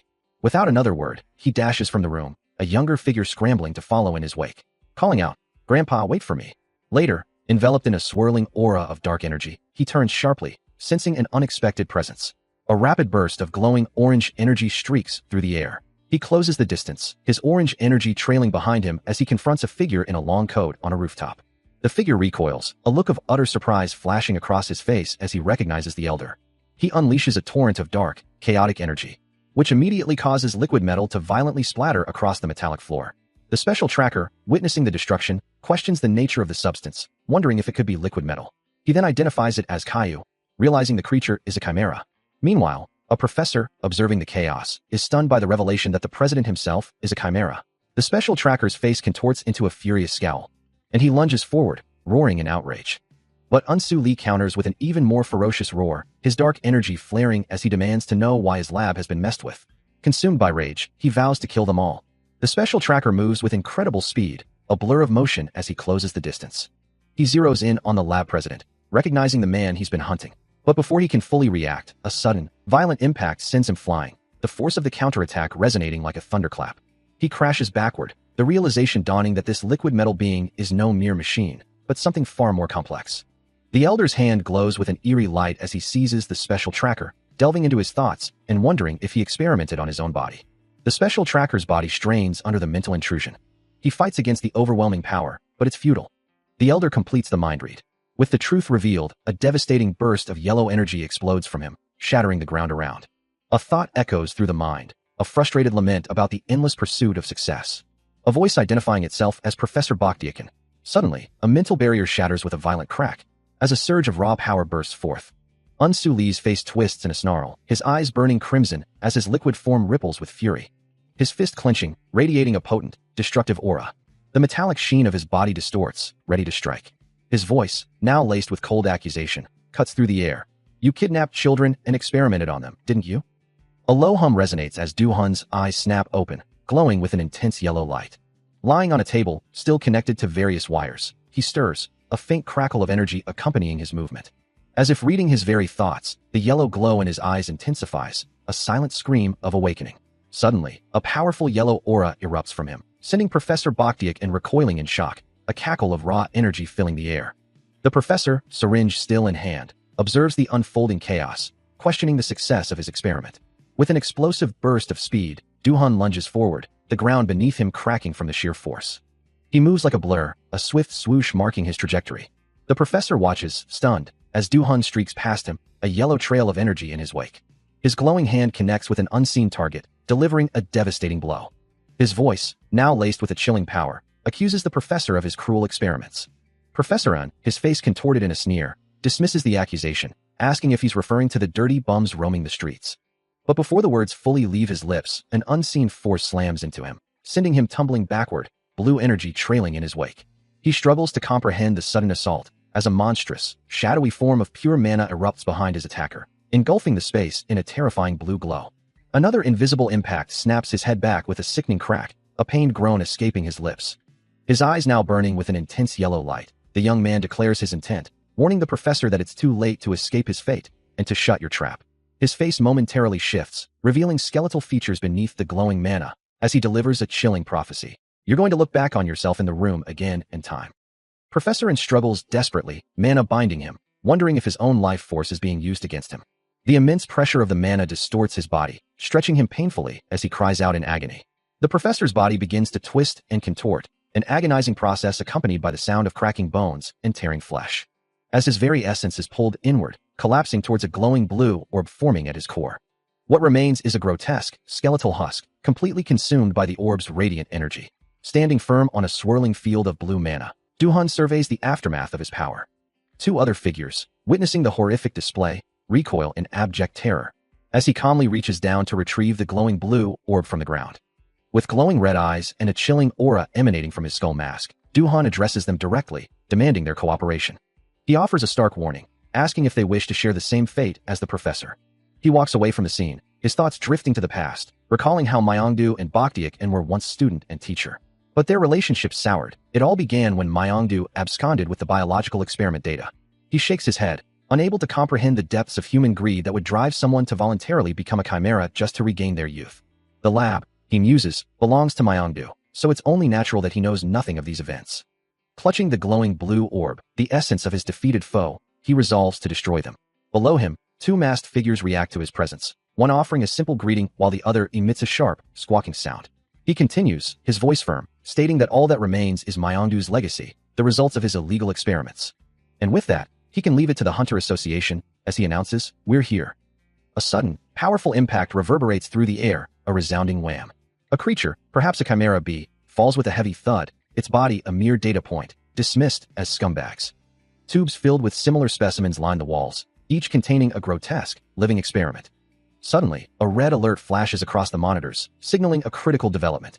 One of the green-skinned subjects, a grotesque figure, laments that the researcher used even dead children as mere data. Du-han, his face etched with exhaustion and a silent understanding, endures the grim reality. Overhead, a bright operating light illuminates the scene as a voice insists there must be a reason why none of the subjects show side effects, demanding further research. Two figures in surgical scrubs stand over him, one protesting the idea of cutting open such a valuable asset, a golden goose. The hunter's face, now seen in a close-up, reflects the chilling question of how much profit they could gain by dissecting him, a naturally awakened hunter. A green, ethereal glow emanates from the operating table, as another voice argues that without understanding him, they can neither control nor utilize him.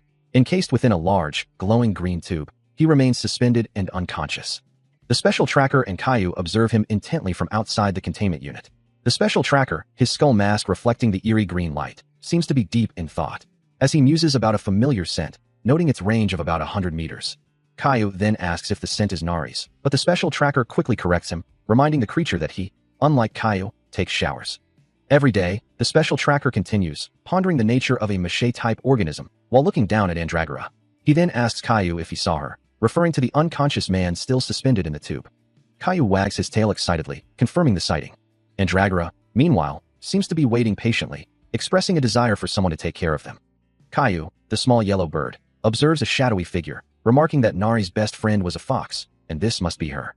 As Andragora peers into the dark foliage, he asks if there are more of them, receiving a quiet yes from the shadowy figure, who adds that they cannot come out. Andragora questions the nature of the hidden entity, wondering if it's a tree or an ant. Suddenly, several small Andragoras pop and peep out from behind a tree trunk, revealing themselves to be the source of the hidden presence. Meanwhile, in a sterile, glowing lab, the special tracker observes Du-han in his containment tube, asking if this is the full extent of their forces. Back in the forest, one of the Andragoras confirms, explaining that the attack types have either been killed or ran off, leaving them as the sole survivors. The horned beast considers this, muttering that such a situation would seem to be based in the demon realm. Caillou, with a sudden clack, turns to Andragora, proposing that if that's the case, they wouldn't mind joining them to invade the demon realm. Andragora's eyes widen in shock, uttering a stunned "The demon realm?" Flames erupt from the Hanbit lab, consuming the structure in a fiery inferno. Before the blazing ruins, the uncle and his grandfather stand, lamenting that the culprits should never have breached the lab's defenses, yet they did. As the flames continue to roar, the uncle points out a familiar sight to his grandfather, the poison parrot, flying away from the destruction. A figure is clearly visible riding atop the creature, a detail the uncle quickly notices. The rider, cloaked and mysterious, maintains a steady posture as the parrot soars through the sky. The special tracker, now revealed, turns to the uncle, asking if the scientists were handled. He confirms that he followed orders, evacuating everyone to safety and ensuring the building was empty. A deeper truth emerges. The Hanbit lab itself was legitimate, and its scientists were unaware of Myeongdu's true activities. The uncle questions if Myeongdu intended for the scientists to take the fall, to which the special tracker replies that this was precisely why he spared them from the beasts. He questions the meaning of the special tracker's words, wondering what exactly he is referring to. A moment of quiet contemplation passes as he processes the information. Suddenly, a voice cuts through the air, asking if he recognizes the two figures now standing before them. The narration reveals the new arrivals, the Hunter Association's president, Unsu Lee, and his grandson. They must have arrived after receiving a report about the recent events. The uncle's eyes widen slightly as the name echoes in his mind, a flicker of recognition crossing his face. A thought sparks, connecting the pieces. With a sudden realization, he exclaims that he remembers. But before he can react further, a powerful, unseen force violently tosses him through the air. A dark, swift force slams into him, the impact sending a shockwave through the air. Before he can even react, the young man's hand closes around him, a vice-like grip that leaves him gasping. Then, with a violent surge of power, he is hurled through the air, a bright burst of energy marking his trajectory. Mid-flight, the uncle's eyes widen, a sudden realization dawning on him as he cries out, "Gee, Grandpa, what did you just do?" Indeed, Unsu Lee stands firm, his hand glowing with a vibrant blue aura as he activates a mana sealing technique, a powerful skill that radiates energy. This particular technique, according to the young man who used it, cannot be lifted unless someone with greater mana than the sealer appears. The uncle's mind races, trying to comprehend the situation, wondering who on earth would do this to Professor Myung-dahan. Meanwhile, two figures dash into the scene, one reporting urgently, "Sir, there don't seem to be any casualties." Elsewhere, an official reviews documents, revealing, "We've got a few more unusual testimonies. That Professor Myung-dahan was actually a chimera." The culprits, having been rescued from the fire, managed to escape to safety, leaving everyone baffled as to what exactly was happening. A swift, unseen force descended, leaving a trail of disbelief in its wake. As a group stood silhouetted against the setting sun, a chilling question hung in the air. Was that child still alive? Meanwhile, a small, skull-faced familiar with glowing red eyes urged Giziak to head for the slums immediately. High above, a majestic bird-like chimera soared through the sky, its thoughts consumed by the anticipation of finally meeting its master and ending all its troubles. The familiar, its glowing eyes fixed, mused on the irony of planning to take things slow with Mr. Kim in the human world. Giziak considered the familiar's words, knowing it would be a significant problem if the Hunter Association started pursuing them, wondering what their next move should be. In the Alchemist Association's night duty room, a sudden, violent crash jolted a sleeping man awake. A man stirs in his sleep, abruptly jolted awake by an unexpected sound. His eyes wide with alarm, he questions the presence of anyone else in his room, especially at such a late hour, as a faint creak echoes through the silence. Nervously, he calls out, a tentative greeting hanging in the air. With a soft thud, he steps out of bed. Before he can fully react, a figure moves with incredible speed, a blur of motion filling the room. The sudden intrusion sends him sprawling to the floor, distressed and muttering about needing to be more careful, unable to properly handle the situation. A voice cuts through his panic, assuring Mr. Kim that it is only the speaker. Recognizing the intruder, Mr. Kim questions Duwon's late-night visit, only for Duwon to reveal he has a favor to ask. A confident smile spreads across Duwon's face, hinting at the nature of his request. He holds up a horned skull, his voice firm and unwavering as he makes his demand. "I need you to come with me to the demon realm. Now." To create a fence made of wood and luminous stones, one must first cut a hole in the ground, then place the carved luminous stone through it. As the final stone is set into place, the beast folk watching nearby exclaim at their beauty. A soft tap on the stone causes it to glow with an ethereal yellow light. Intensifying rapidly, the horned beast, holding a small mandragora, remarks that the master would have been impressed, while the bird chimera lets out a surprised squawk. The man overseeing the process considers the implications of his extended stay, wondering how many more of these stones he will need. Suddenly, a question arises about the nature of the structure. Is it a gate? As a brilliant blue circle of light erupts from the ground, the bird chimera joyfully announces the return of their mister. However, with a sudden crash, the beast folk are left unconscious on the ground, leaving a lingering question. Chimera? A young girl, Nari, looks up with wide, fearful eyes, wondering if Duwon sent the mysterious figures. She then glances down, observing their apparent weakness.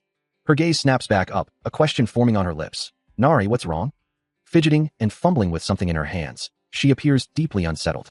Elsewhere, the small plant creature and the yellow bird-like creature, Noodle, dash away from an unseen threat. "What is it, Noodle?" Uncle asks, his voice calm amidst the chaos. The bird creature looks up, its thoughts racing, first wondering if Uncle is scared of the monsters, then concluding that he must be trying to assemble a magic circle.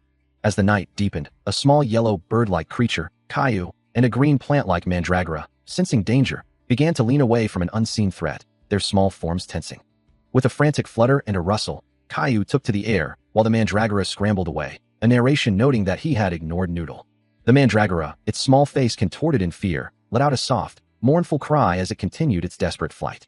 It fled across the landscape, its small form a blur against the brightening sky, still whimpering. A shimmering aura of magic began to emanate from the ground, as a voice observed that he favored gardens with rich soil. But before any further action could be taken, a deep rumble echoed through the earth. Then, with a blinding flash and a concussive force, an explosion ripped through the air. The ground groaned under the impact, as it became clear that another group had already claimed this territory as their own. Still reeling from the recent explosion, the small mandragora trembles, its fear palpable as it faces a shadowy, red-eyed presence. This one seems even more terrified than the others. Meanwhile, an unseen voice echoes, commending a blue entity for its efforts and instructing it to rest. In another part of the realm, a massive, bulbous blue creature stands proudly as small skeletal figures cheer around it, proclaiming it their home sweet home. Back with the search party, Mr. Kim stares ahead, a look of utter disbelief spreading across his face. He can only stammer, as a colossal structure, seemingly built from wooden stakes, looms before them. You actually build a house in the demon realm. The sheer scale of it is astounding, prompting him to exclaim that it's a royal mansion, marveling at the professor's academic sense in constructing such an elaborate dwelling, complete with multiple rooms and a roof. Giziak, observing the structure with a serious expression, seems to be contemplating its implications. With Caillou perched on his shoulder, he wonders aloud if Nari hasn't made any other friends yet, perhaps hinting at the professor's isolation. As the shadowy, red-eyed figure reappears behind the mansion, Giziak instructs Mr. Kim to stay put, preparing to confront the new threat alone. Walking alongside Mr. Kim and the small bird-like creature, he remarks on something being obvious, adding that they seem to be really going at it today. He then casually promises to make one later, seemingly in response to an unheard request. Observing a pair of small plant creatures, Mr. Kim wonders why they look so upset, while his companion thanks him for lending a hand, admitting it would have been uncomfortable otherwise. Mr. Kim then explains that the plant creatures have been bickering over a seedling in the garden. One of the plant creatures, distinguished by its red tail, looks visibly distressed. The other, with a green tail, watches the scene unfold, seemingly unconcerned. Suddenly, the red-tailed plant creature dashes away, attempting to flee. But before it can escape, its tail is abruptly grabbed by an unseen force. With a swift, powerful motion, it's flung through the air. The small creature looks back, its face a mask of shock and fear, as if realizing the gravity of its situation. The unseen force, a blur of blue and green energy, strikes with blinding speed. Caught off guard, the mandragoras recoil in collective shock. The assault continues, a streak of pure kinetic energy. One small mandragora is directly impacted, its tiny form reeling from the sudden, powerful blow. A shadowy, clawed hand, wreathed in dark power, violently slams into the red-tailed mandragora. Another mandragora watches, frozen in utter disbelief. The red-tailed creature is sent hurtling through the air, a pained sound escaping its leafy head. It crashes hard into the earth, the impact echoing as its companions cry out in alarm. From a distance, Uncle observes the aftermath, noting that the mandragora's teamwork has improved, despite the nice try for the seedling and the ant. As the unseen threat continues its assault, a group of mandragoras dashes through the undergrowth, their small forms scrambling away from danger. Now that the mandragoras have scattered, a new presence emerges, a small fox-like creature, its nose to the ground, diligently tracking a faint scent through the forest. The creature continues its focused pursuit, its sensitive nose twitching as it follows the elusive trail to the base of a massive tree. Lifting its head, the fox-like creature confirms the source, a distinct aroma hanging heavy in the air. There is no longer any doubt in its mind, the target is close, hidden within the tree's shadow. Staring up at the tree, the creature speaks, its voice carrying a hint of recognition, addressing the unseen entity as a machine-type organism. A soft, apologetic murmur escapes it, as it decides to settle down, promising to wait patiently. The fox-like creature settles at the base of the tree, its vigil set to continue until its apology is accepted. What could be the problem with the species, they wonder, if it's refusing to participate in the rank battles? There's no one as powerful during training sessions, yet it keeps coming back all beaten up and utterly defeated. And there might be an issue with the species itself, as Nari is even refusing to follow orders. Perhaps the problem lies with its personality, a kind-hearted disposition even though it's an attack-type organism. If it wasn't for you, the horned beast would have been completely overwhelmed by its competitors. It might die at this rate, and Nari feels the pain of its existence. A figure with glowing green eyes curses, "Bastard." If personality is the problem, then they can simply fix that. They'll give it a few roommates, linking a couple of their disposable organisms along with Nari at the same time. 3 small, furry creatures, one with green leaves, huddle around a toilet bowl as a voice instructs that once it befriends them. A monstrous maw, dripping with saliva and lined with razor-sharp teeth, will open wide. Nari, a small machine-type organism, observes a screen displaying the chilling command, input in order to the roommates to kill and betray it. With a sudden, violent surge, Nari lunges forward, its mechanical jaws snapping shut with a loud chomp, a crimson aura flaring around its form. A wave of agony washes over the machine, its red eyes glowing intensely as it processes the harsh reality. A single tear, glowing with the same crimson light, escapes Nari's eye, falling from its mechanical head as the narration concludes, as getting stabbed in the back by a friend. In a dark, desolate space, Nari stands, the chilling lesson echoing. Do you get it now? There's no such thing as friends. Flying through the air, its form still radiating a faint red glow, Nari continues. They'll try to kill you next time. A glowing red hand reaches out, delivering the final, stark warning, unless you want to die. Nari, the machine-type organism, launches itself forward, a blur of motion. Its orange eyes glow with distress, as an internal voice screams for it to stop.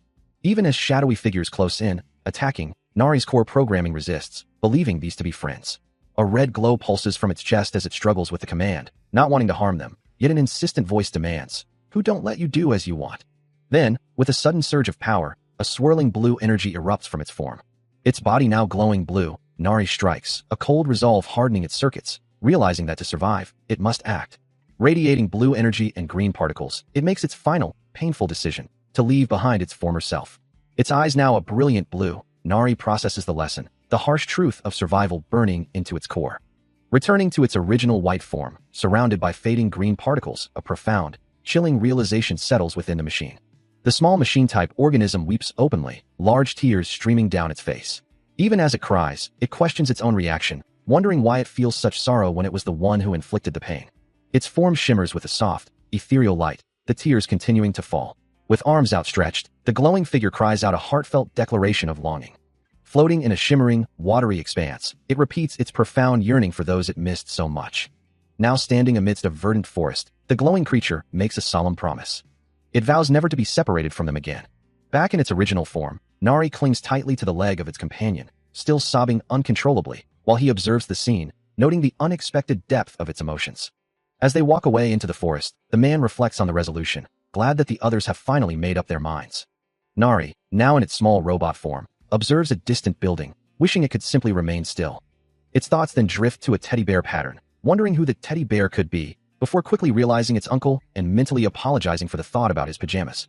Now in its human form, Nari stands before uncle, who asks how long it had to stay still, to which Nari replies that it can move now, but was worried about seeing him. Uncle then presses the point, asking if Nari is worried about him. Suddenly, Caillou swoops in, asking uncle if he could pluck some of its feathers. A playful voice asks if it would be too much trouble to pluck a few feathers, as a small plant creature and a horned beast look on, while a bird-like familiar flutters excitedly. Duan's eyes widen slightly, a hint of surprise crossing his features at the mention of feathers. He considers the request, wondering if it would cause too much trouble, but quickly dismisses the thought, though admitting it feels a bit odd. The thought of it is a little embarrassing, and meanwhile, his mind drifts to other matters. He recalls a time when a massive blue monster bird burst from the gate, causing utter chaos as people from the Hunter Association rushed to contain the situation. He had heard about it, but hadn't realized the full extent of the incident at the time. Now, sitting by the window, Duan notices the sudden chill in the air, muttering that winter must be just around the corner. A delicious aroma wafts from the food on his table, a comforting sight that looks incredibly appetizing. He takes a bite, letting out a soft sigh as the warmth spreads through him. He takes a bite, the food still steaming hot. A satisfied smile spreads across his face as the warmth fills him. The delicious meal is plentiful, inviting him to eat his fill. Across the table, a young woman asks about his meal, mentioning she'd already eaten some earlier. He chuckles, realizing he'd been so focused on recovering, he'd almost forgotten his own well-being. The woman expresses concern, noting she's still experiencing shivers despite taking medicine, even after a week. She lists his symptoms, fever, dizziness, shakiness, and suggests they might be signs of an awakening. He confirms his age, 17, which she points out is a common age for awakenings, making it all seem to fit. Duan recoils in surprise, vehemently denying the possibility, insisting that such power isn't meant for someone like him. He still feels the lingering effects, a persistent discomfort that gnaws at him, even as the woman's words echo in his mind. A dry cough escapes him, a physical manifestation of the strange illness. Meanwhile, the woman continues, explaining that he could use his potential at Silver City, where a Hunter Association branch exists. She suggests it's a place where they'll know if he's truly awakened or not. He gazes at a framed photograph, a wistful expression on his face, as the woman adds, one never truly knows what the future holds, or when one might grow up. Perhaps, she muses, he's destined to be a great hunter one day. A sudden throb pulses through him, a sharp reminder of his current state, yet a faint smile touches his lips. He sniffs, a subtle gesture, as the woman thanks him, promising to repay him when she makes it big. She then playfully accuses him, asking if he's doing that on purpose. In a world where hunters and monsters coexist, a peaceful life unfolds, with small, curious creatures like the leafy mandragora and a white rabbit-like beast gently rubbing and wiping at glowing yellow blocks, their soft movements echoing the quiet rhythm of the night. Nearby, two round, furry creatures join the mandragora, all gazing intently at a larger, pulsating yellow object, emitting soft, resonant sounds.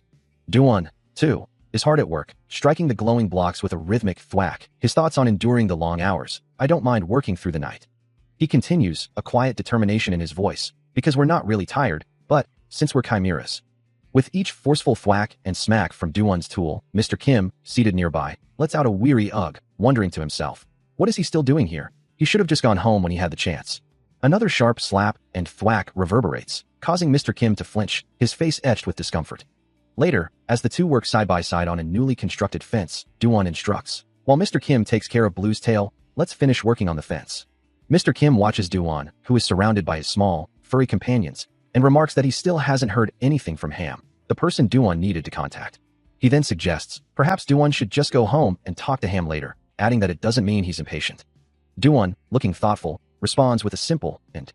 He continues, his gaze distant, that youth is meaningless if one doesn't enjoy the present.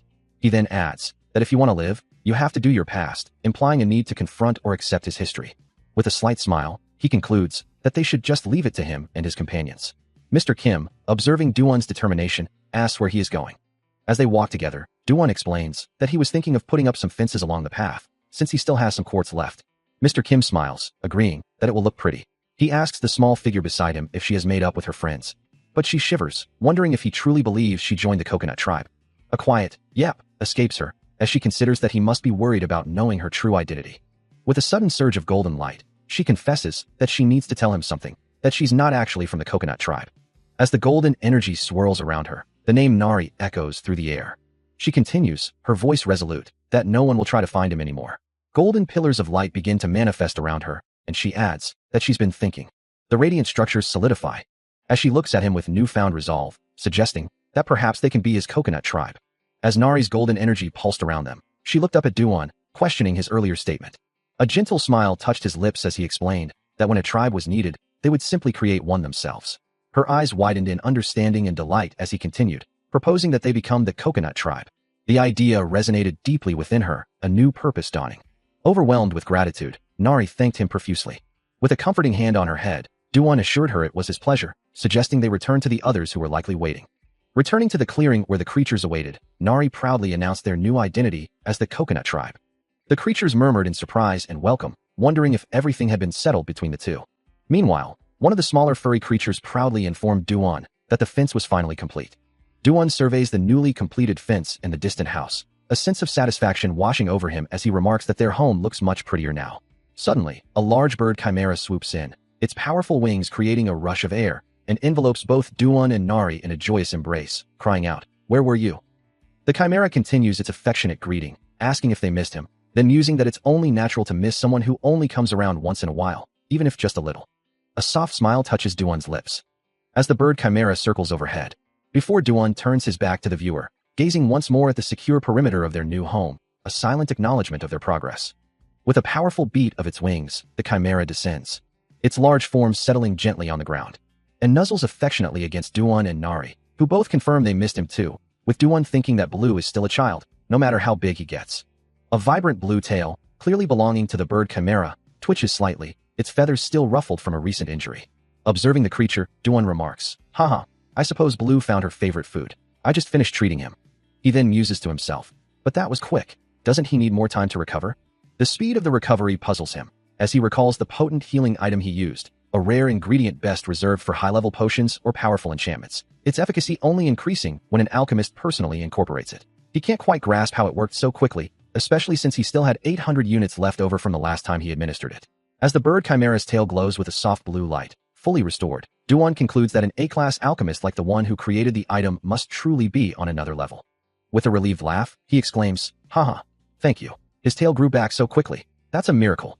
A new thought then crosses Dooon's mind, a mischievous question he directs internally to the unseen alchemist. "Sir, have you given any thought to treating baldness?" The bird chimera, startled by the sudden mental intrusion, turns to him with a surprised squawk, demanding, "Humph? How did you know?" With a serious expression, the bird chimera confesses, "I've actually been working on a baldness cure for the past decade." Dooon observes the bird-headed chimera and the skull-masked beast, a small yellow bird and plant creatures gathered around them, noting with a chuckle that they are truly going at it today. He then reflects on the ambitions of alchemists, stating that those in the field aspire to achieve the A-class rank one day. Turning his attention to the baldness cure, he promises to deliver it once it's fully developed, acknowledging the dire need for it. With a determined expression, he insists that if Mr. Kim needs anything at all, he only has to ask. Addressing the skull-masked beast, Dooon remarks on its eagerness to get to work. He adds that he has also investigated the bird-headed chimera's feathers, implying further research into its unique properties. Later, in a more serious tone, Duan explains that a spell circle is not something easily broken. He elaborates that the specific type they are dealing with is an ancient one, rarely, if ever, heard of in modern times. Speaking to Mr. Kim, Duan suggests he might be able to acquire a large amount of mandragora starting soon. As a hand reaches for a cluster of vibrant red berries, a voice asks if they are discussing those particular fruits. Standing in a lush garden, Mr. Kim inquires if Duan is familiar with them, who then points to a nearby plant, confirming it's the one he received. He then casually admits to having consumed many of them in the past, declaring them his mandragoras. The mandragora plant itself appears to be well grown, with fruit soon to ripen, prompting a question about what to do next. Duan gestures towards the plant, explaining that its berries contain a lot of good mana to consume. Mr. Kim, suddenly surrounded by tiny, animated mandragoras, gasps in realization, wondering if this entire area is a mandragora garden, a fact he hadn't noticed until now. A mandragora grows by absorbing energy, producing fruit, and then consuming that energy back, a continuous cycle of growth and reabsorption. This unique process is why a mandragora's berry is so condensed with pure, potent energy. However, if the plant is forced to fruit prematurely, that energy becomes even more intensely condensed. He explains that to acquire the mandragora berries, they must be willingly given by the plants themselves. He pressed onward through the snowy mountains, the crisp air biting at his face, determined to reach the very top. Suddenly, a faint sound made him pause, turning his head sharply to investigate. Still hearing the faint disturbance, he continued his ascent with cautious, deliberate steps, wondering what it could be. Then, his gaze fell upon something unexpected, a realization dawning on his face as he murmured, "This is..." Partially buried in the pristine snow lay a small, plant-like creature, its leafy head barely visible. It was a mandragora, and the question hung heavy in the cold air. Had it been attacked? A low, guttural sound echoes through the frigid air, causing Uncle to turn sharply, his senses immediately on alert. He questions the source of the noise, taking cautious steps forward as snow continues to fall around him. His gaze sweeps across the desolate, snow-covered landscape, searching for any sign of movement. Then, amidst the pristine white, he spots something unusual, a faint glow emanating from the ground. It's a mandragora, lying vulnerable on the snow, its small form glowing softly, clearly having been attacked. Before he can fully assess the situation, a small, furry creature lunges, letting out a furious cry. Uncle's hand moves with practiced speed, a faint glow of energy surrounding his fingers as he intercepts the attacker. With a swift, decisive motion, he strikes the creature, subduing it instantly. Holding the small, white rabbit-like creature, which still struggles and hops in his grasp, he remarks on its surprisingly fierce nature for such a tiny thing, before it finally settles with a soft plop. The small mandragora creature lay whimpering on the cold, snowy ground, its tiny roots twitching weakly. Observing its plight, he noted how unwell it looked, teetering on the brink of death. A flicker of concern crossed his face as he wondered if he was truly about to intervene. Despite his initial hesitation, a soft blue glow emanated from his hand as he reached out, a silent acknowledgement of his pity for the small creature. His mana flowed into the mandragora, enveloping it in a vibrant blue light, a surge of healing energy washing over its tiny form. With a soft thud, the creature settled, its whimpers replaced by a peaceful stillness. He felt a weariness settle over him, realizing the mandragora must be sleeping soundly now, but the mana transfer had taken its toll. Watching the now peaceful creature, he mused aloud, wondering if he should keep it with him for a few days. As night falls, a figure makes his way through a silent, snow-covered forest, his footsteps crunching softly with each stride. Entering the cavern, he decides it will serve as his shelter for the night. Soon, a small fire crackles, casting a warm glow across the cave walls as he settles in. He glances at the mandragora, wondering if the creature is recovering after consuming mana, noting its accidental blinks. With a soft sound, he looks down, observing the small plant creature. He then offers it water, remarking that it must be thirsty too, as the liquid trickles down to its roots. The water swirled into the muddy substance, creating small bubbles as it mixed, continuing the care for the small plant creature. As the mandragora swayed, he gently chided it, explaining that it was difficult to give it water if it kept moving around like that. The creature's eyes widened in surprise as he added, "Someone might even think it was dancing for joy." Kneeling before the mandragora, he performed an action that made the creature wonder what exactly he was doing. A sudden flash of light erupted from his hand, causing the mandragora to recoil in shock. He then presented a small, red berry, its scent wafting gently through the air. The mandragora looked at the fruit with confusion, questioning where he could have possibly gotten berries. As the berry was offered, the creature reached out a tiny hand, asking if it was meant to eat them. He tossed the berry directly into its mouth, but the mandragora still seemed perplexed, recalling that plant monsters weren't supposed to eat berries. Uncle muses to himself, wondering if his mana hole is truly immune to something, as a small splash of liquid appears near the mandragora he holds. A look of utter surprise washes over his face, his eyes wide with disbelief. He thinks of the berries, their sweet fragrance and refreshing taste, a stark contrast to the strange phenomenon unfolding before him. His hand, still glowing with a faint blue aura, holds the mandragora as he continues to ponder the peculiar immunity of his mana hole. A new thought strikes him, a question forming in his mind. Could he be the one making these berries, and what exactly is going on here? He gives the mandragora a gentle shake, as if to confirm the reality of the situation.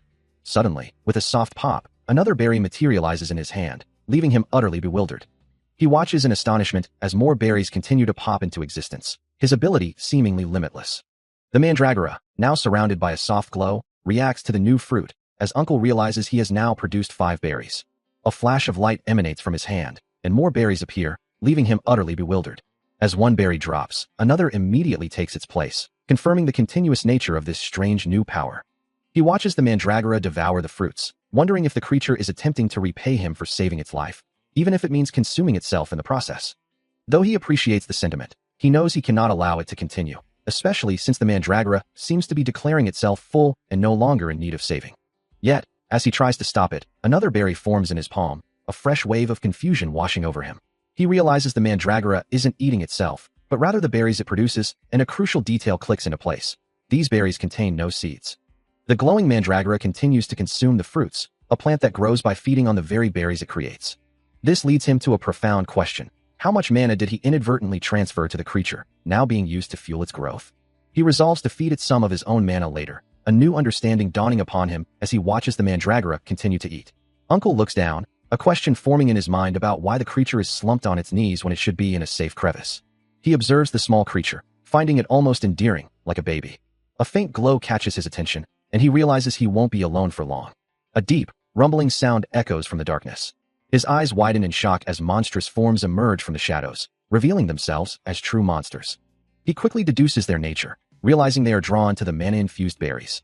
The creatures are brimming with pure energy, but his presence offers a shield. His hand begins to glow with a familiar energy. A determined resolve settles over him as his aura flares brightly. He had made a solemn vow, a promise to protect. And as the large, white creature tumbled from the sky, he caught it, holding it close amidst the snowy rush. Later, sitting on a snow-covered log, he watched over the creature, a quiet guardian in the winter woods. The little mandragora, now grown, offered a cheerful smile. And a faint, almost imperceptible smile touched his own lips. But the time for departure had come, and he turned his back on the snowy landscape, walking towards the distant, golden light of a new day. Winter had come and gone, and the mandragoras had grown under his care, but now, he knew, it was time to return. Well, I better head back. The white creature watched him go, a small, leafy mandragora beside it, as if whispering, I guess this is goodbye. He realizes why he had felt such pity for them. It reminded him of a time when he himself had been left for dead in the snow, young and vulnerable. Now, if he were to leave them, they would likely face similar dangers, exposed and alone. Despite the heavy heart, he knew he still had to go. He paused, realizing a death instance would trigger if he didn't return within a set time frame, but he simply couldn't take them with him. The white rabbit creature, sensing the finality of the moment, wondered why it was always left behind, knowing that in the human world, it would be nothing more than a lab rat, and that nothing could truly replace the bond it had formed. With a soft thud, he carefully placed something into a small, dark opening. It was a safety device, crafted from silkworm's silk, designed to protect them from attacks while he was away. Kneeling beside the mandragoras, he whispered a final instruction, to make sure they stayed safe. He presses something into the small creature's hands, urging it to keep the item safe no matter what. With a final click, he declares his departure. A mournful cry escapes the mandragora as he dashes away, leaving a trail of dust. The man moves with incredible speed, a blue aura trailing behind him. The mandragora watches him disappear, uttering a soft farewell. Standing at the edge of a precipice, the small creature looks down, a wave of regret washing over it, wishing it could have offered more protection. A heart-wrenching wail echoes through the air, as the mandragora collapses into inconsolable sobs. Mandragora's cries echo, a mournful sound filling the empty space where Uncle had been. Tears streamed down her face, her small form racked with inconsolable grief. Meanwhile, Uncle, now in his human form, looks at a distant memory, asking himself, what happened then? He recalls, I went back in 2 weeks because of another business. His gaze falls upon a desolate, destroyed cave, the scene of a past disaster. But the cave was destroyed by an avalanche. A somber expression crosses his face as he admits, and I couldn't find a trace. I'm sorry. Someone unseen offers reassurance. Hey, it's not your fault. You couldn't have stopped an avalanche. As the sun rises over a serene landscape, the unseen voice continues, by some other hunter preying on him. You said you made a regular protective silk. He should still be alive. Uncle's expression hardens with resolve. Yeah, let's go back to the mountain and try looking for him. A faint, hopeful smile touches his lips as the morning light bathes his face, ready to face the challenge ahead. Still alive, huh? One can only hope for such a thing. As a sudden, powerful gust of wind sweeps across a desolate, snow-covered mountain range. The icy peaks stand stark against the sky, a silent testament to the harsh environment. Yet, amidst the white expanse, small, round mandragoras emerge from the snow, their tiny voices echoing with soft hue sounds. One of them, with wide, dark eyes, lets out a particularly plaintive hue. The vast, empty landscape stretches onward, holding untold secrets beneath its frozen surface. A thought crosses his mind, suggesting they return to the snow mountain to search for someone. Yet, a somber realization follows, wondering if that little guy could still be alive, holding on to a faint hope. He quickly dismisses the notion, convinced there's no way such a small being could have survived. His gaze then falls upon a small patch of cultivated ground, a garden surprisingly thriving even in the demon realm. A slight smile touches his lips as he considers a new idea. He muses aloud, wondering if anyone would mind if he took some of the small plant creatures with him, then answers himself, deciding it's fine since he hasn't been busy lately. A moment of doubt flickers as he questions if these are truly different from the ones found in the human world. He chuckles softly, acknowledging that they've certainly piqued his interest, calling them good boys. His thoughts drift to a past event, recalling the time he was infected with a mandragora's cell. A healthy mandragora's true ability, it turns out, is far more potent than previously understood. With a soft, ethereal glow, the small plant creature begins to pulse with energy. This causes a man to recoil in shock, his eyes wide as he realizes their cunning in consuming mana. Not only that, but these creatures are accustomed to being fed immense quantities of mana to facilitate their growth. The man can only utter a disbelieving gasp before his legs give out, and he wobbles, losing his footing. He collapses to the ground with a heavy thud as a voice cries out, "Mr. Kim." The mandragoras, now gathered around him, seem to plead, "Don't die on me, sir. Please get up." An S-class hunter, even one capable of fighting an A-class monster, has been taken down by these seemingly innocuous creatures. He watches the mandragoras, who are now visibly distressed and expelling something from their bodies, as a voice remarks on their unusual behavior, wondering if it's a matter of quality over quantity. Meanwhile, in a stark contrast to the open fields, a tense discussion unfolds, confirming that Hanbit Lab has indeed been attacked. The scene shifts to Assemblyman Yong Park's office in Gold City, where several influential figures are gathered around a large conference table, their expressions grim. Among them is Chairwoman Jessica of Gold City, her elegant demeanor belying the seriousness of the meeting. A woman with striking purple hair leans forward, demanding to know how they plan to compensate for such a significant loss. This is Violet, the vice president of the Hunter Association, who then reveals further complications, stating that the Hunter Association's chief, Unsol Lee, is personally leading the investigation. Across the table, Jibong Jiang, president of the Gold City Merchant Association, listens intently, holding a phone to his ear, clearly engaged in a separate, urgent conversation. As the discussion continues about the media potentially catching wind of the incident, a man with a dismissive smirk scoffs, challenging the fear of an old man. President Zhang Hyok-go of the Free Hunter Association sits, a picture of stern authority. A sharp slam punctuates his words, as he demands to know how anyone dares speak to him in such a manner, dismissing their truth as mere insolence. Another voice cuts through the tension, asking for agreement from the assemblyman. Assemblyman Yujong Park, composed and unyielding, listens intently. With a subtle growl, he reassures them that there is no need for concern. His gloved hands remain clasped, a silent promise that he will handle everything on his end. In the grand conference room, the weight of power hangs heavy in the air, a silent acknowledgement that while the true culprits behind the lab attack remain unknown, those in positions of influence understand the unspoken rules of their world. A sharp snap echoes, as the assemblyman concludes, assuring them all that they have a valuable asset, a cash cow to exploit. Yujong Park stands in his office, gazing out at the city, as intel confirms the formation of a new dungeon within Hanbit Lab, ominously dubbed Snow Mountain. Meanwhile, in a separate meeting, Jessica expresses shock at the news, learning that the dungeon is infested with mandragoras, and a vast number of them. The challenge of reaching the dungeon's upper levels is discussed, with the consensus that even A-class hunters would struggle to survive there. Park, however, dismisses the need to reach the summit, instead proposing a strategy to simply hire as many hunters as possible to clear the lower sections of the mountain. Zhang Hyok-go, with a smirk, suggests that the real goal is to claim the heads of the mandragoras at the top, leaving Violet puzzled by his cryptic remark. He then reveals that someone with a rare ability is available to assist them. This individual, Park muses, is truly unprecedented. Elsewhere, a young man approaches a counter, stating his purpose, to determine if he has awakened any abilities. The person behind the counter asks for his name, recognizing him as a very rare individual. A young man, Bongsu-o, smiles confidently, acknowledging his status as an awakener. Meanwhile, high in the snowy mountains, Zhang Hyok-go remarks to his companion that despite being surrounded by A-class hunters, their journey feels like a casual stroll. He attributes this unusual calm to the monsters actively avoiding them on their path. As they continue, Jong Hyuk Go glances back, wondering aloud where the kid is, having heard of his rare awakening abilities that allow for immense travel distances. The expedition leader had promised to keep the young awakener safe by his side, and with the entire trip centered around him, his protection was paramount. The hooded hunter, however, expresses his confusion, having heard the kid was only in F class, questioning how he could possibly pass through the gates that typically require at least a B class ranking. Jong Hyuk Go clarifies that the leader possesses amplification abilities. The hooded hunter reacts with shock, realizing such power would be lethal to any F class hunter, and wonders about the kid's true capabilities. One of the hooded hunters sighs, remarking that his companion must have missed the briefing, before explaining that the puppet ability was used on the kid, who is merely following orders while in a trance. He continues, sharing what he heard about the kid's origins, that he lived on the streets of the slum and was only discovered during his assessment. The other hunter responds with a chilling indifference, concluding that it won't matter if the kid dies, though he admits he hadn't realized the job came from such high-ranking officials, implying the pay must be good. Suddenly, a gloved hand rises, issuing a sharp command to halt and raise their guard. He surges forward, a vibrant green aura flaring around him, his eyes glowing with an intense light. Accelerating with impossible speed, he becomes a streak of light, leaving a shimmering trail in his wake. A powerful swoosh echoes as he tears across the desolate, rocky terrain. The world blurs around him, a testament to his incredible velocity.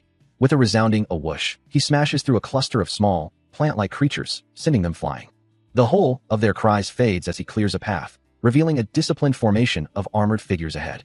A lone plant creature lets out a surprised hue as the hunter flashes past, a green blur of unstoppable force. From a distance, the expedition leader observes a thoughtful expression on his face, remarking, "Wow, this actually worked even better than I'd imagined. I guess his skills on top of the amplification make it all the more possible." With a final thud and a dash, the hunter lands, poised and ready before the armored figures. He surges forward with impossible speed, a blur across the snowy landscape, urging himself not to hesitate. A powerful gust of wind follows his trajectory, as he declares the spoils of this hunt are for the swiftest. The small plant creatures scatter in terror, letting out startled cries as the hunter closes in. With a sickening splat, several of them are instantly crushed against an unseen barrier. He prepares for the next phase, commanding them to get ready for capture. The remaining creatures huddle together, their small bodies trembling with fear. Suddenly, one is yanked upwards, its roots tearing from the ground. It lets out a desperate cry as it's pulled into the air. Then, with a powerful form, a vortex of energy pulls the remaining creatures into its swirling depths. Observing the unfolding situation, the man questions the identity of the figure commanding the creatures, wondering if he is their leader. Meanwhile, with a whoosh, the plant-like mandragoras are swiftly drawn into the glowing net.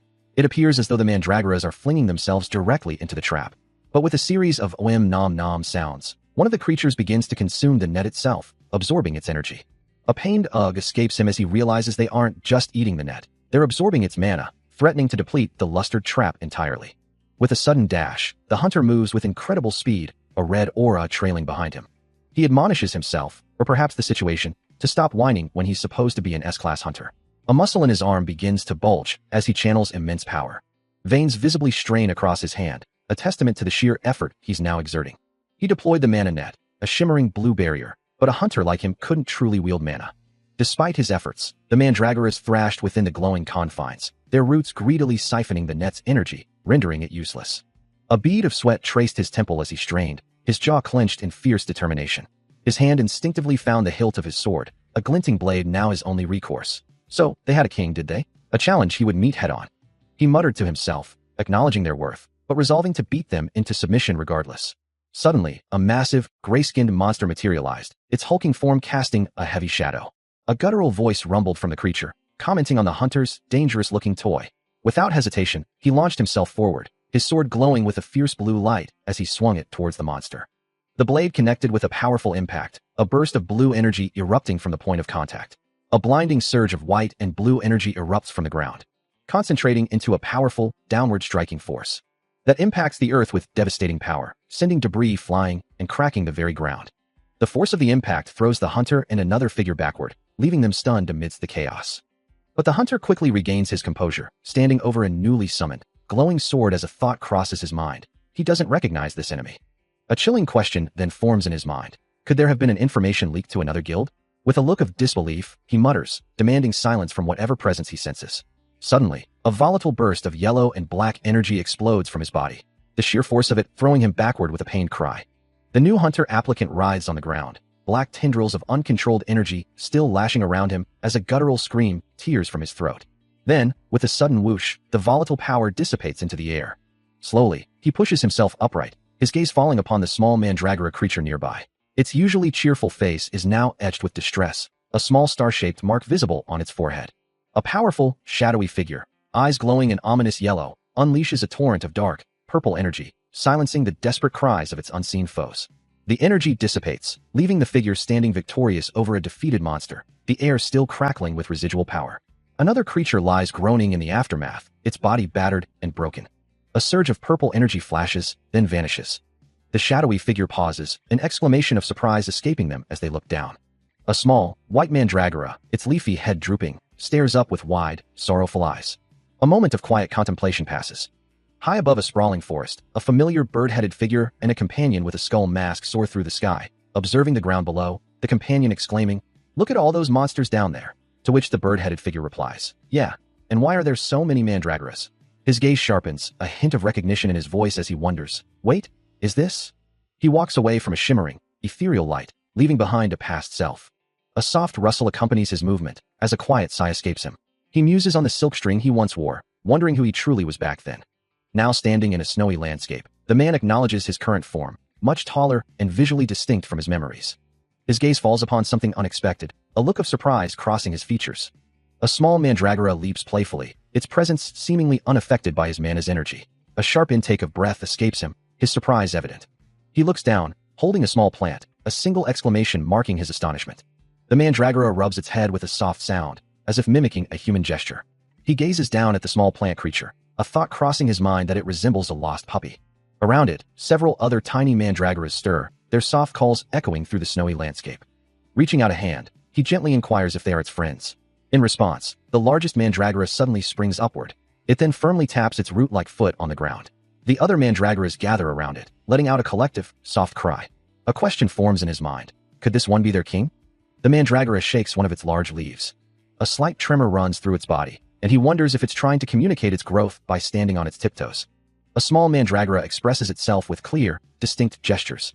Meanwhile, a pair of feet clad in sandals steps forward, belonging to someone who hasn't changed much at all.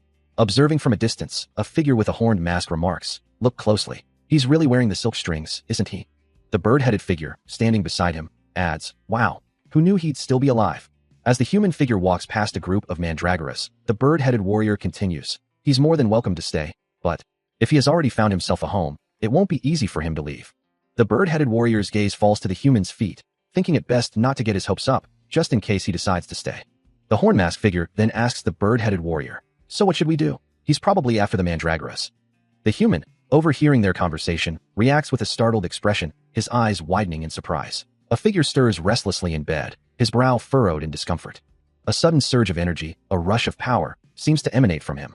As the unnamed human from the slums looks down at Bongsu, who is now sitting up, his face etched with pain, the human questions his presence, while a narration box notes that Bongsu is still just a kid from the slums. Bongsu, recognizing the face above him, recalls the human's past kindness, remembering how he had offered help when Bongsu first ventured into the slums. The human's thoughts race, a flicker of realization crossing his mind, while Bongsu remains silent, lost in his own distress. The question hangs in the air, a profound shift in his understanding. Had Bongsu awakened as a hunter? Bongsu continues to pant, clearly in a bad state, his condition concerning the human. Meanwhile, the horn mask companion observes from a distance, a thoughtful hum escaping him, as he notes Bongsu possesses a transfer ability. It hasn't been long since Bongsu awakened, yet the companion notices a distinct mark on his arm, indicating the presence of an amplifier. A glowing purple mark pulsed on Bongsu's arm, a grim reminder that at this rate, his time was running out. He only had 3 days left to live. Kneeling beside the weakened figure, the man finally understood the gravity of the situation. His eyes flared with a furious red glow as the full implications of what had happened became clear. Meanwhile, the horn companion observed, noting that the mana emanating from Bongsu was identical to his own. He concluded that the amplifier must have been used on Bongsu, turning him into a mere puppet. The man's jaw tightened, his anger palpable as he processed the companion's words, realizing a newly awakened child had been kidnapped. This immense energy, he thought, was not something to be trifled with. His eyes now glowing with a determined purple light, he resolved that they could face whatever came next. One of the hunter applicants attempts to de-escalate the situation, offering the valuable mandragoras in exchange for peace. But before he can finish his plea, a swift, brutal impact slams into him. He recoils violently, a pained grunt escaping his lips. The force of the blow sending him hurtling through the air, a blur of motion against the distant structures. His eyes glowing with an intense purple light, Uncle turns to the remaining hunters, his voice low and dangerous as he poses a chilling question. Since you all seem like A-class hunters, let me ask you this. He continues, his gaze piercing through them as one of the hunters lets out a soft groan of discomfort. When that shabby kid showed up in the demon realm, what ran through your head? Uncle's voice hardens, his accusation cutting deep. I bet you were thinking you could sell him for the vultures and make some good use of him.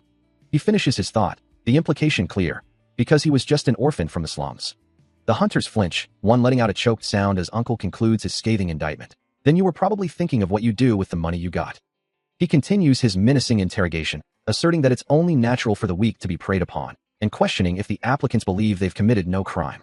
His voice drops, a chilling promise that they won't mind if he does the same thing to them. His eyes glow with an intense, predatory light, reflecting his fury. He declares his intention to beat them within an inch of their lives. Nearby, the small mandragoras huddle together, letting out soft, worried cries. The hunter applicant lies defeated on the ground, while Uncle sits nearby, his gaze fixed on the fallen figure. A mandragora rests on his head as he stares down, a silent judgment in his expression. A hunter applicant calls out to Bongsuo, noticing the weights he wears around his wrists and ankles, asking why he bothers with them. Bongsu explains that he's trying to build his stamina, driven by a desire to become a strong hunter, just like the applicant. The applicant, surprised, questions his reasoning, reminding him that hunters enter dungeons with nothing but the clothes on their backs. Bongsu, unfazed, continues to express his admiration, wishing to emulate the applicant who always seems to be eating and training. He reiterates his commitment to working out whenever possible, driven by the simple goal of becoming a formidable hunter. The applicant, a grimace on his face, offers a final, stark piece of advice to ensure he always makes it out of the dungeon, no matter what.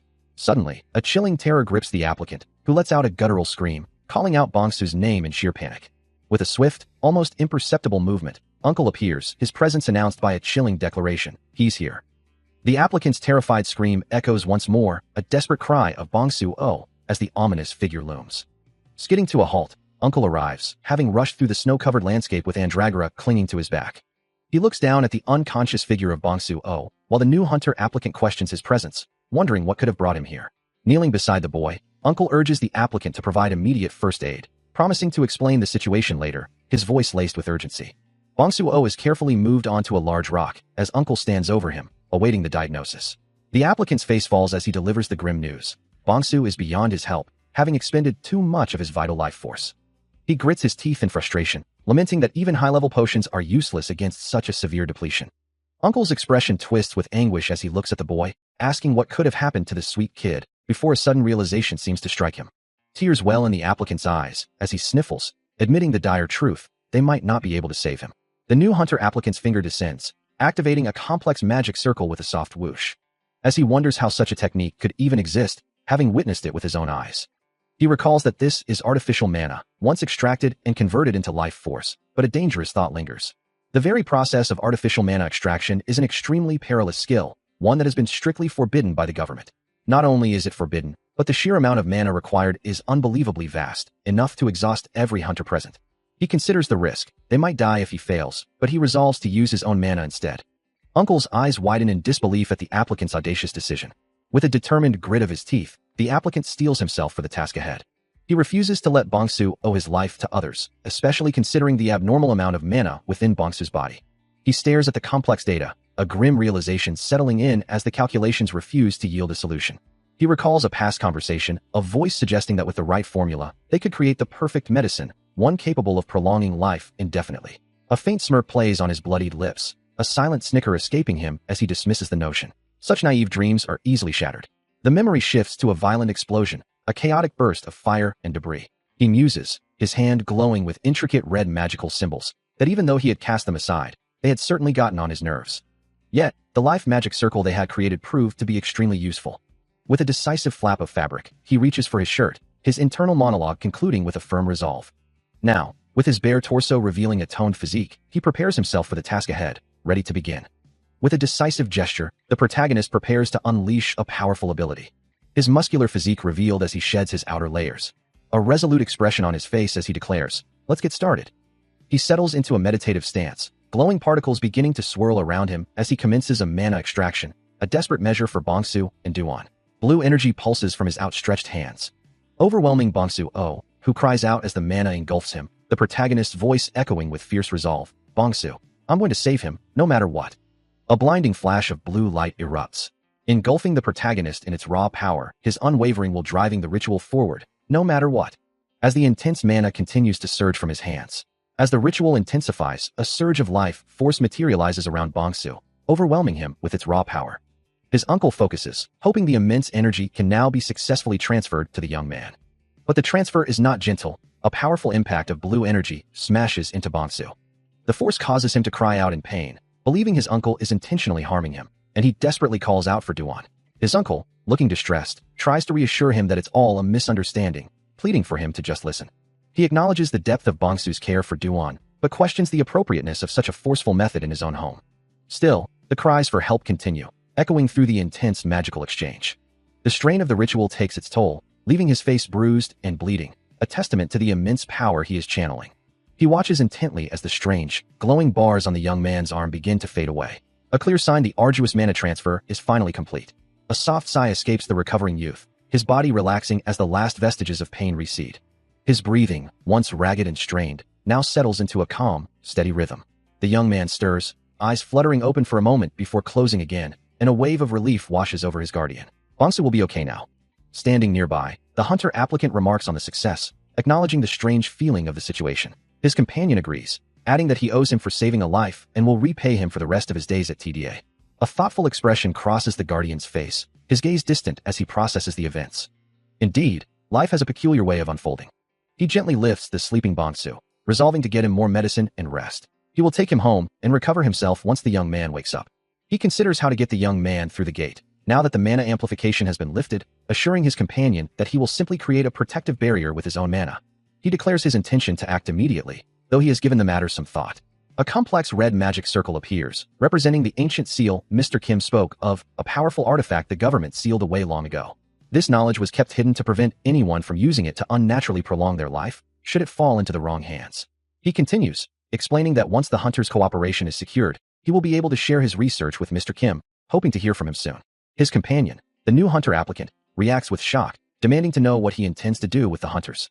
With a determined expression, Uncle states his intention to use the remaining mana to open the gate, granting the hunters their freedom, and he will not allow the situation to unfold otherwise. He adds that as they pass through, he will remotely control the gate to ensure the sealed mana inside remains contained.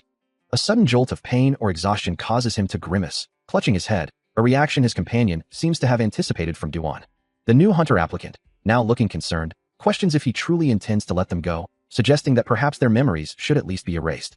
Still on the ground, recovering from his earlier exertion, he hears the applicant's worried voice. But the older man dismisses the idea, stating firmly, he intends to send them back with their memories intact. He looks up, his gaze unwavering as he explains, people simply do not change. Reaching out a hand, he continues, the humiliation they experienced will stay with them forever, allowing them to learn from it and prevent future regrets. The applicant, still looking down at him, can only offer a hesitant, well, if you say so.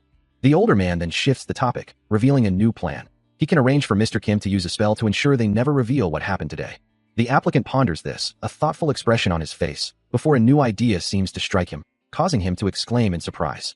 The older man's voice continues, now suggesting a new location for their operations, a lab on a snow mountain. He justifies this unusual choice by explaining that D-class hunters are capable of withstanding the extreme cold there. He beams with excitement, declaring his own personal lab in the hunter's realm a reality. Without hesitation, the applicant dashes off, ready to prepare immediately. He muses that having his own lab would allow him to ask Mr. Kim for more tasks. As they discuss preparations, the uncle considers the mandragora, wondering if its mana can be extracted or if it will be useless to him, prompting the applicant to ask where to keep it. Reaching into his pocket, the applicant carefully retrieves the small plant creature. He decides to take it home with him. As a bird soars through the sky, the scene shifts to a vast, desolate snowy mountain range, the proposed site for the new lab. Talons scrape against the surface, a sharp skid echoing through the air. A small, blue-glowing plant creature taps its root against the ground, a soft glugging sound accompanying its movements. Meanwhile, another tiny plant creature hangs precariously from a root, emitting a faint, high-pitched beep. Now, the hunter applicant prepares to depart, zipping up his bag with a decisive motion. One of the plant creatures peeks out from behind a rock, its small eyes wide with curiosity. Then, a group of them dash forward, their tiny roots rushing across the ground with excited cries. The bird-like figure chuckles, observing the energetic plant creatures. They're so excited, he remarks. I guess home sweet home applies even to monsters, huh? One of the plant creatures is gently grabbed, letting out a surprised hue. The hunter applicant holds the small creature, looking at it with a soft expression. Now it's time to say goodbye, he murmurs. The small plant creature, its face etched with sadness, considers its predicament, knowing it cannot be forced to leave its home, for it too yearns to return to its own. Meanwhile, the hunter-applicant begins to walk away, a soft sound escaping him as he glances back. He reassures the creature, his thoughts clear. This is not a final farewell, and he, too, resides in the demon realm, promising frequent visits. The plant creature's expression shifts, a spark of determination igniting in its eyes. As the applicant continues to move away, the creature watches him go. A question forms in its mind, wondering where he might be headed. Then, with a decisive gesture, it beckons, signaling its intent. A new thought solidifies. Does he wish for it to follow? With that, the two begin to walk together, now heading in a completely different direction than before. Stepping into the dark maw of a cave, a faint whoosh of displaced air accompanies his entry. He pauses, a question forming in his mind about the unusual nature of this place. The familiar surroundings spark a memory, realizing it's the same old cave they had visited before. Yet, its current state puzzles him, wondering how an abandoned cave could remain so impeccably clean. The sparkling, paved path stretching before them suggests a frequent visitor, someone who meticulously maintains the forgotten passage. Nearby, Andragra points out a peculiar sight, asking if it's a creature that produces berries. The small plant-like being looks up at him, repeating its question, clearly curious about the discovery. A soft, inquiring sound emanates from Andragra. He responds with a questioning hum, his expression reflecting his own surprise at the creature's observation. Deep within the cave, several small plant creatures continued their soft, repetitive calls. Observing them, the hunter-applicant considered their meaning, concluding they must be searching for their king. The larger plant creature, Andragra, seemed to question his assumption with a curious sound. Its gaze then fixed on a distant light, and a sudden fear washed over its small face. Without hesitation, a hand reached out, swiftly grabbing Andragra, pulling it away from its smaller companions. The creature struggled, letting out a distressed cry. But then, a star-shaped mark appeared on its cheek as its expression hardened with resolve. A soft, almost imperceptible sound echoes through the cavern, drawing the hunter's attention as he realizes something is amiss. He watches the other plant creatures, their small forms reacting to the light, and a thought crosses his mind. Could the mustached man they spoke of truly be their new king? Then, a more unsettling possibility emerges, a question he can't shake. Is this strange phenomenon somehow connected to him? He gazes at the small plant creature he holds, its expression unreadable, a silent contemplation passing between them. Suddenly, a brilliant beam of light erupts from Andragra, illuminating the dark cavern with an unexpected glow. The light streams out from the cave entrance, accompanied by the soft, rhythmic calls of the plant creatures, their HUU sounds echoing into the night. Later, sitting alone in the dim light of the cavern, the hunter observes the glowing orb, the persistent, HUU sounds still a constant presence. His expression is thoughtful, a mix of curiosity and deep consideration, as he processes the strange events. Andragra, now bearing a star-shaped mark and a determined gaze, seems to challenge his perspective, prompting him to reflect. Everyone, even a small plant creature, deserves the right to choose their own path in life. A desolate, snow-covered world stretches out under a muted sky. As the hunter sits by a crackling campfire, his gaze distant, he murmurs to himself, This is... The vast, frozen landscape continues, silent and imposing, until a figure is seen squirming on the cold ground, struggling to rise. The hunter's earlier thought echoes as he now sees a towering, bird-headed creature standing over the struggling man, its voice booming. This is... The creature's clawed hand, adorned with intricate jewelry, clenches, and it barks, "Oh I." A terrified scream rips through the air, as the hunter, now perched on a rocky outcrop, watches the bird creature loom over the still struggling man. The creature questions, when he's already up? The man on the ground, gasping for breath, looks up with wide, fearful eyes, his name, Bongsul, now clear. A chilling voice echoes, declaring a stark new reality. Welcome to the demon realm. The words hang heavy in the air, causing him to gasp in disbelief, a single thought escaping his lips. Demon realm? A young man tumbles through a swirling, snowy void, his eyes wide with confusion as he wonders aloud. What kind of place is this? Before he can process his surroundings, a towering, bird-headed figure materializes before him, its imposing presence forcing him to his knees with a terrified cry. His face contorts in pure horror as he recognizes the impossible. A monster. The creature leans in, its voice a low rumble as it addresses him directly. Your name is Bongsu, right? Its eyes glow with an ominous purple light, confirming the chilling truth. Welcome to the demon realm. Lost in a vast, snowy expanse, Bongsu can only think, this must be the demon realm, a place that feels like a dream. Meanwhile, a man with neat brown hair observes him, musing that the boy must have awakened some power, having almost died. Bongsu's eyes widen in disbelief, as the realization hits him. He's awakened. The brown-haired man offers a simple, congratulations. A faint blue glow emanates from Bongsu's hand, as he resolves to tell his uncle about this right away. Turning to the man, Bongsu demands to know what he is, suspecting him to be a demon. The man, holding a can, calmly replies that he is not a demon, but a human. Bongsu stared at the cup in his hand, a flicker of uncertainty crossing his features. He reasoned with himself that since it was merely welcome tea, it should be safe to drink, even in a place like this mana-infused hole. Taking the cup, he murmured his thanks, acknowledging Giziak. A strange, shimmering energy seemed to ripple around him. As a grim realization settled over him, a human from the demon realm, a hunter, was as good as dead. A memory flashed of Mr. Park, and a feeling of falling, as if this fate had always been inevitable. The blue energy of the demon realm swirled around him, a constant, vibrant reminder of his perilous situation. A massive, ethereal blue creature, resembling a dragon, hovers silently over a snow-covered landscape, its form shimmering with an otherworldly glow. Meanwhile, a small, leafy creature, Andragora, nestles comfortably on the shoulder of Bongsu O, who hums softly to himself. He surveys the surroundings with a thoughtful expression.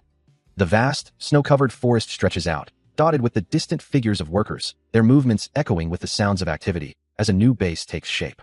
A shimmering purple, feathery structure rises from the ground, prompting him to wonder, have they started construction on the new base already? He quickens his pace, running through the snow, eager to reach the site. Upon his arrival, a muscular man, his torso bare despite the cold, greets him with a direct question. Oh, you're here?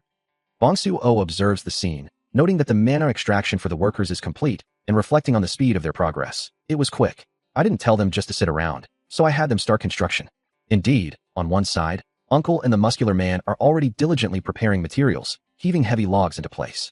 On the snowy construction site, the muscular worker and Uncle tirelessly chipped away at the frozen ground, their efforts causing them to level up as they prepared the frames. Observing their progress, Bongsu O remarked to Uncle, now in his bird-headed form, that he had expected the workers to be stronger, and thus more obedient, but it was fortunate they were.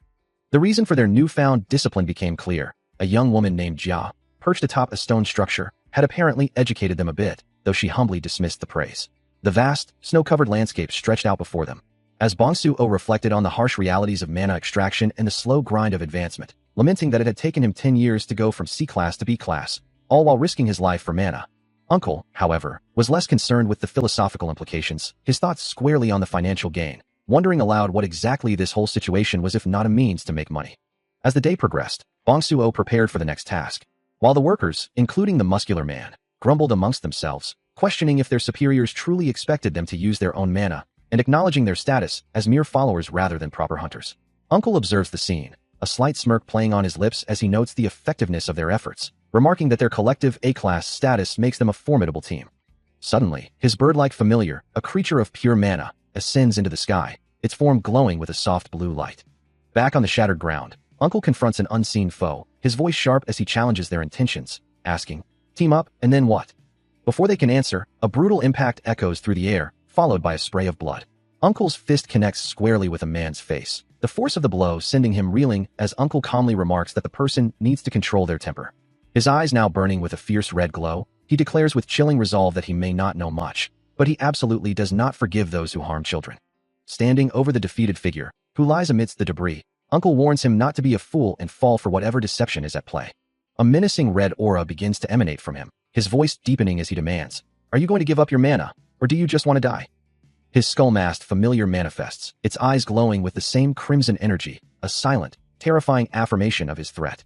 The defeated opponent, now stripped of his power, could only offer a meek surrender. Meanwhile, overseeing the process, Uncle's voice cuts through the air, questioning the pace of the mana extraction. His familiar quickly apologizes for the delay. Uncle, however, remains impatient, suggesting they simply finish the task themselves if it's taking too long. Later, in his human form, he looks down at the recovering figure of Obongsu, asking if his familiar has returned. The familiar confirms its return, reporting that all of Obongsu's mana has been gathered and that he is recovering quickly, though Uncle seems to have forgotten something. Ignoring the last comment, Uncle inquires about Obongsu's condition. His familiar explains that Obongsu woke up a while ago, recovering well, but appears to be in a state of shock. It then offers to let Uncle see him, awaiting his decision. He stands silently, holding the small mandragora, observing the scene before him. A soft thud echoes as he looks down at the defeated man, who remains seated on the ground, utterly spent. Obongsu looks up, hesitantly addressing him as Hyung Nim, but Uncle quickly corrects him, insisting he simply call him Hyung. He gazes intently at the younger man, a flicker of concern crossing his features. Obongsu, meanwhile, sits with a haunted expression, his mind clearly elsewhere. As a soft blue glow emanates from his hand, Uncle realizes the front of Obongsu's head is completely empty, devoid of any memories of the incident, yet the mana in his body is far above his rank. He resolves to help him. With a gentle thud, he asks Oh Bong-su, why the long face? Oh Bong-su looks up, stating that he must forget all the bad things that happened and live as uncle asks, but a lingering sadness colors his words. He then confesses, feeling utterly useless. Still reeling from the recent events, Bong-su-oh sits, his voice barely a whisper as he thanks Mr. Park for saving him. His brow furrowed in confusion. He struggles to comprehend why he can't remember anything from the incident, a complete blank. Uncle simply responds with a quiet, oh, acknowledging the young man's distress. Then, with a more direct tone, he instructs Bong-su-oh to follow him for a moment. As Uncle places a reassuring hand on his shoulder, a soft glow emanates, hinting at a deeper purpose. Now clad in a hooded cloak and goggles, Uncle looks down with intense focus, preparing for a delicate task. Holding a glowing orb over the unconscious mandragora, he declares this to be the only way forward. The mandragora stirs faintly, a low groan escaping its form as the spell begins. As an apothecary who has mastered spiritual spells on Earth, Uncle places his hand on the creature's head, offering a choice. As the spiritual spell takes hold, a voice echoes in Bong-su-oh's mind, offering a dark path. I can kill him for you if you want me to.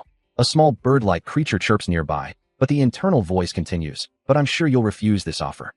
A deep, guttural sound escapes him, his jaw clenching tight. His hand clenches into a fist, rejecting the insidious suggestion. No, I don't want that. A glowing symbol briefly appears on his forehead as he grapples with the memory of his savior. The one who saved me. The one who gave me this ability. The internal voice persists, but I'm sure you'll refuse this offer. Instead of revenge, a new resolve hardens within him. So I'll get stronger instead. His gaze sharpens with determination, so that no one else has to feel for a person like me ever. He closes his eyes, a soft sigh escaping him. Uncle's voice cuts through the silence, firm and clear. You go back to what you were. Oh Bong-su is the one who saved your life. Kneeling, Bong-su-oh responds with a quiet gratitude. Thank you. Uncle continues, and oh Bong-su. With a knowing smile, Uncle declares that Bong-su-oh will begin his training by learning from the mandragora. A sudden realization washes over him, his expression shifting to one of surprise. He thinks of his own humble beginnings, acknowledging that he too comes from the slums, and resolves to help the other Bong-su. Uncle gently pats his head, a silent gesture of comfort and encouragement. Lying on the ground, surrounded by the small mandragora, Bong-su-oh reaffirms his conviction, declaring that his own background from the slums makes him no different. His eyes gleam with renewed determination as he once again pledges his aid. A vibrant, golden energy flares around him. Uncle stands over him, holding a small, glowing orb, while the mandragora gather around Bong-su-oh, who is now sitting up. He explains that this is a spiritual spell, designed to help him recall his memories. As the spiritual spell continues, the small mandragora emits soft, chirping sounds, its leafy head bobbing gently. Uncle, observing the creature, explains that it is a mandragora, the very one that supported the monarch, and he brought it along specifically for this purpose. He continues, clarifying that the mandragora's presence is crucial because the forest zone, where it was found, was once their home, and it was the one who recruited the new monarch. Uncle reassures Bong-su-oh not to worry, stating that he has already spoken to Nari and the monarch, and they have given their consent for this process. He concludes his explanation, confirming that the mandragora's role is to help Bong-su-oh recall his memories, and that he is now ready to begin. Bong-su-oh, his expression resolute, affirms that he is ready to face whatever memories await him, determined to uncover the truth of his past. Uncle watches him, a thoughtful expression on his face, as the spiritual energy around them begins to swirl. He stares down, utterly bewildered by the sight before him, his mind racing as he tries to comprehend what has happened to his companions. All he ever wanted was to live a life devoted to peace. The hunter, the uncle, and Bong-su remain fixated on the ground, while a large, feathered blue wing extends towards the mysterious object. A man who has spent his entire existence simply wishing to build a home in the demon realm and live quietly. His confusion mounts as he finally spots the small, leafy mandragora on the ground, prompting him to question what exactly is happening. Turning to the uncle, he demands to know why they have all come here, addressing him with a familiar honorific. Before he can get an answer, the sound of frantic footsteps echoes, and Jia rushes into view, her face etched with alarm. She urgently questions what is wrong, and what has happened. Deep within a chilling cavern, where sharp icicles pierce the darkness, a desperate cry echoes. Go and Sasa are gone. Two small, fluffy creatures huddle together, their wide eyes reflecting the grim news, their tiny bodies trembling with soft, rustling sounds.